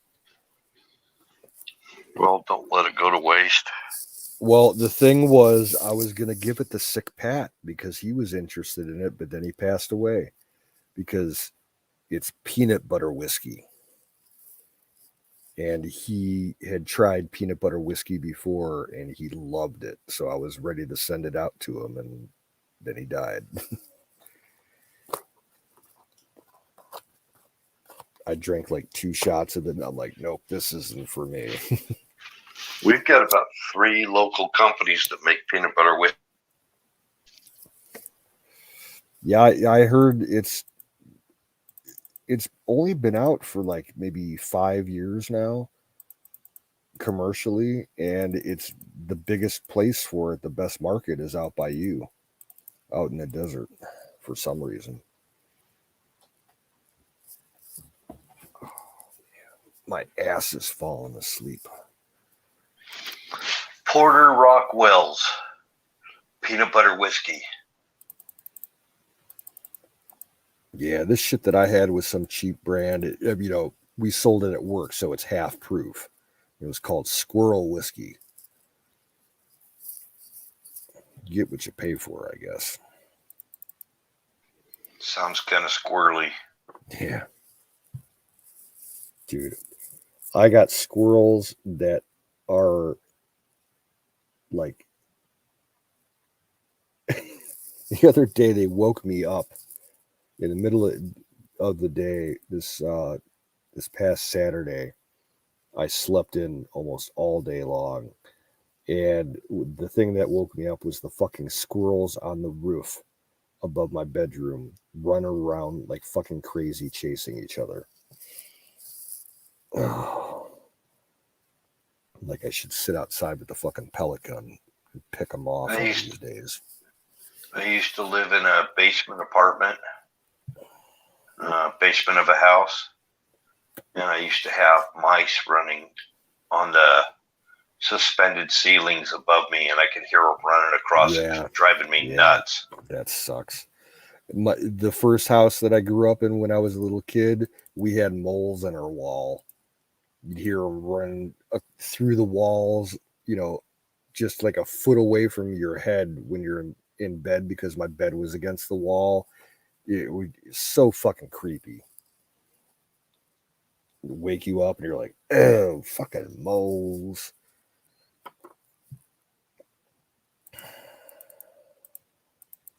Yeah, these squirrels, though, we got a couple spruce trees up against the one side of the house, and they'll climb up to the top of the trees chasing each other, and then they jump on the fucking roof and run, crazy for 5-10 minutes. It's fucking insane. I'm not a fan of rodents. Except if they're in the frying pan. I could go for some squirrel. Get 2 or 3 squirrels, fry them up with some onions and potatoes. Have you eaten squirrel before? Oh yeah, I eat squirrel all the time. Well, I ate it one time. Never again. I've had it a bunch of different ways. And well, I'm not going to eat it again the way I made it. I'll just put it that way. My go-to is just to fry them with a little bit of oil and some potatoes and onions and some seasoning. But I've had them barbecued. I've had them breaded and baked in the oven. Crock pot stew. Pretty tasty. You never had them cooked over a fire? No, that's one thing I've never cooked over a fire. I've cooked rabbit over a fire, but never a squirrel. Yeah. I had it cooked over a fire in survival thing down in Moab, Utah.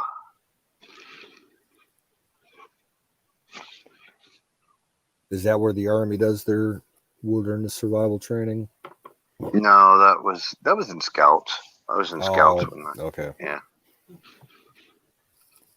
when I was in scouts, we weren't allowed to kill animals. We couldn't, they had gotten, by the time I was in, they got rid of the trapping merit badge and the hunting merit badge. So yeah, that was yeah, those were all merit badges. I mean, that was all part of scouting. yeah, Was how to improvise a trap for survival. For catching we had small to game. know that they moved all that into the wilderness survival merit badge, and we had to demonstrate how to use traps and make traps, but we couldn't actually catch anything with them. Because And you know what? This is the funny. Boy Scouts at that time were getting to the real pussified point. Me and a Puerto Rican guy, we decided we were going to try and trap a wild boar. He showed me how to set the trap and everything with a bent over tree. Mm-hmm. And we didn't catch anything though. Yeah. But we could have had the mess hall cook it up for us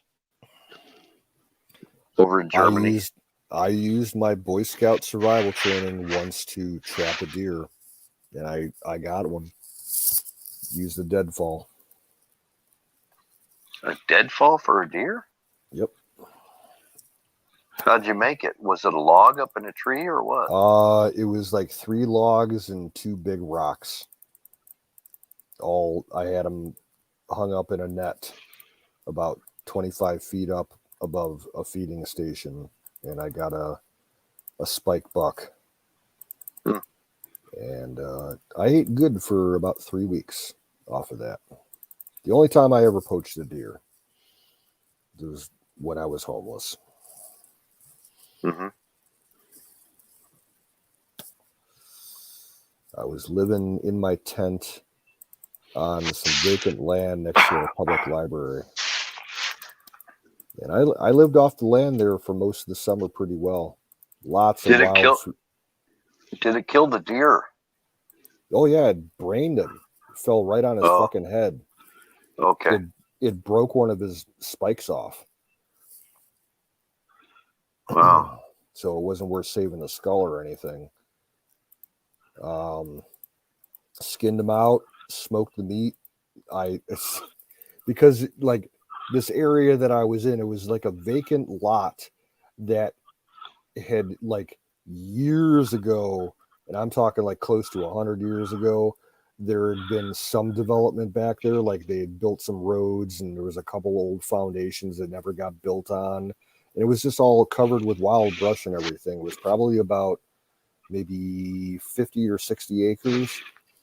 And it was surrounded by, houses on one side, condominiums on one side, a nursing home on one side, and the library by one side.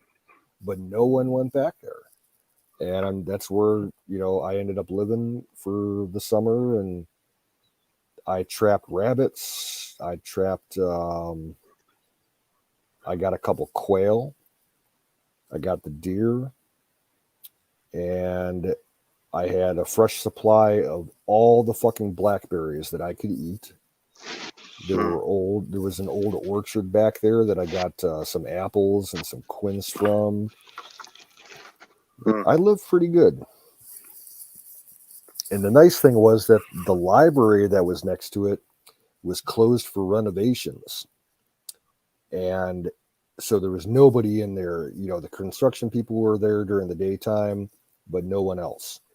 And the addition that they were building on the one, I walked around the building one night and found that they were building a new wing, but the walls weren't overlapping, so you could get inside the building, and there was no security cameras, no motion detectors, nothing. So I had free access to that library at nighttime as long as I wanted. So that's where I went in to get all my water, and I would take, sponge baths in the restrooms there and fill up all my my canteens and water bottles, use the can.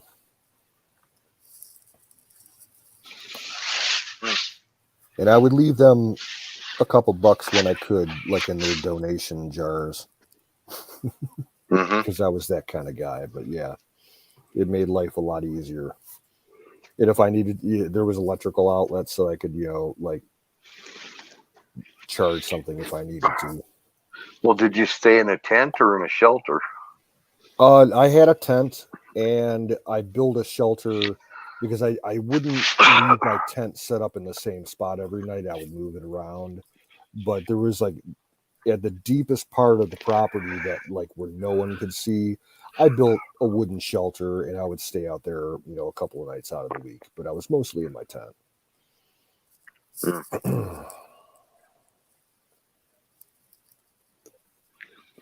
Yeah, those are probably memories that you're gonna remember the rest of your life. Those are more memorable than the times of ease and luxury. Is when you rough it the most. Well, at that point, what happened was when I started living back there was because the condo complex behind it was where I was living at, and it got kicked out of there, and I had nowhere to go. And I was kind of messed up. I was smoking way too much weed back then. I was drinking too much. And after the summer was over, like I went and got myself cleaned up and got out of there.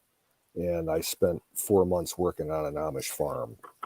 And, down in Amish country, away from the cities, away from the weed and the alcohol and everything. And just, I found a farmer, he let me board and food for exchange for, just field work for 4 months. And that's what got me dried up.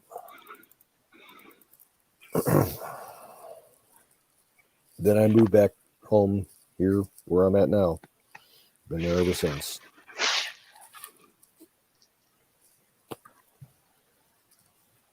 My dad was trying to track me down for a couple of months, and he thought I was dead. I sent him a letter. I'm like, yeah, I'm ready to come home. He's like, where the fuck are you? I'm like, I'm down like 50 miles south of you in Amish country. I'm like, I'll meet you halfway. I got enough money to take the bus like up to Akron. He came and picked me up at Akron and came back home and ended up sticking around to help him take care of my grandfather when he was in his last couple of years. His health was failing, so and it's been here ever since. It was late 2000, I think. Early 2001, somewhere around that time. Mm-hmm.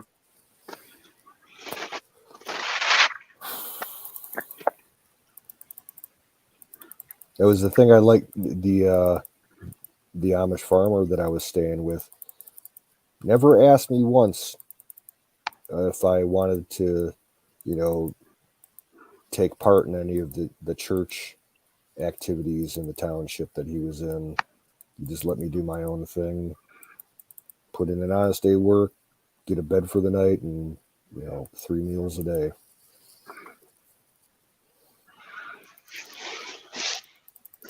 Yeah, the ranch work didn't pay very much when I did the ranch work.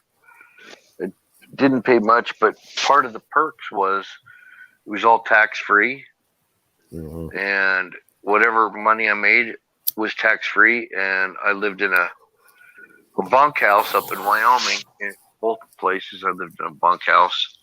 Of course, I had a camper. I could stay in that, but I didn't need to. That, if you know what a bunkhouse is, that's I know what a bunkhouse is. Oh, okay. Yeah, not very many people do. No, nobody even talks about that in that kind of read all about him in anymore. Louis L'Amour novels. Yeah, and then I came down. I stayed in a sheep camp on a ranch in Utah, and it looks like one of those old chuck wagon type trailers, Yep. And I stayed in that. I had a potbelly stove in it and stuff, and all I did was stretch miles of barbed wire, and it was $500 a month plus my food and my staying in the sheep camp. So no rent, but I made $500 a month. Worked my ass off. Yeah, after 2 months there, he started offering me money, and I was just like, I don't really need it.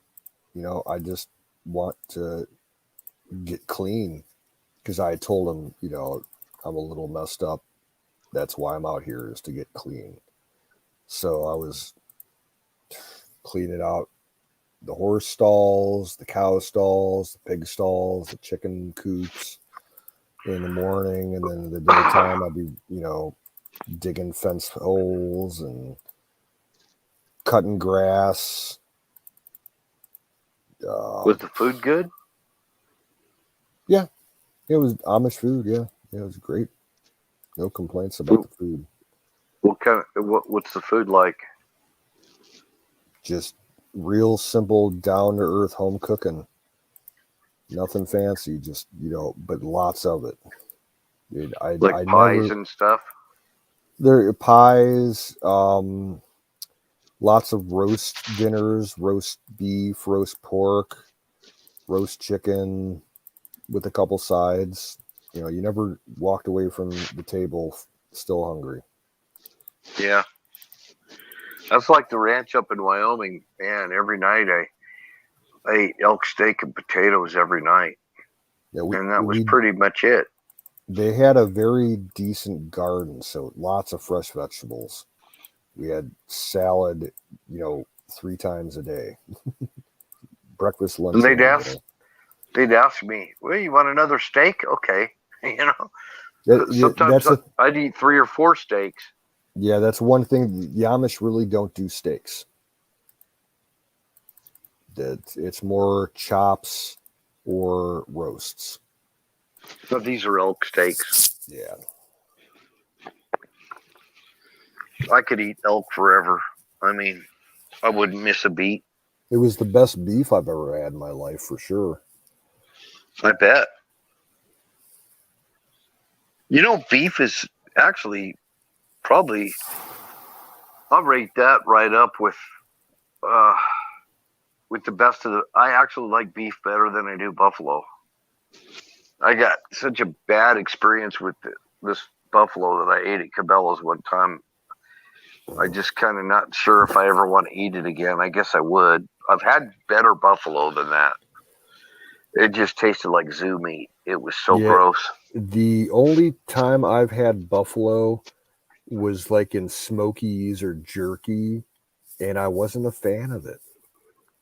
I'd rather have venison or elk. I've had both in Smokies and jerky before, but I've never had like an elk steak or anything.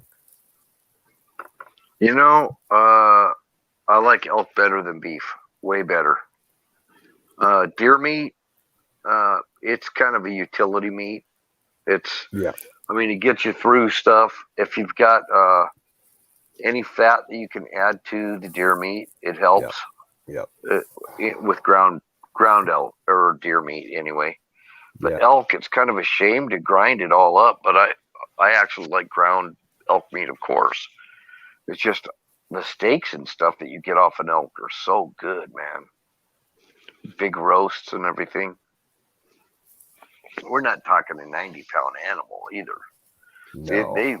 They eat as much as a cow does, and they weigh probably more than a cow.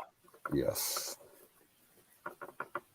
That's like when you watch people hunt. Like I watch some hunting channels on YouTube, and the guys that go out elk hunting, one guy can pack a quarter of an elk out.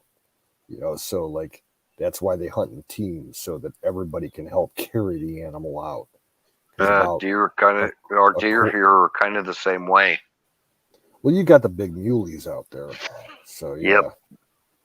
They're it's pretty rough trying to carry them out. I mean, they have these travoises with wheels. Yeah. And that's a lot of guys will carry their deer out that way. That's and you got to carry. You got to pull them way down. 4x4s. Yeah, that's true. That's true. They use 4x4s. The big thing that I'm seeing them use are those like the Raptors. The Raptors and those like the Polaris type of thing that's got like a little bed on it. And they put their rifle racks and all that in it. That's what I see them. Yeah, the new age of recreational vehicles. Those things are so fucking expensive, though. They are. Yeah, you're looking brand new for something like that, $60,000. And it's making it really hard for people that are on foot to go hunting anymore. Yeah, it really, like the channels that I watch, like the guys will use the 4x4s, but they'll park them somewhere and then walk, 10 to 15 miles to where they're going to hunt. So they're going to have to haul all that meat back to the ATV because they don't want the ATV anywhere near where they're hunting because of the smell or the sound. Well, they get way up in there where all the deer and elk are on an ATV. Yeah. I'm going to try it on my motorcycle. I'm going to get some knobbies on it and use that to ride trails. And then when I get up there, get me a deer and maybe find somebody with an ATV to carry it down for me. Here you go. That's kind of how you do it. There's a lot of people up there with ATVs. And they don't mind, especially if you're, a lot of times it's no bother. They'll just do it, or you give them some of the elk or something, Case of beer.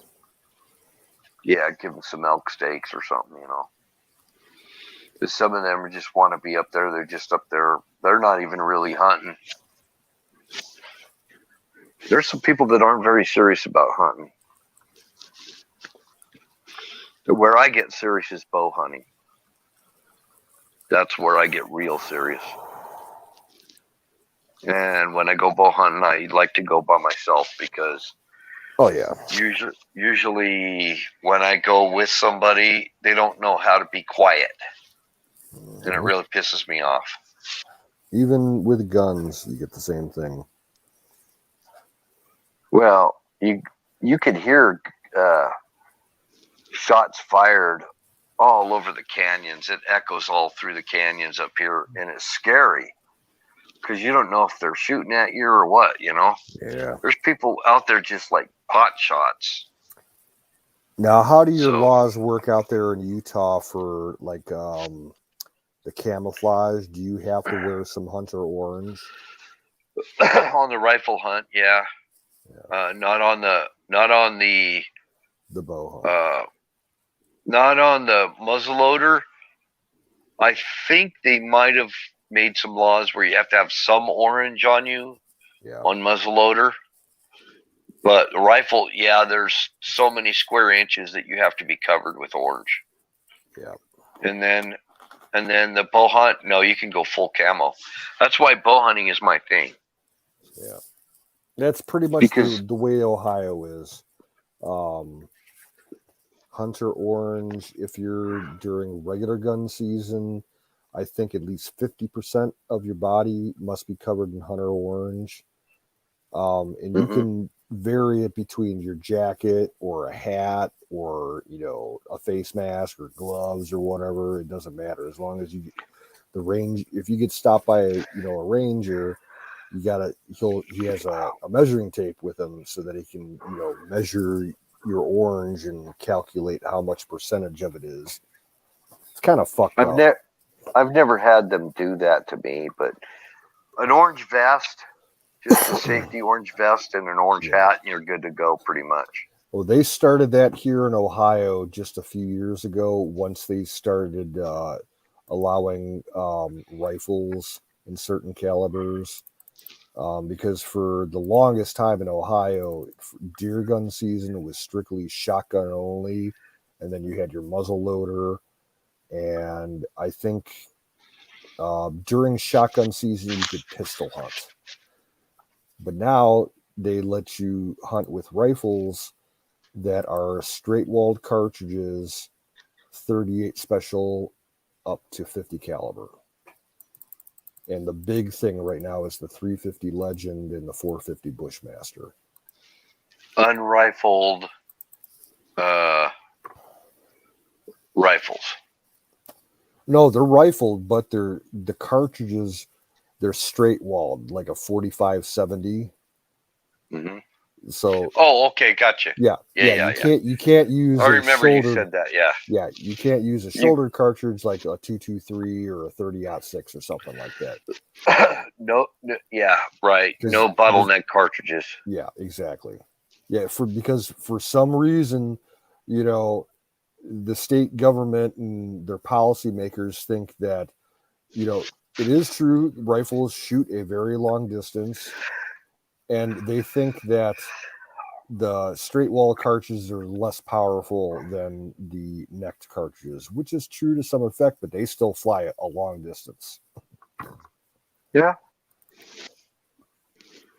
In fact, the only rifle that I have that I could legally hunt with here in Ohio is that Marlin 45 carbine that shoots 45 ACP. Mm-hmm. That's the only rifle I got that is legal in Ohio. But if I'm going to go deer hunting with a gun in Ohio, I'm just going to use my fucking 20 gauge. Yeah. That's my favorite gun. Yeah, I think if I was up there, I'd probably get like a 357 lever action or something, maybe. Yeah, like like that gun Michelle bought a year or two ago. Mm-hmm. That Henry lever action with all the brass and everything. That thing's beautiful. Yeah. Yeah, something like a 44 or 357 rifle. Now, if I got the aftermarket extended barrel for my Glock, I could use that to hunt with here in Ohio. The 10 millimeter is a legal round. But my model of Glock, I got one of the mini Glocks, so it's only got a 3.5 inch barrel. Mm-hmm. Minimum to hunt with in Ohio is 5 inch. So I could get a 5 inch extended barrel for $125 if I really wanted to. Yeah, I've got a 44 Magnum that would work there. It's got a 9-inch barrel. But I got a 50 caliber muzzle loader that I've never done anything with. Bought off a dude dirt cheap, and it needs work. Needs some money put into it, but I've never even touched it. It's been sitting in my closet for like close to 4 years. It's got adjustable sight, adjustable rear sight on it. It's a Ruger Super Blackhawk. Oh yeah, those are nice. Yeah, 9-inch barrel. That'll take out anything. That's a nice gun. It bear loads for it too. So that was my backcountry revolver. That was my plan anyway. You get a big ass revolver with a long barrel on it, so I don't have to carry a rifle, just in case I encounter a bear or something. Yeah. Well, see, for me, that's what my Glock's for. It's the perfect backcountry weapon. The 10 millimeter, it'll take down anything in North America, 2-legged or 4-legged. You'd be a little bit hard pressed with these grizzlies. It's documented. People have taken down grizzlies with a 10 millimeter Glock. It's very popular up in the larger frame model, the Model 20, that has the full 5-inch barrel. It's full size, not the mini. They carry those 500 Smith and Wessons up in Alaska. Yes, in the 454 cases. But yeah, the 10 millimeter, it'll stop just about anything. I know a lot of people that hunt up in Canada, they fucking carry them because of the moose. They'll be out snowmobiling around on the trails, and the moose will be in the middle of the trail, and it won't back down, and it'll fucking charge them, and they fucking kill them with a Glock. Yeah, you can't back up either on the snowmobile. Yeah, too because easy. the walls of the trails are 6 foot high with snow. You can't get out of it.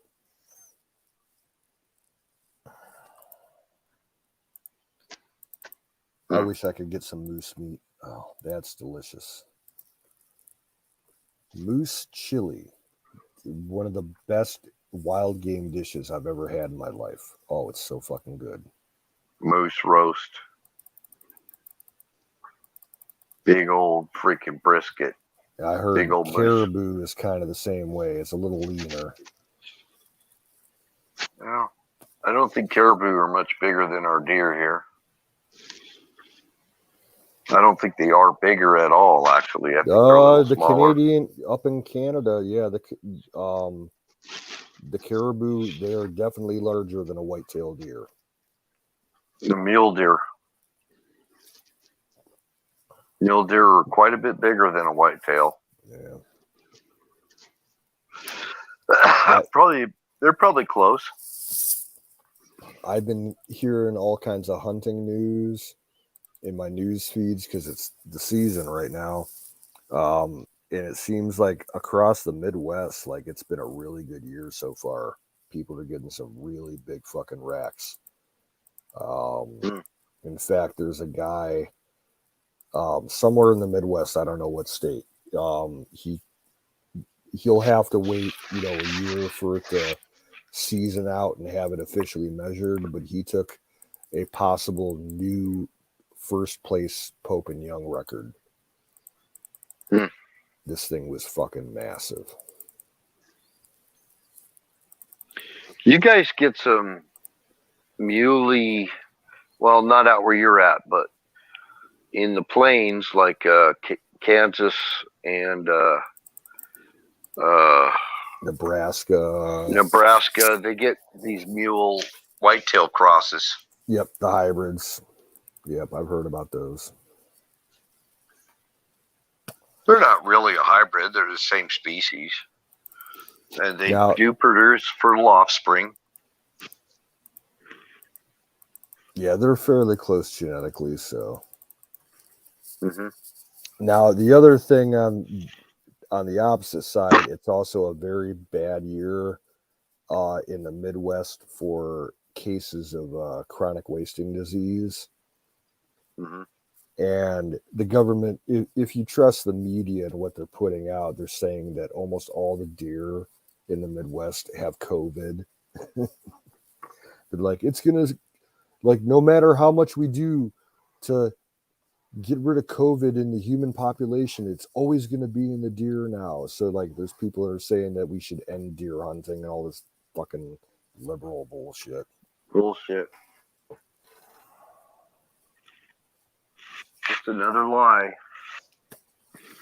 All started because of Trump. They hated Trump so bad they started the COVID thing. Bad.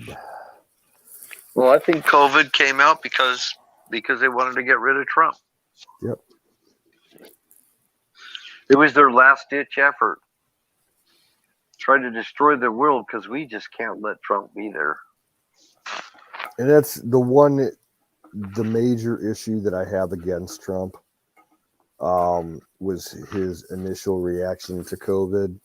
If you ask me, as much as I hate the thought of lockdowns anywhere, the initial lockdown, as far as our international borders go, should have been acted a lot sooner. If he would have closed all the international airports and all the ports, within a week of all those stories coming out of China, we would have saved ourselves a lot of grief. Well, he did shut the country down before any other country did. Yeah, he probably should have done it about 3 or 4 weeks earlier, though.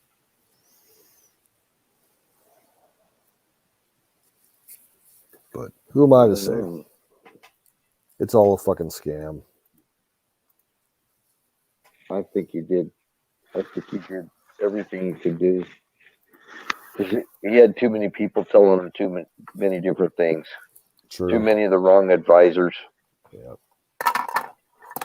I Everybody and anybody who had any kind of title had their own little piece of advice they had to give. yeah, and it was all bullshit. It was all based on their opinion. Yeah. None of it was based on science. Did you see that Steve Bannon turned himself into the FBI? Yep. Yeah, that's fucking crazy. And I heard what he had to say too. Yeah. Said you took you got the wrong man. That's what he said.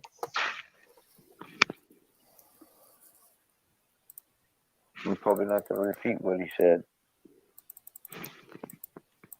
I kind I of think- expect him, even though, he's in federal custody now, I don't see him talking to Congress. I think he's going to just stay silent and take whatever, sentence they pass on him. He was saying, you something about you can talk or you can do signaling, and you need to do signaling. Yeah, I saw that, and I kind of like got a brain fart when I was trying to think about what he was. It was like cryptic. I don't know. Yeah. It was cryptic. Because they didn't really show the whole context of why he was saying what he was saying. There was no like full clips. release of the documents pertaining his arrest and his statement. It was all little snippets. He's acting like he's pretty powerful, and I don't think he is. Yeah. I don't know. The other thing that disturbs me is all this shit they're supposedly trying to pile on Mike Flynn right now. I know. They're bad mouthing him like crazy. Oh yeah. And actually, Flynn is such a kindly guy, Out of everybody that was involved with Trump, he's the one that I trust the most. Yeah. General Flynn is just a very kindly, upright, upstanding guy. And if he's watching, because he has been a guest here before. Oh, he popped out real quick. Yeah, Flynn was he was in our chat like about maybe a year and a half ago. Yeah, he was. I know about it. I wasn't there that night. I was. I keep getting stuck here when that famous Canadian porn star shows up. Oh, really? Yeah. 100% verified. Yep. Now that I don't know anything about. Yeah, it's a male porn star, not a female. But he was one of the top 10 male porn stars in the 90s and early 2000s. Really, total conservative guy. He loves our shit. I haven't seen him in a couple of months. Oh, and I can't think of his name at the moment. There are a way lot of conservative Canadians. It's Peter North. Yeah. Yeah. I'm amazed at how many conservative Canadians and how many of them show up in chats and stuff, and they're like, we wish Trump was our president. We hate what we got right now. Yep. But a lot of them won't say that, but they think that they're afraid to rock the boat. I think that's kind of what Bannon was talking about. I think the problem with Canada is the spread of their population. All right. Demographically, the entire Canadian population, 90% of the Canadian population lives within 100 miles of the United States border. Mhm. And the most populated cities in Canada are Toronto and Montreal and Vancouver. And they're all liberal strongholds. Mhm. And most of the conservatives are out everywhere else. And they just don't have the numbers. They get completely overrun at the polls because of the city folk in those three cities.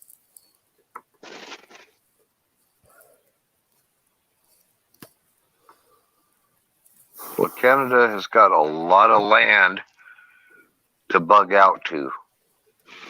Oh, that's been my bug out plan for going on 25 years now, man. At least for not winter time. I don't think I want to spend the winter up where I used to work. But I could easily spend spring, summer, and fall up there, no problem. I wouldn't mind living up in British Columbia.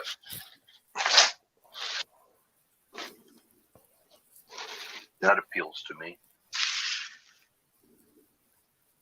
Like the area that I was working at, there's not many towns or townships or cities around, and they're all kind of scattered along the main highway that runs through the area. And you literally have millions of acres just uninhabited up there. That's all either, just forests or plains or shorelines, rivers and streams and lakes and all kinds. You could live off the fishing alone up there. Not to mention the hunting. Plenty of room to grow, crops, gardens, or, grain if you're going to be up there long term. I had, at one point, I had detailed topographic maps of about half of Ontario that I had basically made a plan out of, that if I had to bug out, like places that I could, build remote camps to rotate through to hunt, and all situated within a day's walk of the railroad so that I could hop a train if I needed to get to another area. I still got all my bug out plans for that buried somewhere. Yeah, I had like $500 worth of maps.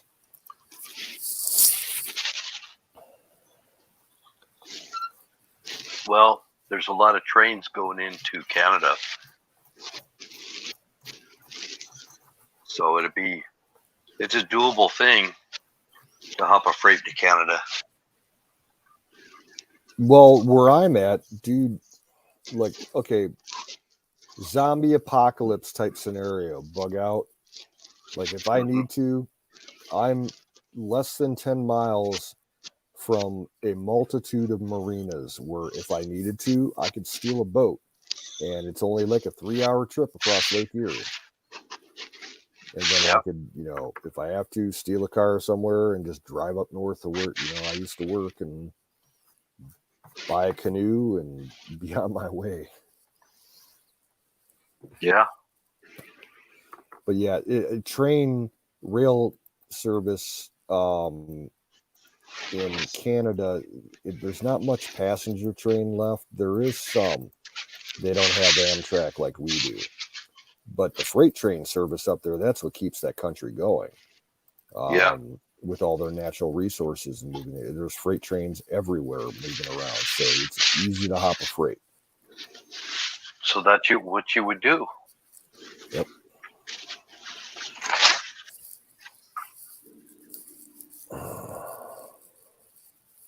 But you also got to keep an eye out for the cops up there, because the cops are fucking assholes.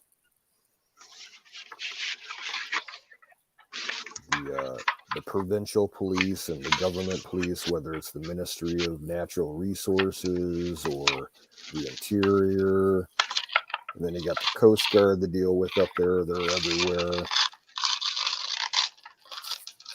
Yeah. Canadian cops suck.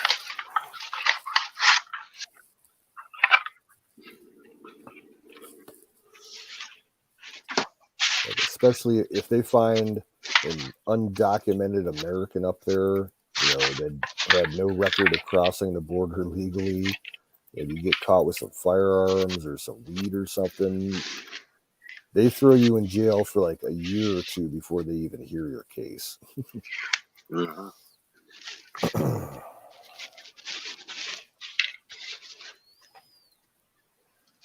Oh, man.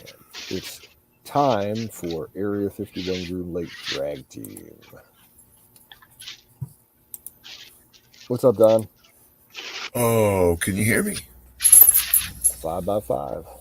Wonderful. No, I was just noticing your thing that says Don will come up before I close down the stream. Well, I And was I was asking, like, will you come up? I wasn't ordering you to. will you come up before I shut down the stream? I guess that was I read that wrong then. Don, will you come up before I shut down? Yeah, I guess I read that wrong. Don I will only come up give before I orders shut to down the one stream. person here, and that's Huckleberry. Okay, my bad. I'll go away. No. How you doing, brother? Dude, I'm doing good, I think. My challenge today is going to be fasting. I have a doctor's appointment at 10:30 a.m. Tuesday morning. And so I have to fast 12 hours before that. That sucks. And that means no water, no drink, no eat, no nothing. Ooh. Are you getting a dye test? I'm having a... Not to pry. Hold on. Colonoscopy. Hold on. No. It's a scan. It's an abdominal scan of my... What do they call that? A sonogram or Hello, yeah. Sonogram. One of those, where they put the warm jelly on you and... Gotcha. You sick bastards still up? Yeah. Well, those sick bastards are still up anyway.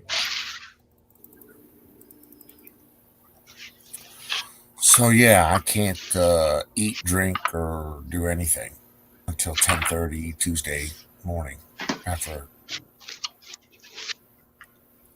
Apparently, they want to scan my pancreas. And to do that, you have to not eat or something like that. Well, I hope it all goes well for you. It'll be okay. It'll be all right. I got the Jeep back, and the Jeep's running like fucking great. I'm so happy with that. I'm almost afraid to say something because it'll jinx it. It's a scan. It's not a surgery. It's a scan. They just need for me to fast so that my pancreas enlarges. Apparently. Oh.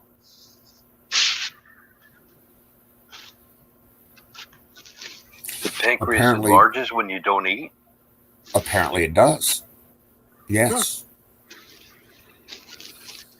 Isn't the pancreas the organ that doctors to this day have no idea what function it serves? I believe it's one of those, yeah. Yeah. Apparently there was something, I recently had a full set of labs done. By the way, a full set of labs, $1,500. Ouch. Thank God for good insurance. So recently they did a full set of labs for me, a full set, and apparently there was some interaction between my pancreas and something. So is that a good thing to enlarge your prostate or your pancreas by not eating? Dude, I don't know. That's what they're telling me to do. So, I don't see any good coming out of not eating, or particularly me not having coffee Tuesday morning. I mean, I almost automatically feel sorry for the people I engage. No. Yeah. You need to wave a flag that says stay 20 feet away from me. I haven't been able to have my coffee. Exactly. I mean, that's just bad. That's creating problems. You shouldn't be creating problems like that. The upside is that we will probably take possession of the house this week. Sweet. I'm very, very excited about that. Builder said we can move the RV over this week with no problem whatsoever. So that means another level of work for me, that I have to disengage the RV and get it all started and mobile and get it over to the house again. And again, it's not a problem. It's just work, extra work.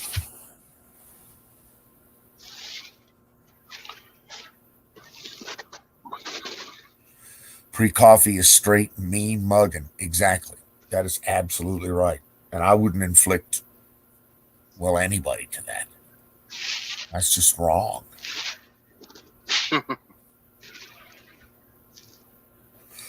But I am so very happy with the Jeep. And I'm almost afraid to say something because it's running so good. I'm so pleased. You're ready to mount it. I'm telling you. You're right. I am. I'm pleased. Like, oh baby, I love you, and Here's what the pancreas does. During digestion, your pancreas makes pancreatic juices called enzymes. Yeah. These enzymes break down sugars, fats, and starches. Your pancreas can also help your digestive system by making hormones. These are chemical messengers that travel through your blood. I think it's also a major part of your endocrine system. Yeah. Well, considering I'm type 2 diabetic, that's probably why they want to talk to me. Gotcha. And apparently, an endocrinologist, whom I'm supposed to go see, an endocrinologist is a diabetic specialist doctor, I guess. Do you mind if I bail out of the chat right now? I hate to be a party pooper, but I do have to get up in the morning. Oh, that's cool. And I was hanging in here hoping that you'd come up here, Don T, so I could not leave canoes alone. I got you, brother. So go on, do your thing, and I'll take over, I guess, as much as I can. But I'm not very good at that. So yeah, you are. I'll keep it going for another 20 minutes, top of the hour. Well, don't keep it going for my account. I mean, if you want to go, that's about as long as it's going to take to finish my beer. So, okay, that's fair. Ghost, always a pleasure, son. Yeah, Don, I hope you have a good night, and I hope that whatever news you get from this, whatever news you get, whatever the doctor tells you, it turns out to be good stuff and everything. And I'll talk to you later, Canoes. Thanks for the chat tonight. Yeah, thanks for sticking with me the entire stream. I appreciate it. Thank you, Ghost. Right, much appreciated, sir. Have a wonderful night.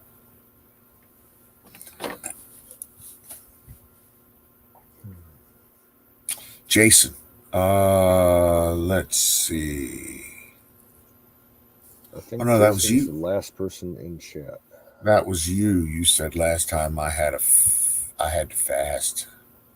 Medical thing. I said, fuck it for the water. What does that mean? I said, there's no way I'm not going to drink water, for 10 hours. I was drinking water like up until maybe 4 hours before I had to go into the hospital. I said, fuck that. Yeah, that's kind of what I'm thinking. That whole non-water thing, I don't really. Yeah. I'm sorry, I'm gonna have to sip some water. I just am.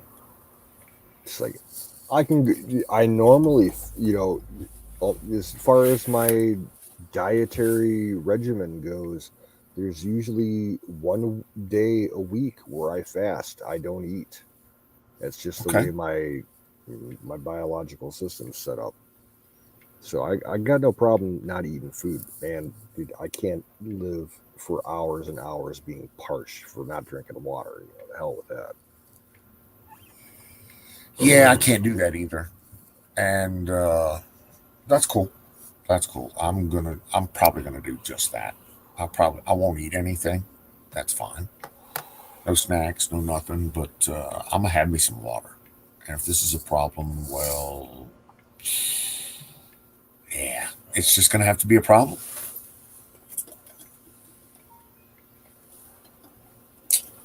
I mean, I'm diabetic, so I'm fucking thirsty to begin with.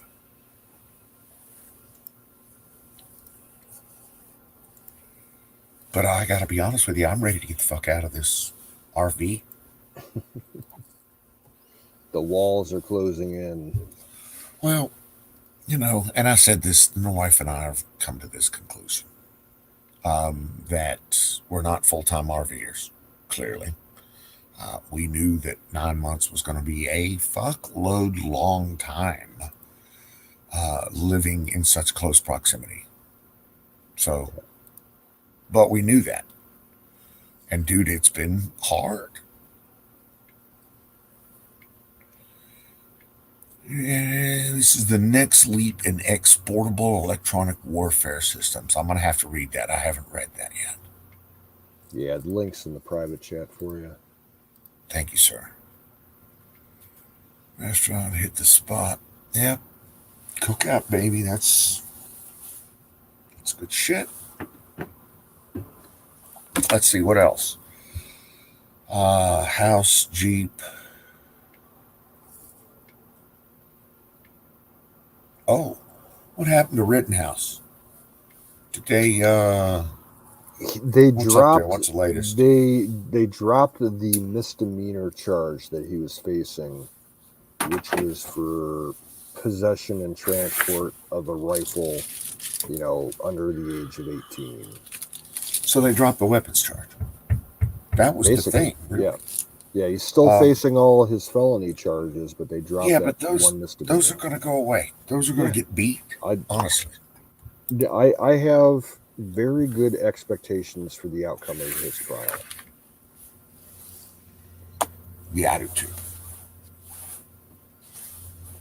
And then you're going to watch Kenosha burn and Madison burn, Milwaukee burn, and Chicago burn. I'd love to see all that. And Portland burn. That would just light them up. Yep. Just light them up. I would. That means we can start shooting those motherfuckers on sight. Sorry, Twitch. If you're gonna fuck me, go ahead and fuck me, Twitch. I did hear that we got the Emerald the Emerald's Twitter channel got whacked because of what? Slur? I don't even know what it was. I wasn't there for it. I was there, and it was probably me that said it. I think they said that they think it was because there was a bunch of people all at once chanting, "Let's go, Brandon." It was. We were having a great time doing it. Oh my God, we were laughing our asses off. That was so funny. I mean, you can ask anybody that was in the chat. I didn't know about it until I went to go start the stream tonight, and it said it wouldn't connect with the Twitch channel because it was, under suspension. I'm like, what?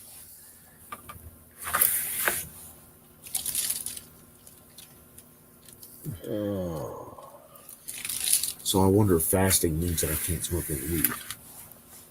I doubt it. Or at least that's the way I read the thing anyway. It doesn't say anything about weed.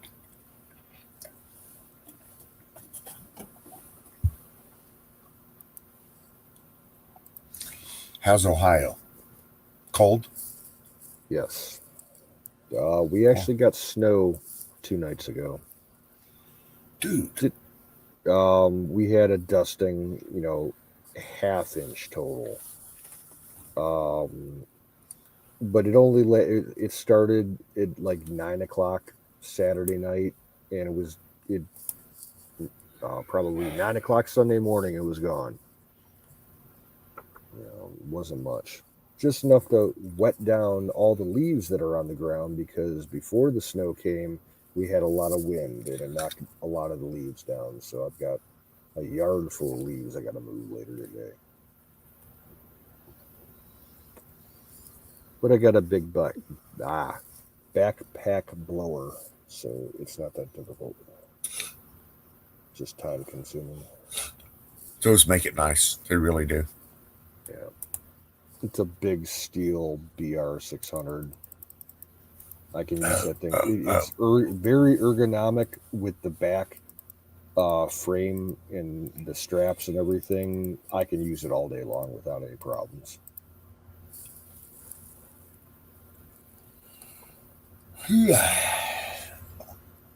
Mercy. So I need to find all-in-one solar inverters. I'm actually looking for specific model numbers from Korea that simply are sold out. You can't get them. There's a lot of them. They're probably sitting about 5 miles offshore of California. Yeah, you're absolutely right. There's a shit ton of stuff sitting 5 miles offshore California.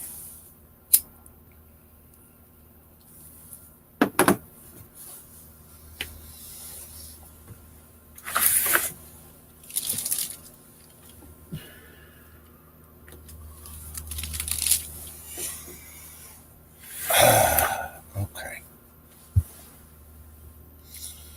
Toasted marshmallow. Viewers new here, but I'm interested to learn what's up.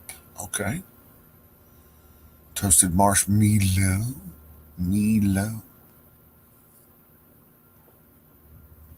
Yep, it's just a friendly bunch of guys and girls that get together and hang out and crack a few beers, smoke a few bowls, and talk a lot about skinning animals and hunting. True. Yeah, we did some of that tonight. That was his worst grammar. I am so sorry. It's all good, brother. Trust me, we have his worst grammar here all day, all time, all day. Yep.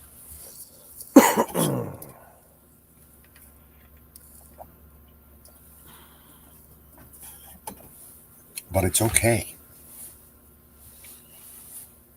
Let's see. I'm trying to throw some fire to this mole. I was looking up earlier tonight, a couple hours ago, the military flight tracker system that I use. And let me tell you, there's some strange shit that was going on earlier tonight. What's up? Spy planes flying in very strange locations. I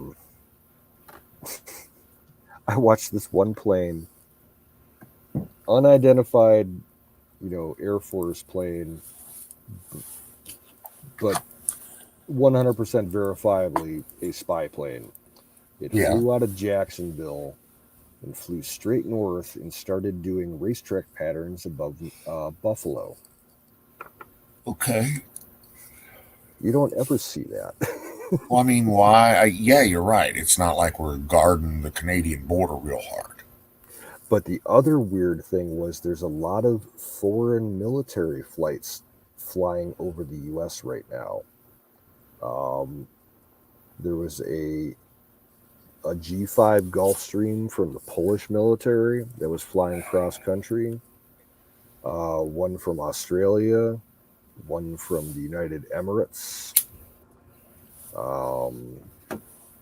And then for some reason, they must have updated the transponder codes on this site because it's now showing allied countries, their military flights.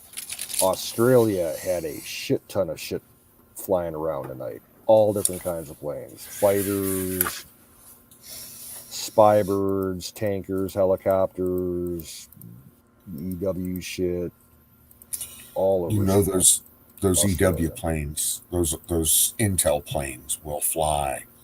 They're all U.S. planes, but they'll squawk under a foreign banner. Yeah. I think that's why they were showing up. Probably.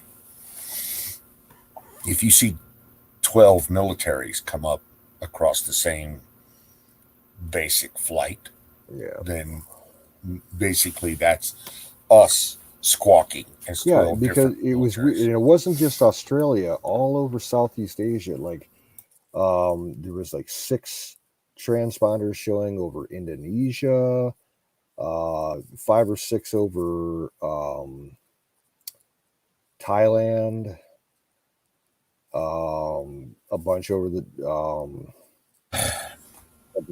some of our best what's the word I'm looking for? Some of our best cyber work is directed into and out of South America, Central and South America. Why? Because there's a whole bunch of high-speed infrastructure down there that NSA, FBI, and CIA can actually touch, own, use.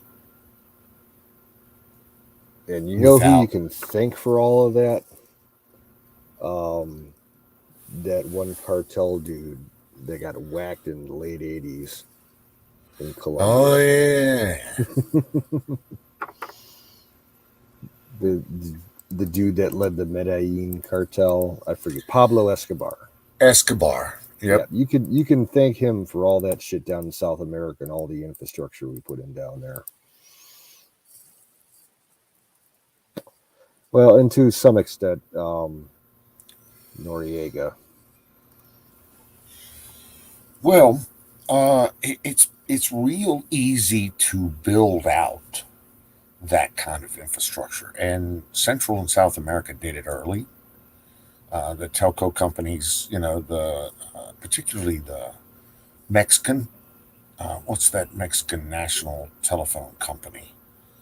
But they reached into Central and South America and did investments.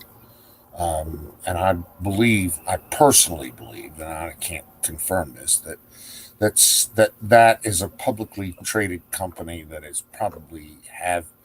has been probably heavily invested in by our intelligence agencies. Oh, I'm sure. And with that said, you want to utilize those resources to the best capabilities. The Chinese do it in Asia regionally. The Russians do it regionally. They have built out an infrastructure that allows them to look like they're coming from Eastern Europe. But that's what they do, and that's fine. Well, we are okay. Did you see the story today about what's going on with Russia and Ukraine? I saw the Russian satellite issue, and that's them testing their anti-satellite shit. They flew a MiG up with a missile. Yep, just like we did with the F-15. We do it exactly. And we put the fear of God in them 20 years ago, and now they're trying to do the same thing here to show us that they can take out any of our satellites if they want to. Yeah. And that's kind of the problem with satellites is people can take them out. Yep. The story that's what they're doing. The story that I was referring to was the Brits announced that they have a whole shitload of troops and material poised on ready alert to head over to Ukraine because of the buildup of the Russian troops and material on the border there. I have heard that very thing. I've heard that there's a An pissing entire contest regiment between of SAS. That's Belarus and Poland. That border is about ready to explode. Well, it's the Russians are causing pain and consternation for a reason. Putin is causing pain in Ukraine, and he's going to charge pain at the pump for Europe this year, and they just don't realize that. Well, they do realize that, and that's the part I don't really get. Why do they continue to engage the Russians for energy when they know that the Russians are there to screw them up one side and down another? The Nord Stream is the pipe that goes through the Ukraine, and that's the pipe that they can't control. So they're turning up the Nord Stream 2, another pipe that they can control that doesn't go through the Ukraine. And it's straight from the Soviet Union or straight from Russia underwater into Germany. But the Germans, there's a facet of the Germans that want to do business with the Russians. I don't get it. I don't get it at all. Personally, the Germans want to shoot themselves in the foot. I don't know. All I know about Germany is Angela Merkel has to go. She's destroying that country. Well, I think they've pretty much. We are far. Well, there was a colonel that came out and said that we are far behind than the Chinese in our cyber capabilities. Whether that's true or not, I'm not sure. I just read the article. I disagree with that in one form or another. I got a couple of arguments for that. We are the original cyber guys. Just to be clear, it's kind of like we've shown you the shit that you understand. We just didn't show you the shit that everything we know. So the MSS and the PLA, dude, they got skills. They school people for this shit. They control the environment over there, and they have a good environment. They know what the fuck they're doing. But they're not. They're more ham-fisted and I don't know, bull in a china closet. Yep. Than say the U.S., which is substantially more stealthy in how they do cyber. And so the Chinese for instance, the first thing the Chinese are going to do is try to wreck the electrical grid and the utilities. Why? Because we have heavily automated utilities in the electrical grid around the country, and we have failed miserably to protect said automation. And so now we're trying to play catch up, and the Chinese believe that didn't Trump say that he fixed all that before he left office? Yeah, he did, and he tried, and yes, but there's a lot to fix, and you don't just flip a switch. It doesn't just happen overnight. So there's a lot of people still working on that very issue. Dude, the electrical grid scares even me. I've seen it, and it's one coat hanger and a slab of duct tape from fucking just I had to literally deal with the great over. blackout like in 2003 or whatever that was, because a fucking squirrel got fried on a wire somewhere up in Ontario, and it caused a complete blackout from Chicago to New York City, and I was right in the middle of it. So, yeah, if I could ever give anybody any advice in cyber, it would be to take care of your own electricity. I don't think an EMP is coming, but I don't think that I would rely on the U.S. electrical grid for anything past a heavy wind. Yeah. Oh, dude, it's like anytime there's any kind of storm around here, you hear, the next day in the newspaper, the local energy company, they're reporting like 50, 60,000 people without power, in the one county alone. It's like ridiculous. Well, I'm installing a 300-pound or 300-gallon propane tank with a 24 kVA Generac automated, Nice. on the fucking main panels. And I've already got 6,000 watts of solar ready to go on the ground. So, I mean, no. And my shit is well driven. So I have a well and a septic on the property. So with that said, no, I do not. I will not in any way, shape, form, or fashion depend on the U.S. electrical grid. Are you looking at all into battery storage? Yes. Like deep cell stuff? Lithium iron phosphate is the way to go. Okay. That's the new. That's better than marine batteries or anything like that. Right now, I have 6-volt golf cart batteries in the RV. 208 amp hours each. I've got about 850 watt hours of juice for the RV, and that'll do me about a day. Yeah. First thing I'm going to do is take those out of the RV and put into the shed that I got, and that is going to be the starter of my battery farm for the house. Then I'm going to replace these batteries with lithium iron phosphate that I already have built into probably a 24 volt pack. Yeah, that's it. And I'll buy more for the house. The original idea, or the quick and dirty idea, is my local utility has a net metering arrangement that'll allow me to net meter up to about 25 kVA. So what I'll do there is I will net meter with them. I'll supply my own stuff during the day, my own power during the day, and I'll supply the grid during the day with enough power that I can draw it back with zero repercussions or zero cost at night, or at least minimal cost at night. In other words, if I can put enough in during the day, I can get free at night.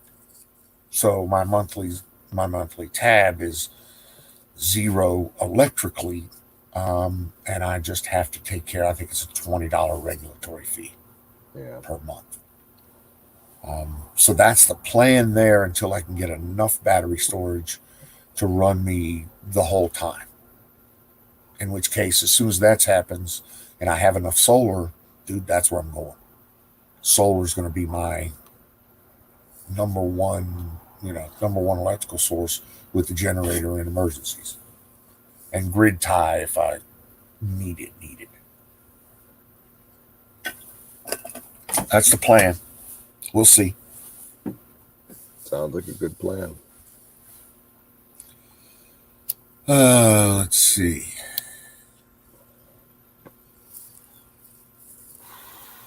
Dude, there is a lot of cyber capabilities here in the U.S. that we are not even aware of. Oh, yeah. So to say for what does a fucking Air Force colonel, how the fuck does he get off stepping out of the cyber role and saying, well, we're not prepared and the Chinese are. Who the fuck are you?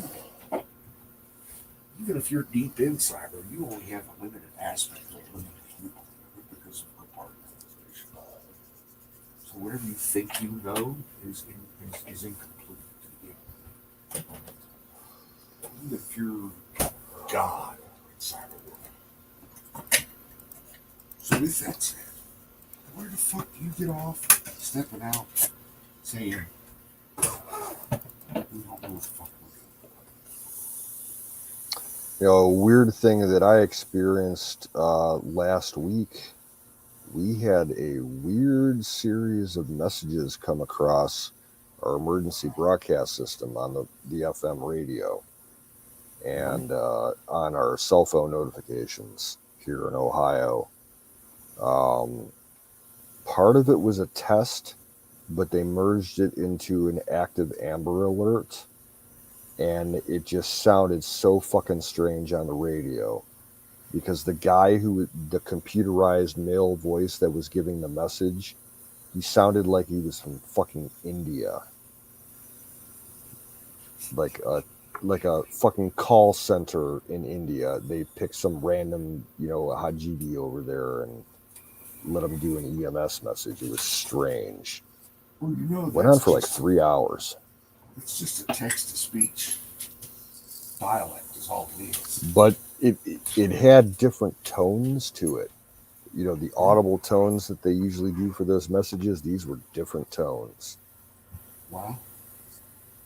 Okay. No, I didn't know. Now, I've got a question for you. Now, it doesn't have to do with cyber security, but does the Navy still use the SOSUS system? Last I heard, there was SOSUS 2. And that was, they were talking about that SOSUS string between, was it Iceland and the UK, that detects the Soviet subs as they come across. Mm-hmm. I think the short answer is yes. Okay. But it's probably another, or it's a derivative of I'm SOSUS. sure, yeah. Because the main SOSUS system was set up in the 60s and the 70s, and you use like analog computers and stuff. I'm sure they've upgraded their tech. Right. But you can't find any information about it. That's all super hush-hush shit. No, you probably won't be able to. I mean, dude, fucking black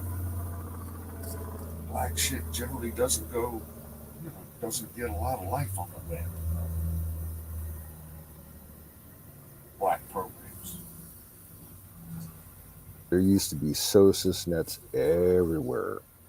Atlantic coast, Pacific coast, and then like the GI UK gap, like you were talking, Greenland, Iceland, the Faroes, and that UK. Was the only one at one time. SOSUS originally came out, like you said, in the 60s or 60s. That was the only Greenland. I can barely hear you, Don. You're like real far away from your mic, I think. Let me see, is that any better? No. How about this? Yeah, it's better. Is this any better? Yeah, it's a lot better. So I must be not using my headset mic. I must be using something else. Hold on. Oh, okay. Test. Is that any better? 5 by 5. Now I'm using the headset mic because I was in the kitchen. That's why you didn't hear me. Yeah, I thought I heard you hitting a button on the microwave. Yep. Okay. I was filling the water bottles, getting a refresh. All right.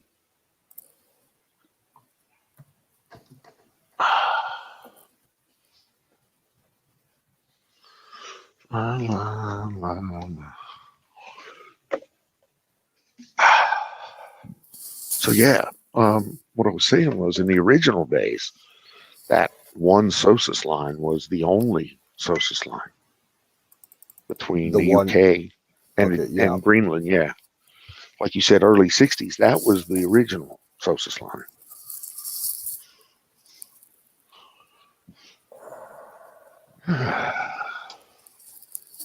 I didn't expect you to be up so late. It's 3 o'clock in the morning. Yeah, I don't have to work today, so that's how that happened. Okay. I'm gonna crack open my last beer here. Roger that, sir. I'm limiting myself to 6 tonight. Let me see. Room drag team, are you in the Navy as well? Yeah. I was more than 20 years in the United States Navy.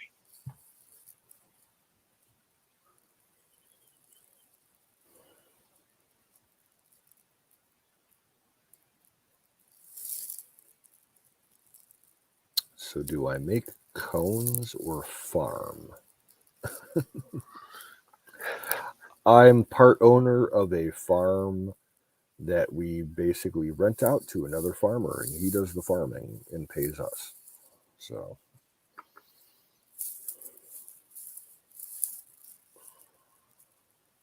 Thank you. yeah, I hope you had a good Veterans Day. I did, as a matter of fact.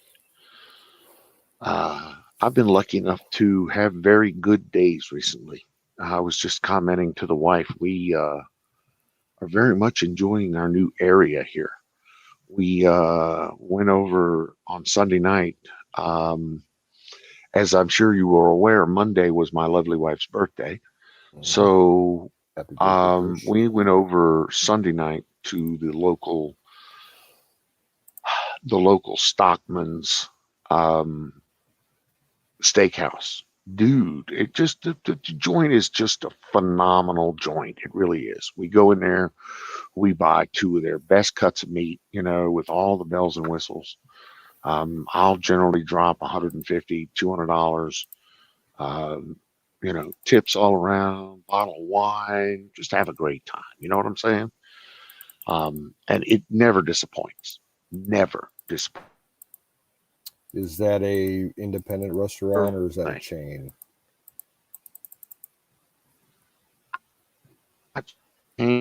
Just, but I'm not sure. But it's never disappoints. The service is impeccable. So we went there the Sunday night for the wife's birthday, and again, it never disappoints. It's always wonderful. You're starting to break up, service. Don. You're all choppy on the audio. Yeah, it probably means you'll lose me here in maybe a minute or two.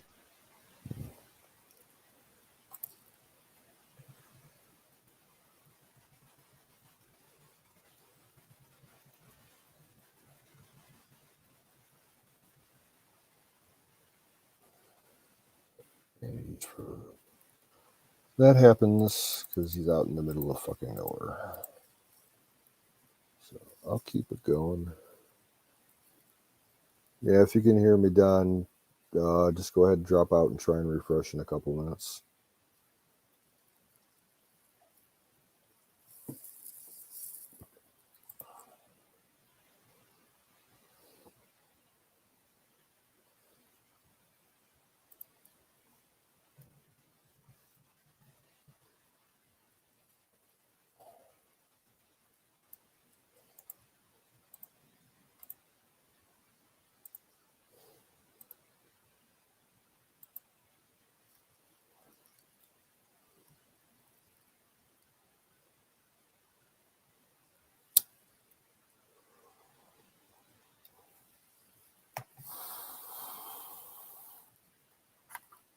So, Toasted, whereabouts in the world are you? Are you in the U.S.? What state are you in? I'm curious. I'm in Ohio. Don's out in Nevada.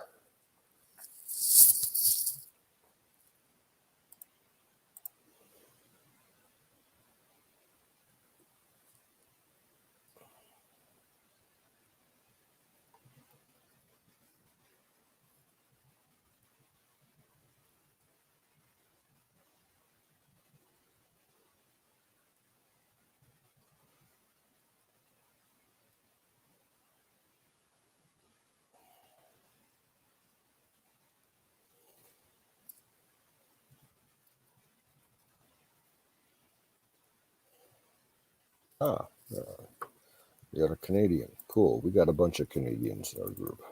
We love our Canadians. I used to work in Canada years and years ago, up in Ontario in the summertime. You're right across the river from Detroit. I feel sorry for you.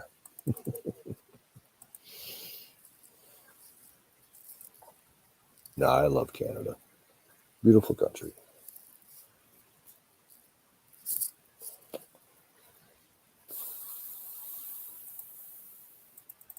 Well, I'll give Don 5 minutes to see if he comes back up. And if he's not back, I'm going to shut her down for the night. Pro tip. Okay. And he's back. Welcome back. It's good to be back at the Destillate Club. Sorry, it's an old Blues Brothers. No, that's an old Animal House.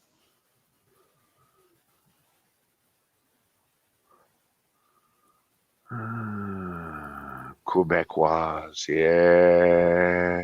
Don't speak to Quebecois. I've never had a good experience with Quebecois. Quebecians. Kind or very harsh individuals. If you try to speak French to them, they always get pissed off because you don't speak 200-year-old French. You don't speak French Canadian. You're only speaking French, and they take offense at that. Right. I've never learned the difference in the dialect or anything, so I was taught traditional French in the Parisian manner. Well, there's traditional French, which the French speak and has grown over the last 200 years. And then there's Acadian French that the Quebecois speak. And that's the same French as the French Cajun stop. French. Right. It's Cajun French. It's the same stuff they speak in Louisiana and New Orleans. And that's where they all came from, was from Acadia or Acadie or whatever they call exactly. And so, but that language stopped growing 200 years ago. It stopped changing. So there's no changes done in it. Where the French is, it's kind of like the U.S. language. If you spoke the same language, English in the U.S. 200 years ago that you did today, nobody would be able to understand you. Or if they did, it would be just, anyway, that's the same thing. What does your family farm grow? Yeah, that's me, Canoes. Yep. Yeah. Yep. We grow soybeans. We used to grow corn and winter wheat. Used to grow alfalfa. Used to grow oats. Yeah, it's a grain farm. Used to be a dairy, back in the day we had dairy cows, we had pigs, we had chickens. A couple, my dad used to raise rabbits. It's an old farm. It's not profitable anymore. We're probably going to sell it in a year or two after some legal issues pass.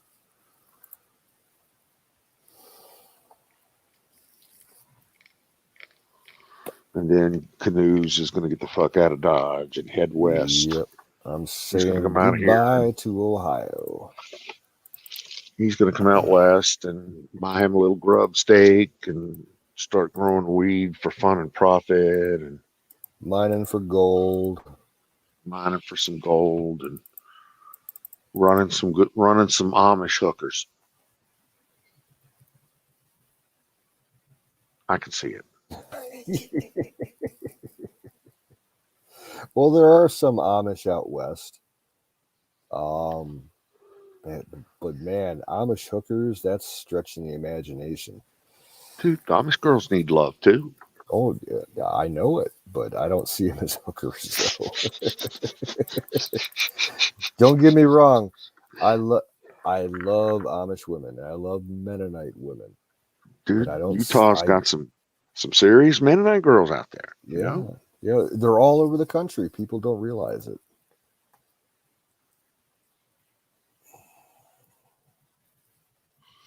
So I mean, you know, you could put your gingham dress and your ankle boots on just about any kind of little Amish girl around here.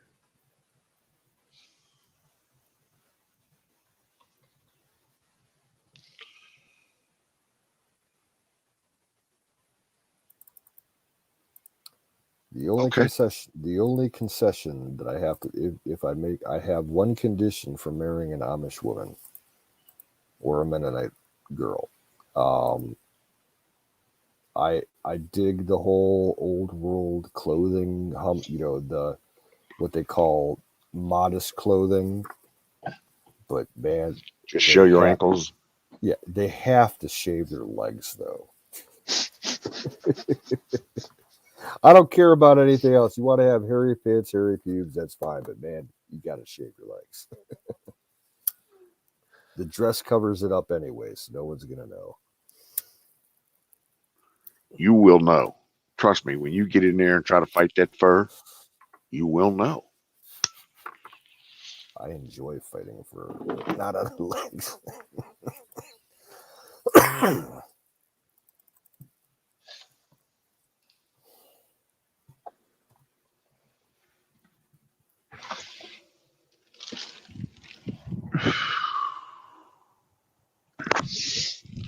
Went to the dispensary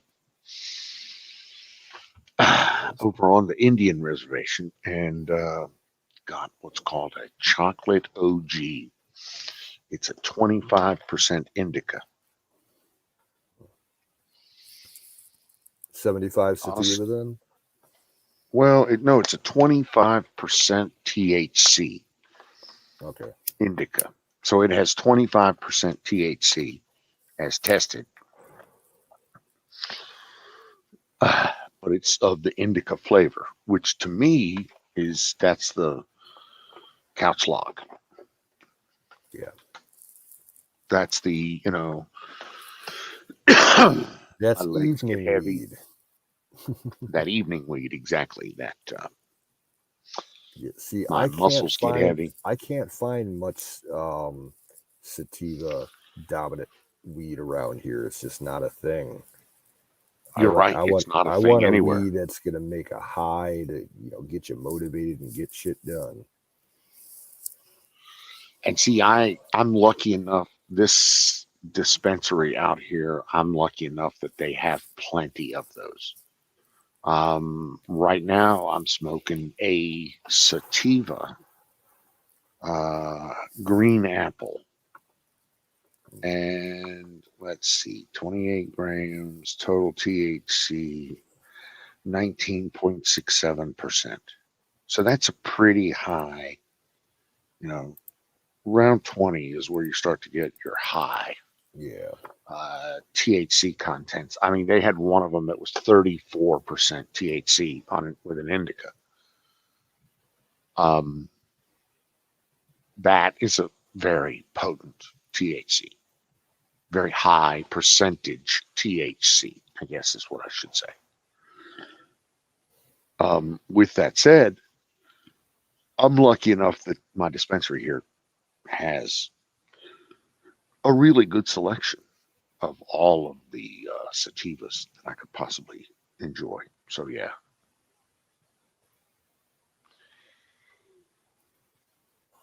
But and they do. You can smoke the sativas and you can get very motivated, stimulated. It was good for your brain kind of stuff, and not lock you down. As a matter of fact, when I hit the sativas pretty hard, I like to go out and hit the tools. I like to go out and work on the Jeep, find out something new, clean the motor compartment or work on the Jeeps or change some oils that's my thing when that happens. Yeah. We had a lot of that stuff around back in the 90s around here. Like when I was late teen, early 20s. we get the sativa dominant shit, and I'd smoke that before I went to work. I'd smoke it in the morning before I went out, for the whole day on a bike ride.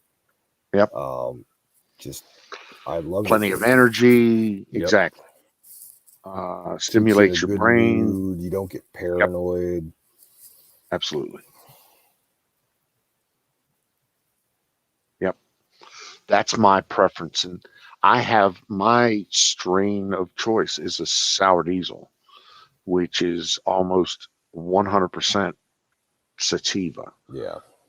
And the genetics that I have are upwards of 25% THC. And so I'm really looking forward to getting that in the ground, in the dirt, so I can start putting some of that together. My best friend out here, he stopped by and hung out with me about a week ago. And he brought over some of his shit that he grew this year. He does 2 to 3 plants a year outdoors. This year he only did 2. One of them was I don't remember the name of it. We didn't even try it. It had a real grassy smell to it, and I'm not in the grassy smelling weed. But he had this other plant that was half. It was a cross of sour diesel with blueberry, and it was phenomenal. See, sour diesel is very gassy, very very potent sativa, but what I know of blueberry is incredibly potent indica. As I understand, and I've never grown a blueberry, but I did smoke one time, and it was quite indica-like, very heavy. But I've never grown any. But as I understand, they're real potent indicas, 25% plus kind of stuff. So the cross between those two would be probably a slam dunk. Although I'm not sure I would smoke it very often. I'm like you, I prefer the pure plays. Something that, is an evening weed or a, what you might say, after dinner weed, is an indica, time for nappies, versus the sativa, which is be my, morning, get my head motivated kind of weed. But again, that's just my humble opinion. What do I know?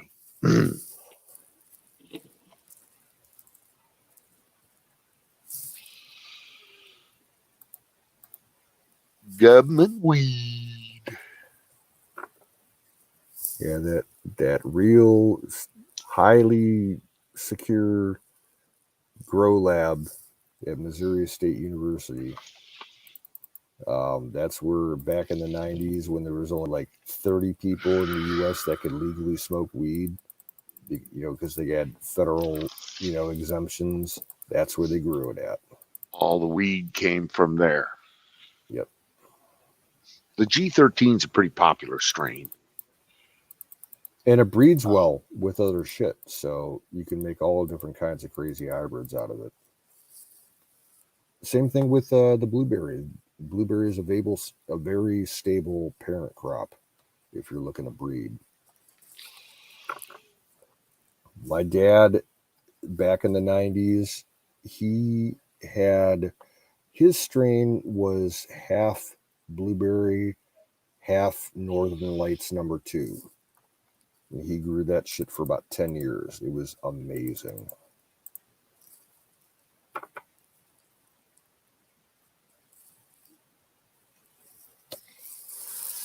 Looking at the list of users, dude, there's a lot of users, and I know that's not accurate, but Twitch says that there's a shit ton of people in there. Well, it's been like that all night. A lot of people, they're technically lurking, like they're still signed on, but they're passed out. Okay. Yeah, I'm showing on StreamYard, I'm showing 6 people watching, but that floats around every couple of minutes. It's only 12:30 West Coast time, so yeah, I know. there's a couple of us, West Coast, we represent every once in a while. And some of those people, the viewers that aren't in the mod list, they're just bots. Okay. There's a couple I see that I recognize from Aaron's chat. Well, Toasted there seems to be pretty cool. Yeah, 8 on his end. So is that 8 a.m. or 8 p.m. there, Toasted? Well, if he's 8 in the morning, he's got to be over in like Central Europe. If it's 8 o'clock his time morning, he's probably UK time. Yeah, Greenwich. Because I'm Eastern Standard, and it's only 3:30 in the morning. And is there 4 hours or 5 hours of separation between you and the UK? 5. Okay, there it is then. But That's that probably changes where all your with listeners daylight savings time now. I'm not sure if it's 4 or 5. I'd have to look. Either way. Before they fucked with daylight savings time like 10 years ago, it was always 5-hour difference. 3:30. So he's Canadian. So he's that's right. East Coast Canadian. He's Windsor. That's right. He said he was in Windsor, Ontario. Ah, okay. Windsor, Ontario. Let's see. Windsor, Ontario. Is that the one across from Detroit? Correct. Okay. That's where I was stopped at the border the last time that I tried to get up to Canada. I was rejected because this is 99 2000. And why were you rejected? The Canadian government got a huge grant from the U.S. government to install new technology at the border, like chemical sniffers and shit for explosives and drugs and stuff. And they had this system built into their ID scanners. So every time that they processed an ID and they went to scan it, they did a chemical sniff on the ID, and mine came up positive for marijuana. So, yes, so? Yeah, so they said, you either use it or marijuana, because, it was some Indian guy at the border station. So, a couple of things. He told me, nope, you're not coming through today. You must turn back to the U.S., and we are flagging the system. You're not welcome for at least 6 months. If you wish to come back, contact your consulate. That's all they said. So I'm like, okay. I haven't been back since. I don't blame you. I wouldn't go back either. Fuck Canada at that point. But are you familiar? Are you aware that a recent Treasury survey says that 90+% of the United States notes, coin or currency notes, has cocaine residue on them? Oh, I'm sure. Yeah. Well, they used to use that excuse to turn people away from, or to get a warrant for, or this, that, and the other thing. My point here is that, my license, I'm sure, has touched a lot of weed and probably a lot of coke. Yeah. So if I were to go across there, I would probably have that same issue. But I would postulate that 95 or better % of people in the U.S. have that same issue. And so that would be, to me, it would seem like a non-starter, but I don't get it. Yeah. Easy to fight. Yeah, and this was before 9/11. That was kind of the weird thing. I understand it's gotten worse after 9/11. Yeah. Well, dude, I'm sorry to hear that. Nah, it's no big deal. I know. I'm sure that, if I try to go across the border again, there's 50-50. It's a 50-50 chance if you make it across, either way. So. Well, how many years ago was that? And I'm sure you've gotten your license updated since Oh then. yeah, Or it's been over 20 years. well, there you go then. So chances are really good that your license, when you hand it to him, will not have residual marijuana on it. Yeah, I don't But do kind of shit like that anymore. I don't use my ID to cut up and, separate weed in the pan for individual joints. actually, I still do that. I probably shouldn't say that. I use gift cards for that shit now. There you go. I use credit cards for that instead of my fucking. Yeah.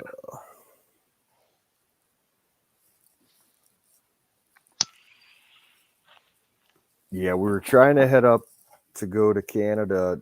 The guy that I was going with, he was one of my co-workers at the canoe base. And this is after we were working at the canoe base like 2 years later. We were going to go up to Molson Park up in Ontario to go see a concert. And we just said we had an extra day. So we're like, let's take the long trip, and go to Detroit and then follow the lake shore along the north shore of Lake Erie before we got to Toronto. Add an extra couple 100 miles to the trip, but it's nice scenery and everything. But it never happened. Oh well. Shit happens for a reason, is what my wife always says. Yep.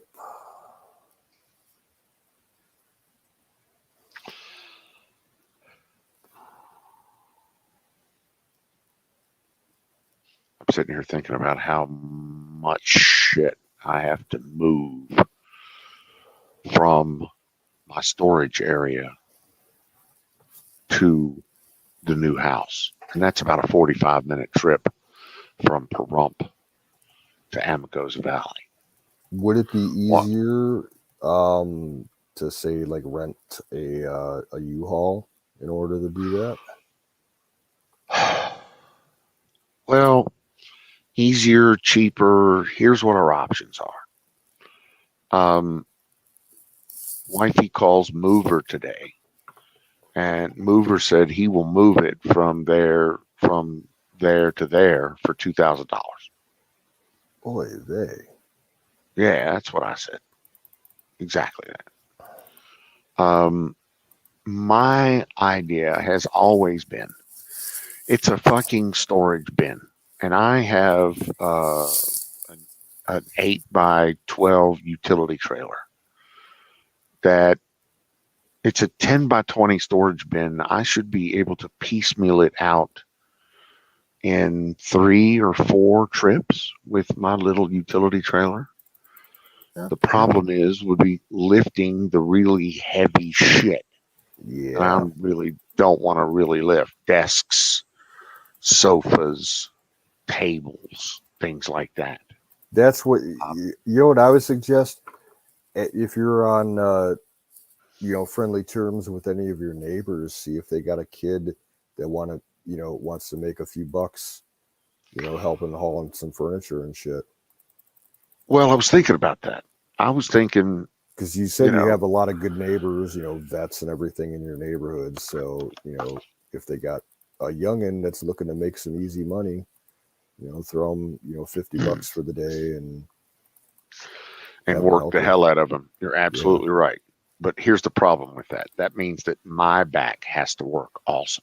Yeah. So hire 2 teenagers. Yeah.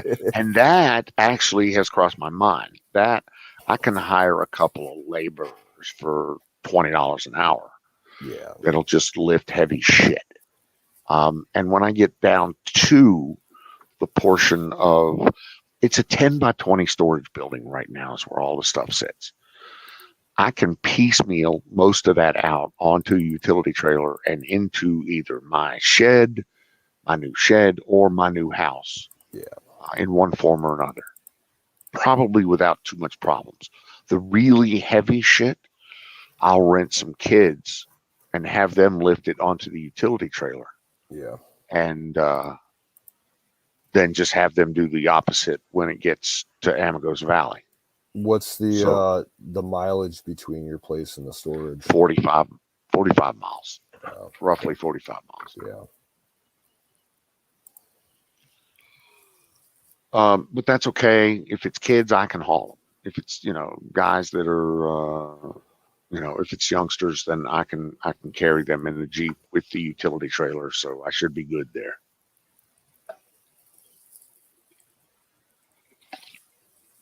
So I should be able to pull it off. I should be able to. Should. We'll see.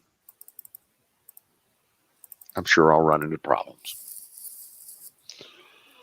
But yeah, I'll probably hook the trailer up to the Jeep, take that over to the storage shed and start piecemealing that shit out onto the trailer. Things like I know my guns are there. I've got some of my tools there. I've got spare parts there. I've got ladders there. So just a whole shit ton of stuff that I can actually just put over onto the trailer, strap down, and bring to the house. Mm-hmm. You know what I wish that I had that'll be like perfect for you with that kind of thing? Well, maybe a little small. Do you remember the old quarter-ton short trailers that the Army used for the Jeeps? I do. Yes, sir. Those things are awesome. One of my cousins used to have one over here. He stored it over my place for about 15 years, and we could use it whenever we needed to. That thing was fucking great. Had a dump hitch on it. You could haul gravel or stone or, whatever you're trying to move. It was great. Love that thing. I just got a cheap ass little, I don't think it's 35. It might be a 3,500 pound single axle utility trailer with a ramp bed on the back. It's homemade. Dude made it for $800. Sold it to me for $800. Yeah, we made a trailer that was probably about 10 foot long and by 6 foot wide for the Boy Scout troop that I was in. And it was all homemade and everything. Someone found some plans for it and they put it together. And that thing was the cat's ass. We had they're nice ribbed wooden slats that we would cover the top with, and then we'd have a tarp to go over that with grommets fitted to fit the sides and everything, so it traveled real nice and neat. Yep. That's pretty much exactly what I have. Cool. I carry my mower on it, or the ATVs. The biggest thing I'll put on it is 2 ATVs. Right. Yeah, I just need some ramps. So it's easy for me to carry the ATVs out to the country if I need to, or something like that. I'm about to enlarge my ATV inventory. Collection. Yeah. As a matter of fact, we're looking at Polaris razors now. So wifey's getting big money there. Yeah. But worth it. They have a great reputation. Well, we rented one for a day in Idaho at a sand dune. It was $800. Yeah, I know. But I had me, the wife, and the entire family, nieces, nephews, all their kids, and this, that, and the other thing. And dude, you would not believe how much fun we had with that. The greatest, I do easily the best $800 I'd spent in a long time. At the end of the day, everybody involved was looking at, okay, what's it going to take for us to buy one of these? Yeah. Well, I remember that video you put up where you and Trish were riding around. It looked like in a dune buggy or something. That's exactly it. That's the one right there. That thing was cool as fucking hell. That's it right there. Polaris, let me see. The 21 model year base price on the Polaris 1000 Razor is $21,500. Well equipped, they roll out the door for about 32. That's with lights about and radios. that's about comparable to like a big thing out here is the Tracker brand from Cabela's and Bass Pro Shops. Yep. Like their outdoor backcountry style stuff starts around the same price. Yeah. And there are different versions of that. There's a work version. John Deere's got a version out that you can put a blade on, or you can put a mow deck on, or all manner. It's kind of like the Ryobi of. I think it's got a PTO shaft on it. It does, absolutely does. So there's a shit ton of them that I want. You know what? I want the PTO shaft.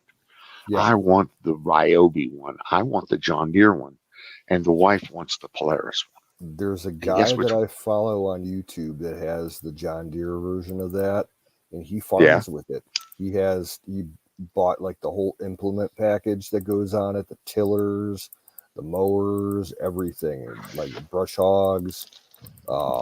He's got like a 4-acre little farm in Tennessee, and that's what he tills the ground with. That's what I want to do. That's what I want. But alas, I will probably end up getting the Polaris version of it because wifey wants one, and I'm not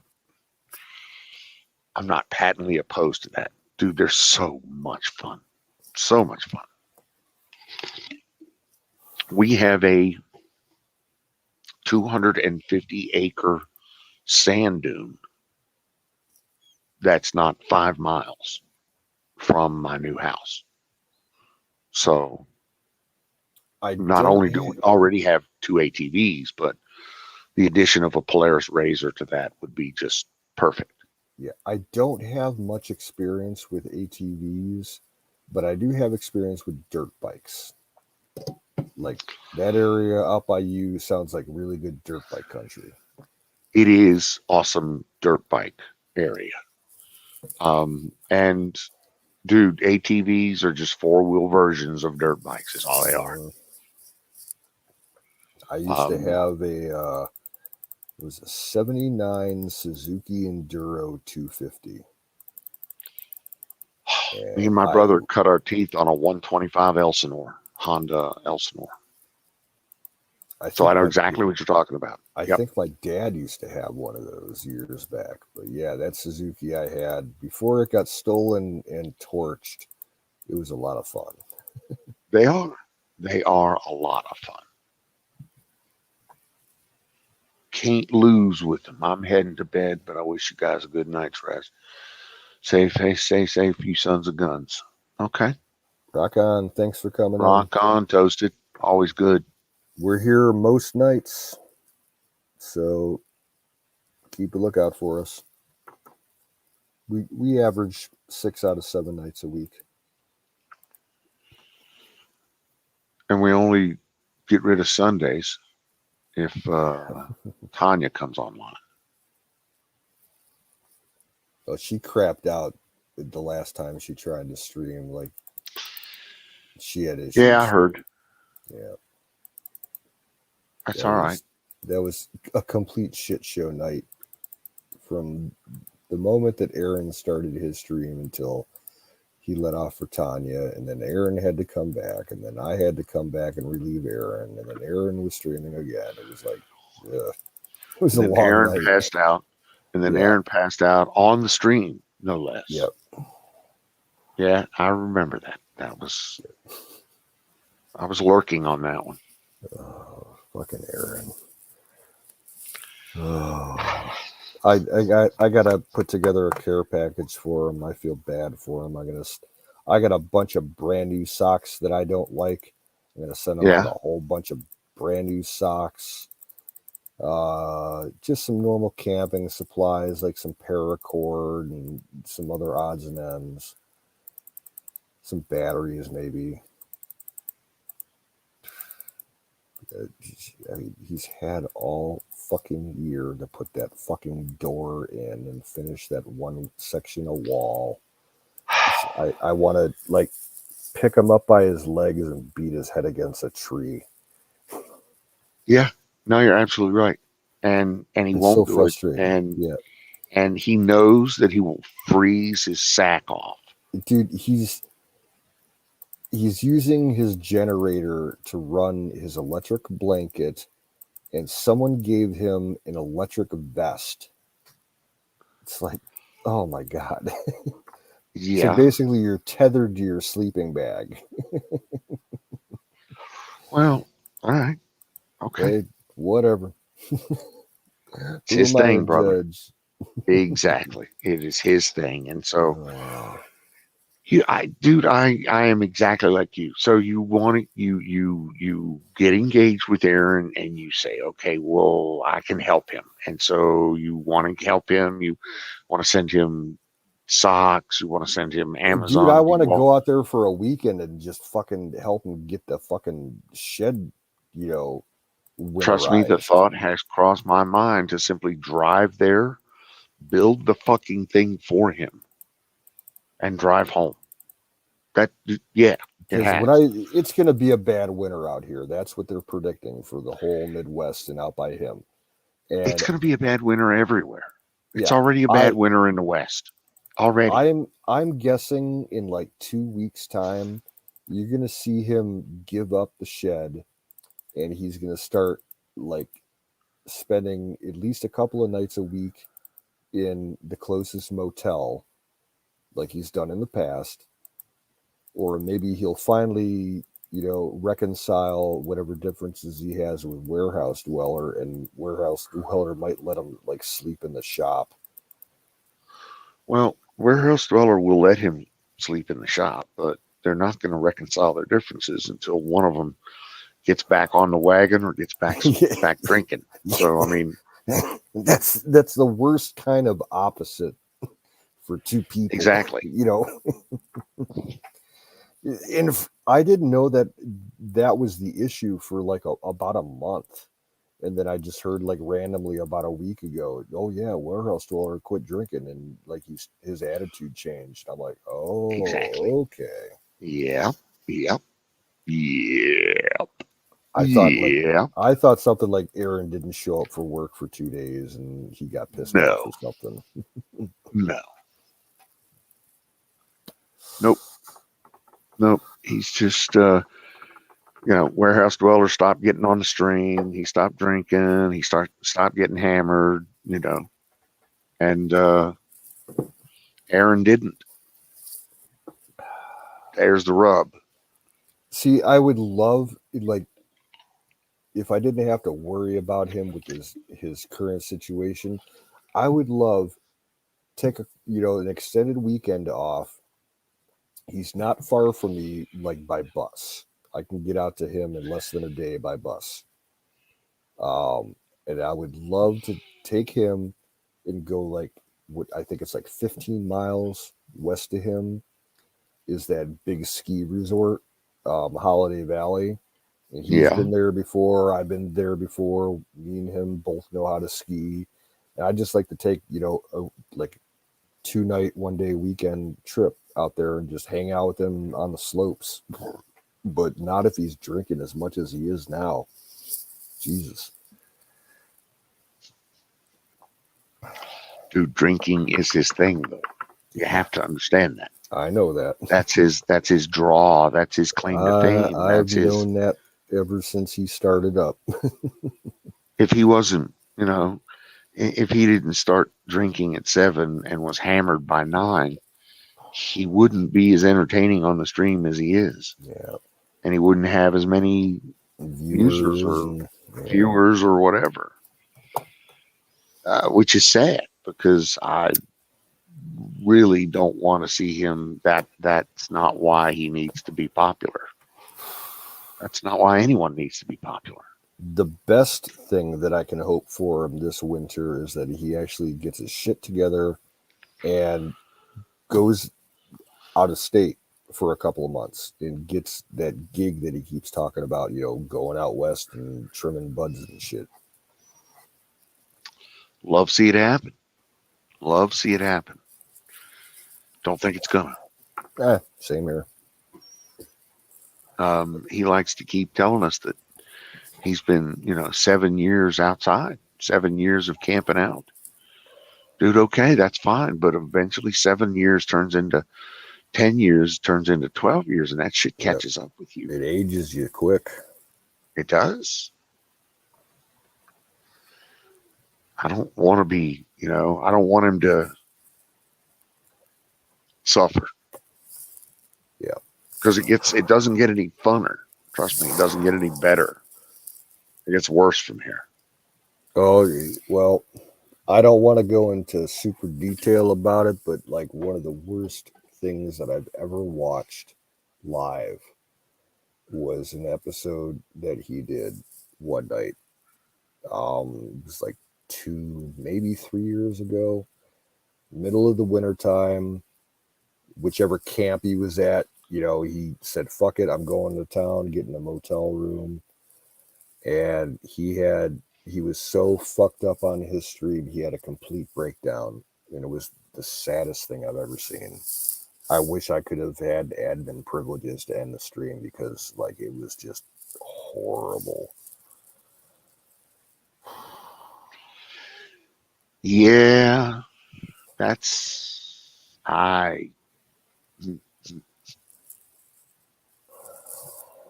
you don't know what to do there, dude. You're just it's basically, I sat in the chat because, there were a lot of lurkers hanging around and they saw him going off and they were making fun at him, and I was just banning them left and right, trying to keep it clean. But I had no way of shutting it down.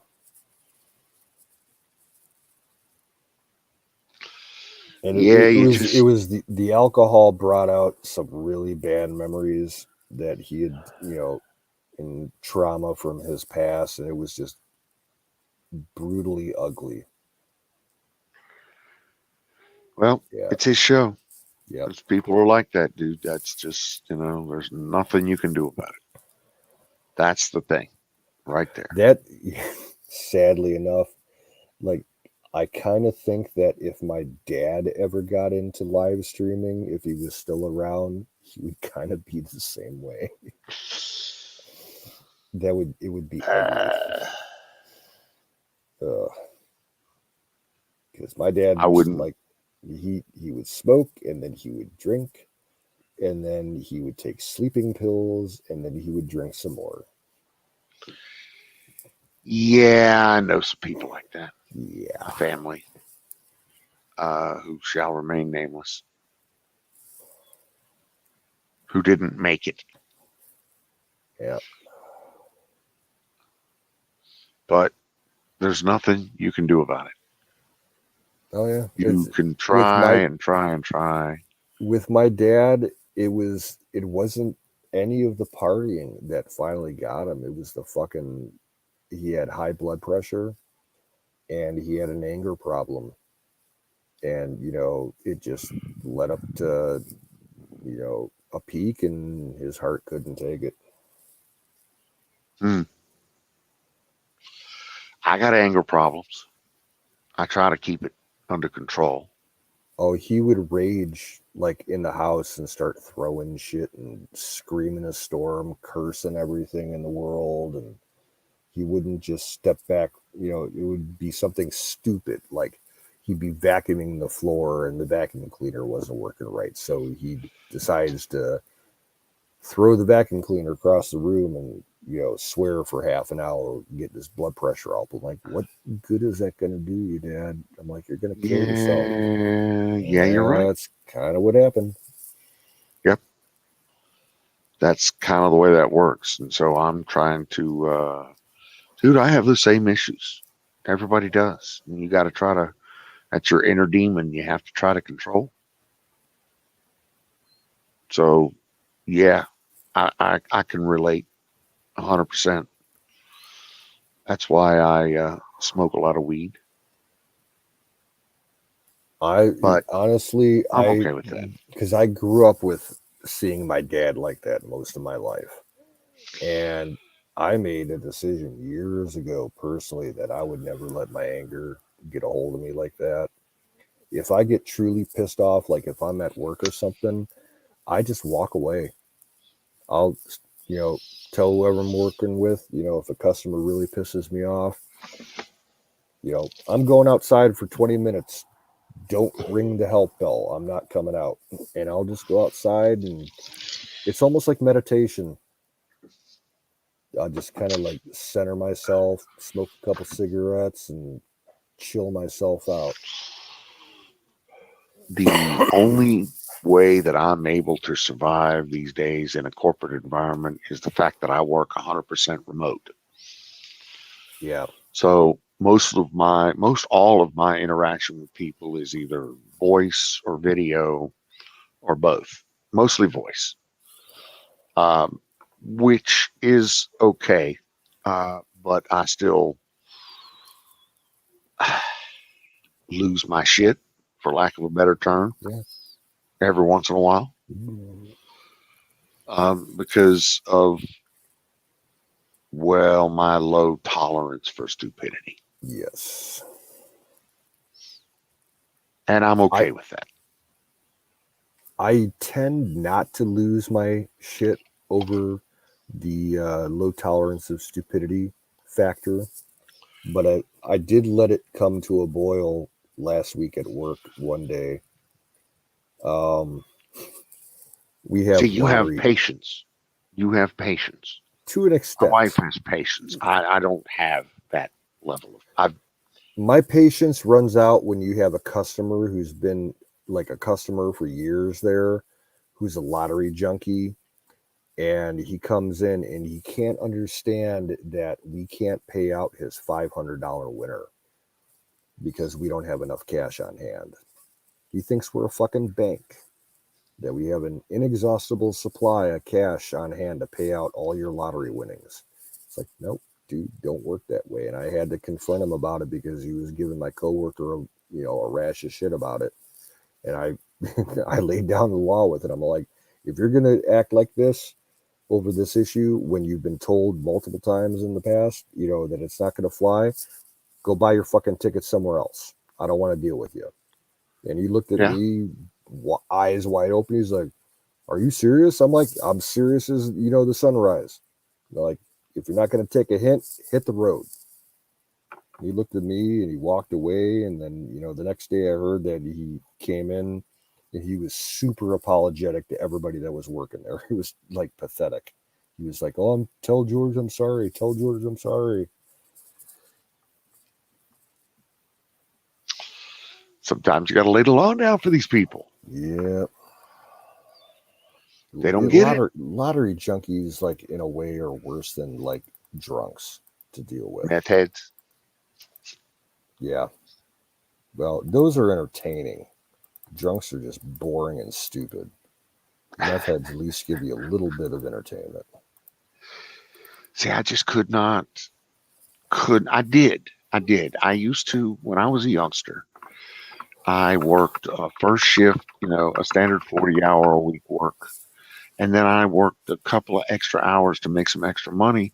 I was doing a convenience store deal. So I was behind the counter late night of doing exactly a what I'm couple of doing. Convenience stores, doing exactly what you're doing. I just don't recall the public being that stupid when I was doing that. But maybe, is it possible that I was just more tolerant when I was a youngster? No. Yeah? I don't know. Well, anyway. I think the percent of the population that would be considered, malevolently stupid has increased since that time. At least around here. And that's the conclusion that I've come to also. The exact same conclusion. The portion the percentage of people that are just plain fucking idiots in the populace has increased dramatically over the last 10 or 20 years. You want to hear one of my, okay, this is one of my biggest pet peeves with dealing with stupid people at my work. Tell me about it, please. When you get teenagers, and I'm talking from 10 to 20 years old, that can't count fucking money. Really? Oh, it's bad, man. Like, you get these, like, an 18-year-old kid doesn't know how, say your order's like 1957 and he throws you like a 20 and a couple of singles and some oddball change. You're just like, yeah, give me a $5 back. It's like, no, it doesn't work that way. Or they'll bring up like $20 of food and they only got $15 on them and they think, oh, I got enough. 15's more than 20. It's like, where do you go to school? Really? Yeah, it's that bad, man. I'm not kidding you. And then you get the ignorant people, all these kids, like I'd say probably 80% of all the youngsters that I deal with in my store, when they get their change back, they throw away all their coin change into like the take a penny cup. They'll throw away they'll throw away 90 cents into the change cup because, oh, I don't like carrying the coins. I don't have pockets, blah, blah, blah. It's like, oh my God, you're going to throw away $1? The fuck's wrong with you? Now that I have seen that part. I have seen that part of affluence where they don't understand the value of money. Yeah, that I have seen a lot of recently. Yes, particularly the youth of the world. They don't understand the value of money. And the debit card fuckers. We have good news on the horizon, at least. Ohio, the governor just passed a law like maybe 2 weeks ago, where over the next couple of years they're going to implement in the state education system where all high school students will have to take I think it's a minimum semester, maybe a full year of basic financial, awareness classes, how to deal with money, how to deal with taxes, bank accounts, social security, all that kind of shit. We never had that in high school. I wish we would have. It would have saved me a lot of hassle. I could not agree with you more. We never had it either, and I wish we would have. But I would make the point that if you're smart enough, you should go out and get that on your own. Particularly in today's world. I mean, since 1991, which is when I believe Yahoo actually started. About that time, yeah. Since then, you've been able to use a search engine for information. And now in 1991, there wasn't a lot of internet information. I get that. But I also know that I was able to learn what I needed to learn about finance without the internet and without having it in school. In other words, if you really want to understand, and you ain't got to be a goddamn rocket scientist to be able to balance your checkbook. And that's the thing people don't get. Basic finance is simple. And I don't know. It is. Basic finance is simple, and everyone with an IQ of 80 or better should be able to manage it. Has been an executive Yahoo for years, yeah. Yeah, if she got early stock, then she probably is low. Oh, yeah, she got in, she graduated 98 at high school, 2002, graduated college, and she moved to California and got in while the getting was good. And within 4 years, she was, on the executive board. Cool. Gotta love that. I don't know, Ground floor because technology. she's somewhere in the entertainment side of Yahoo, but I Okay. fucking hate Yahoo. I don't follow Yeah, it me too. because it's so fucking liberal. Yep. But most of those news or, fucking entertainment related outlets are. It's not, there used to be news. There's not news anymore. Nope, it's all commentary and It's all entertainment. editorialization. Yeah, it's the garbage. It's all. It's a distraction, is what it is. There's no more Walter Cronkite. Yeah. That I loved that shit. That was great. That was the best stuff. I don't get that anymore. Dude, I gotta tell you, and I am just flabbergasted at some of the cool shit that we are seeing with ESA and electronic warfare. I'm going to change the subject on you. No, all good. Some of the stuff that we are doing in EW with ESA pads. By ESA, I mean the active electronic scanned arrays. Okay. I thought you meant the European Space Agency. No. I called them ESA. I probably should call them something else, but the active scanned arrays that now the people in EW world have employed.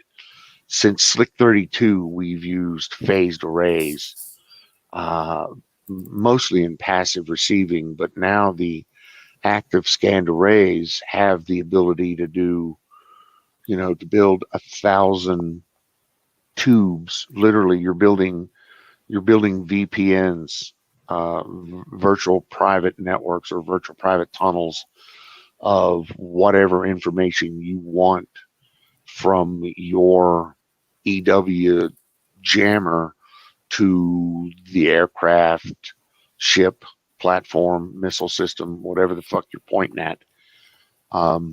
These scanned arrays are letting you tunnel the right information to the right place at the right time.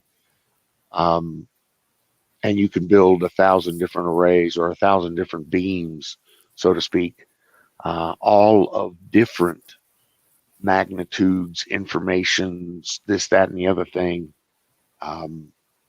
What I'm thinking is that is, feasible is all the new technology that we've come out with over the last 30 years, how it can be implemented into our big arrays that we have, like the BMUs system, and like the shit that's up in Alaska. We got the one out in California, the one out in Cape Cod, the one in Florida, those big over the horizon, setups. The way that they could upgrade those, that would be amazing. That all falls under data links. Yeah. So the way you put all those sensors together is you simply network them. You just make them all tied together. In other words, everything that, sensor A can do, see, touch, then that can be networked across to sensor B, sensor C. Not only now can it be combined, it can be trended, and one can do, support the other, and it just, the networking capabilities is how you now create one big array to do what you want across entire theaters, regional. I mean, past that, you go global, and how much control can you actually do? Well, did you see the big system that the Israelis are putting out now? It's an aerostat system, like an inflatable. Yep. And I did see that. it's going to do all kinds of crazy EW shit. Yep. Absolutely. Electronic jammers. Yep. Oh yeah, dude, it's a new EW world recently. It really is. I mean, we were kind of bleeding edge back in the day, but now there's just a whole shit ton of new tools, techniques, and toys, so to speak, across multiple platforms. One thing that I know locally, okay, we have here in Cleveland a major NASA, flight center. We got the NASA Glenn Research Center Yep. right next to the airport. And this didn't make the mainstream media. It was in a local rag. Someone was keeping tabs on the parking lot capacity at NASA over the last 2 years, and it's increased by like 120%. They got a lot of people working on some shit over at our local NASA. Doing Parking lot Who knows? capacity. Okay. And it's an old technique that the Russians used. They would, when they were flying their satellites over the U.S., they would take pictures of the parking lots, outside CIA headquarters and NSA and everything, see how many cars were in the parking lot, working over, people working overtime and stuff to get a gauge on, what they were doing. Yeah, and it makes sense. Yep. The Russians have had unique intel gathering schemes and mechanisms for years. We also have same. Some of them I understand, some of them I don't. Oh, yeah. Dude, it's 4:17 your time. Yep. I think we'll wait 3 minutes, smoke a bowl, and then call it a night. That's a good call, I think. As a matter of fact, let me go ahead and turn that light on and get that bowl loaded up real quick. Yeah, I got my bowl set to go. I'm smoking the strawberry cough. I heard you have been enjoying the shit out of that too. Yeah, and I got one bud left, so time to re-up. What I'd like to do is see if my buddy who grew that sour diesel blueberry mix would sell me like an eighth or a quarter of that stuff. Well, as soon as I get my grow online, dude, I got you on the sour diesel side anyway.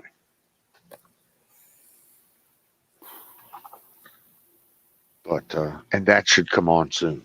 As a matter of fact, I told you I got the building last week, right? Got the building, delivered the building on Friday, set it on the pad, got it all leveled up, everything's good. I don't know when I'm going to get electricity run to it, but it'll eventually be completely electrified.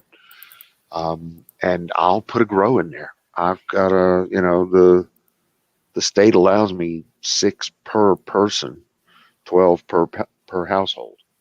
Nice. You got to be, what did they say? You got to be at least 25 miles from the local dispensary. I'm at least 45 miles from the local dispensary. That's an interesting codicil. I've never heard of that in any state laws. That's interesting. Nevada state says that you got to be, of course, because it's so rural.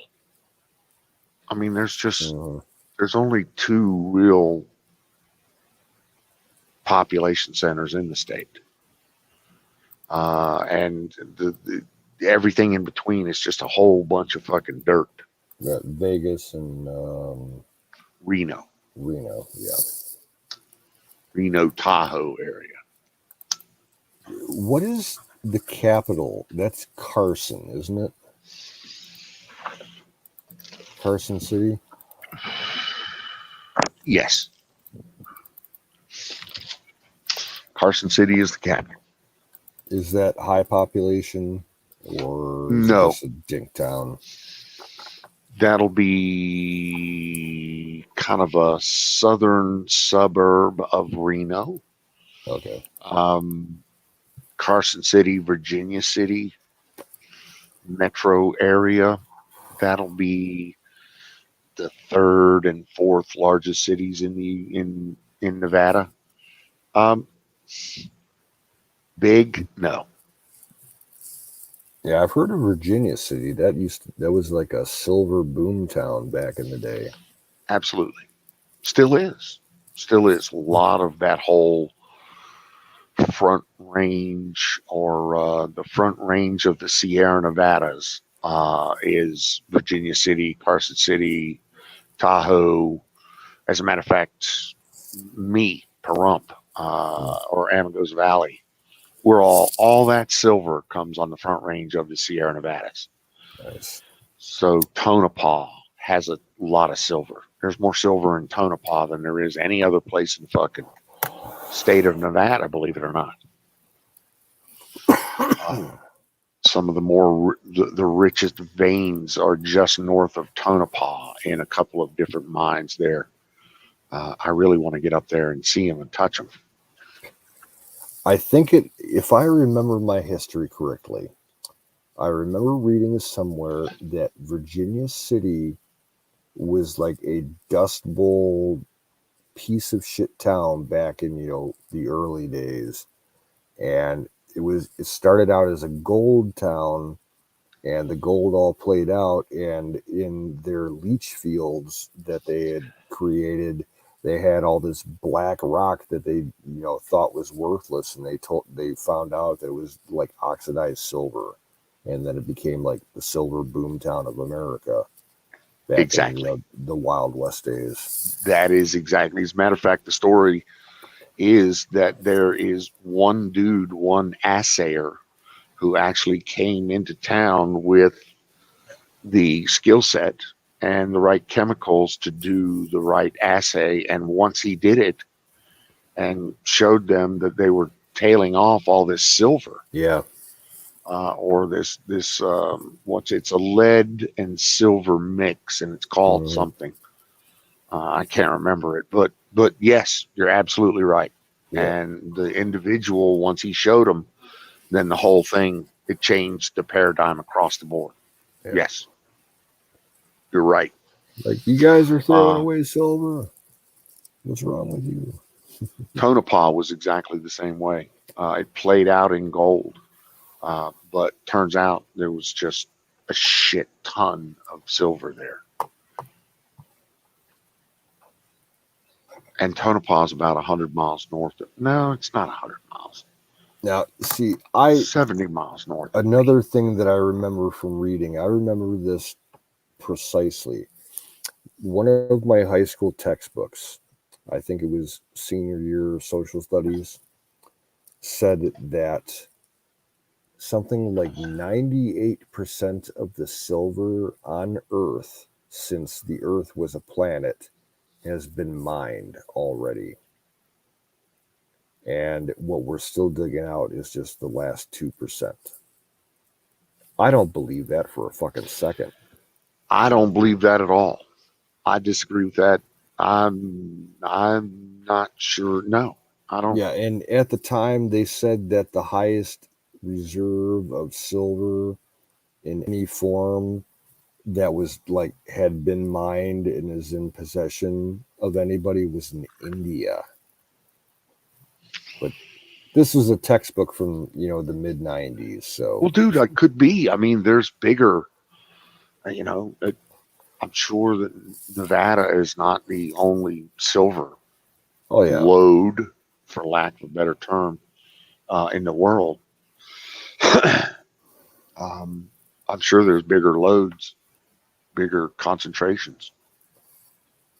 I think it's cool how we're finding out that some deposits of minerals, i.e. nickel, are the result of meteorites.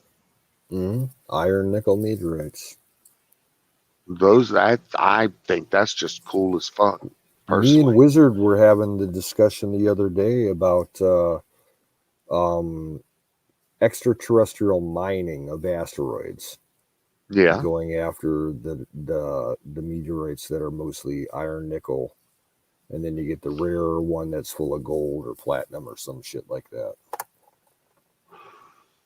There are they used as the story used as an example. Apparently, there are multiple hundreds of mining deposits of nickel in the Minnesota, Wisconsin area region, and they're That makes discerning sense now. because chemically it's close to copper on the periodic table. So They're discovering that all of those apparently have come from the same meteor, and that meteor apparently was a couple of 100 miles across. And so everybody's mining the same meteor that hit the Earth 14 million years ago, or 60, 100, 11 probably wiped billion. out, probably wiped out everything that was Yep. out, and marked the end of an epoch or something like that.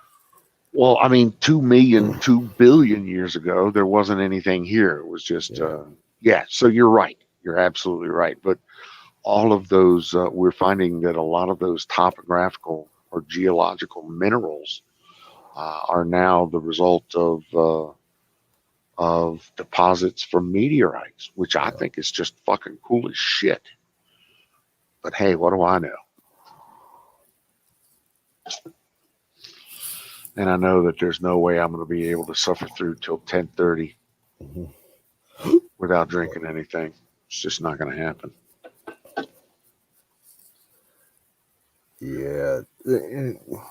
Like my mother was a registered nurse, and Yeah. she even told me before the last time that I had to go in for that test.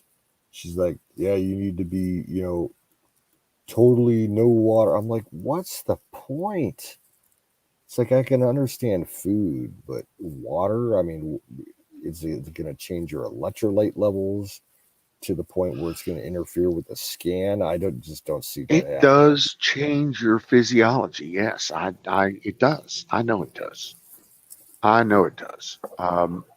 And as much as I hate it, and want to, and probably can make an argument against it, that's what they want. And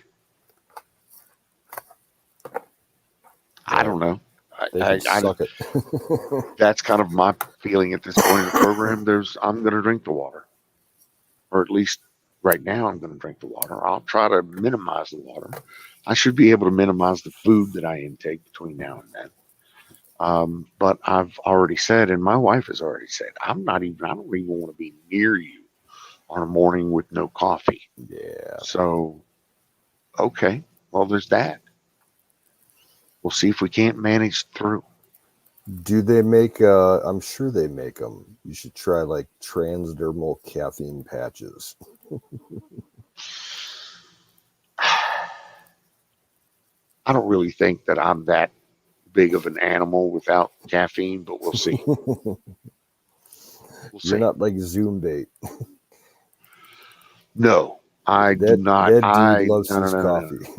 No, I love coffee too, but dude, I try to limit myself to a couple of cups in the morning. I'm not a 24-hour. I used to be. I used to be a 24-hour coffee drinker. I drink coffee like maybe 5 or 6 times a year. That's it. I'm a tea person. But not anymore, no.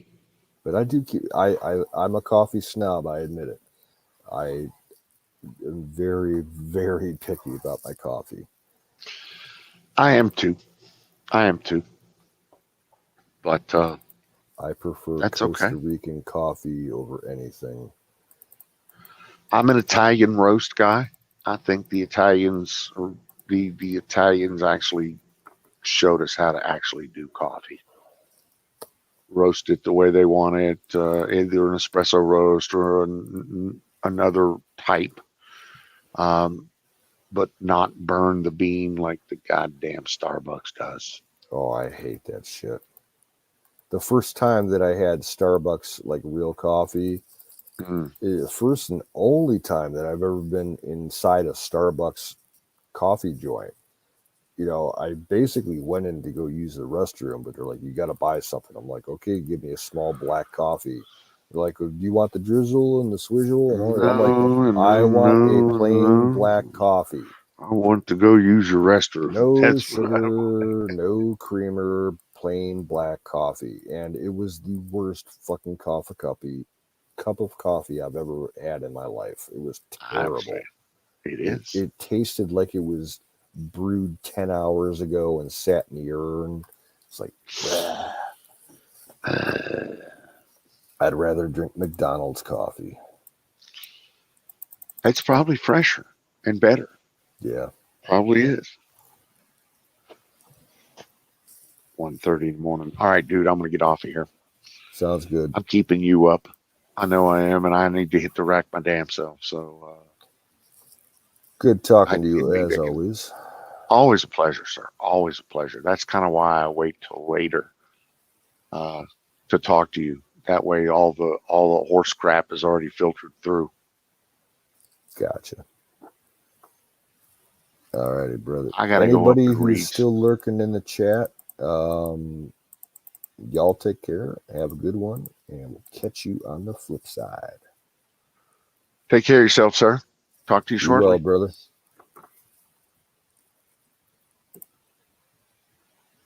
Let's go, Brandon.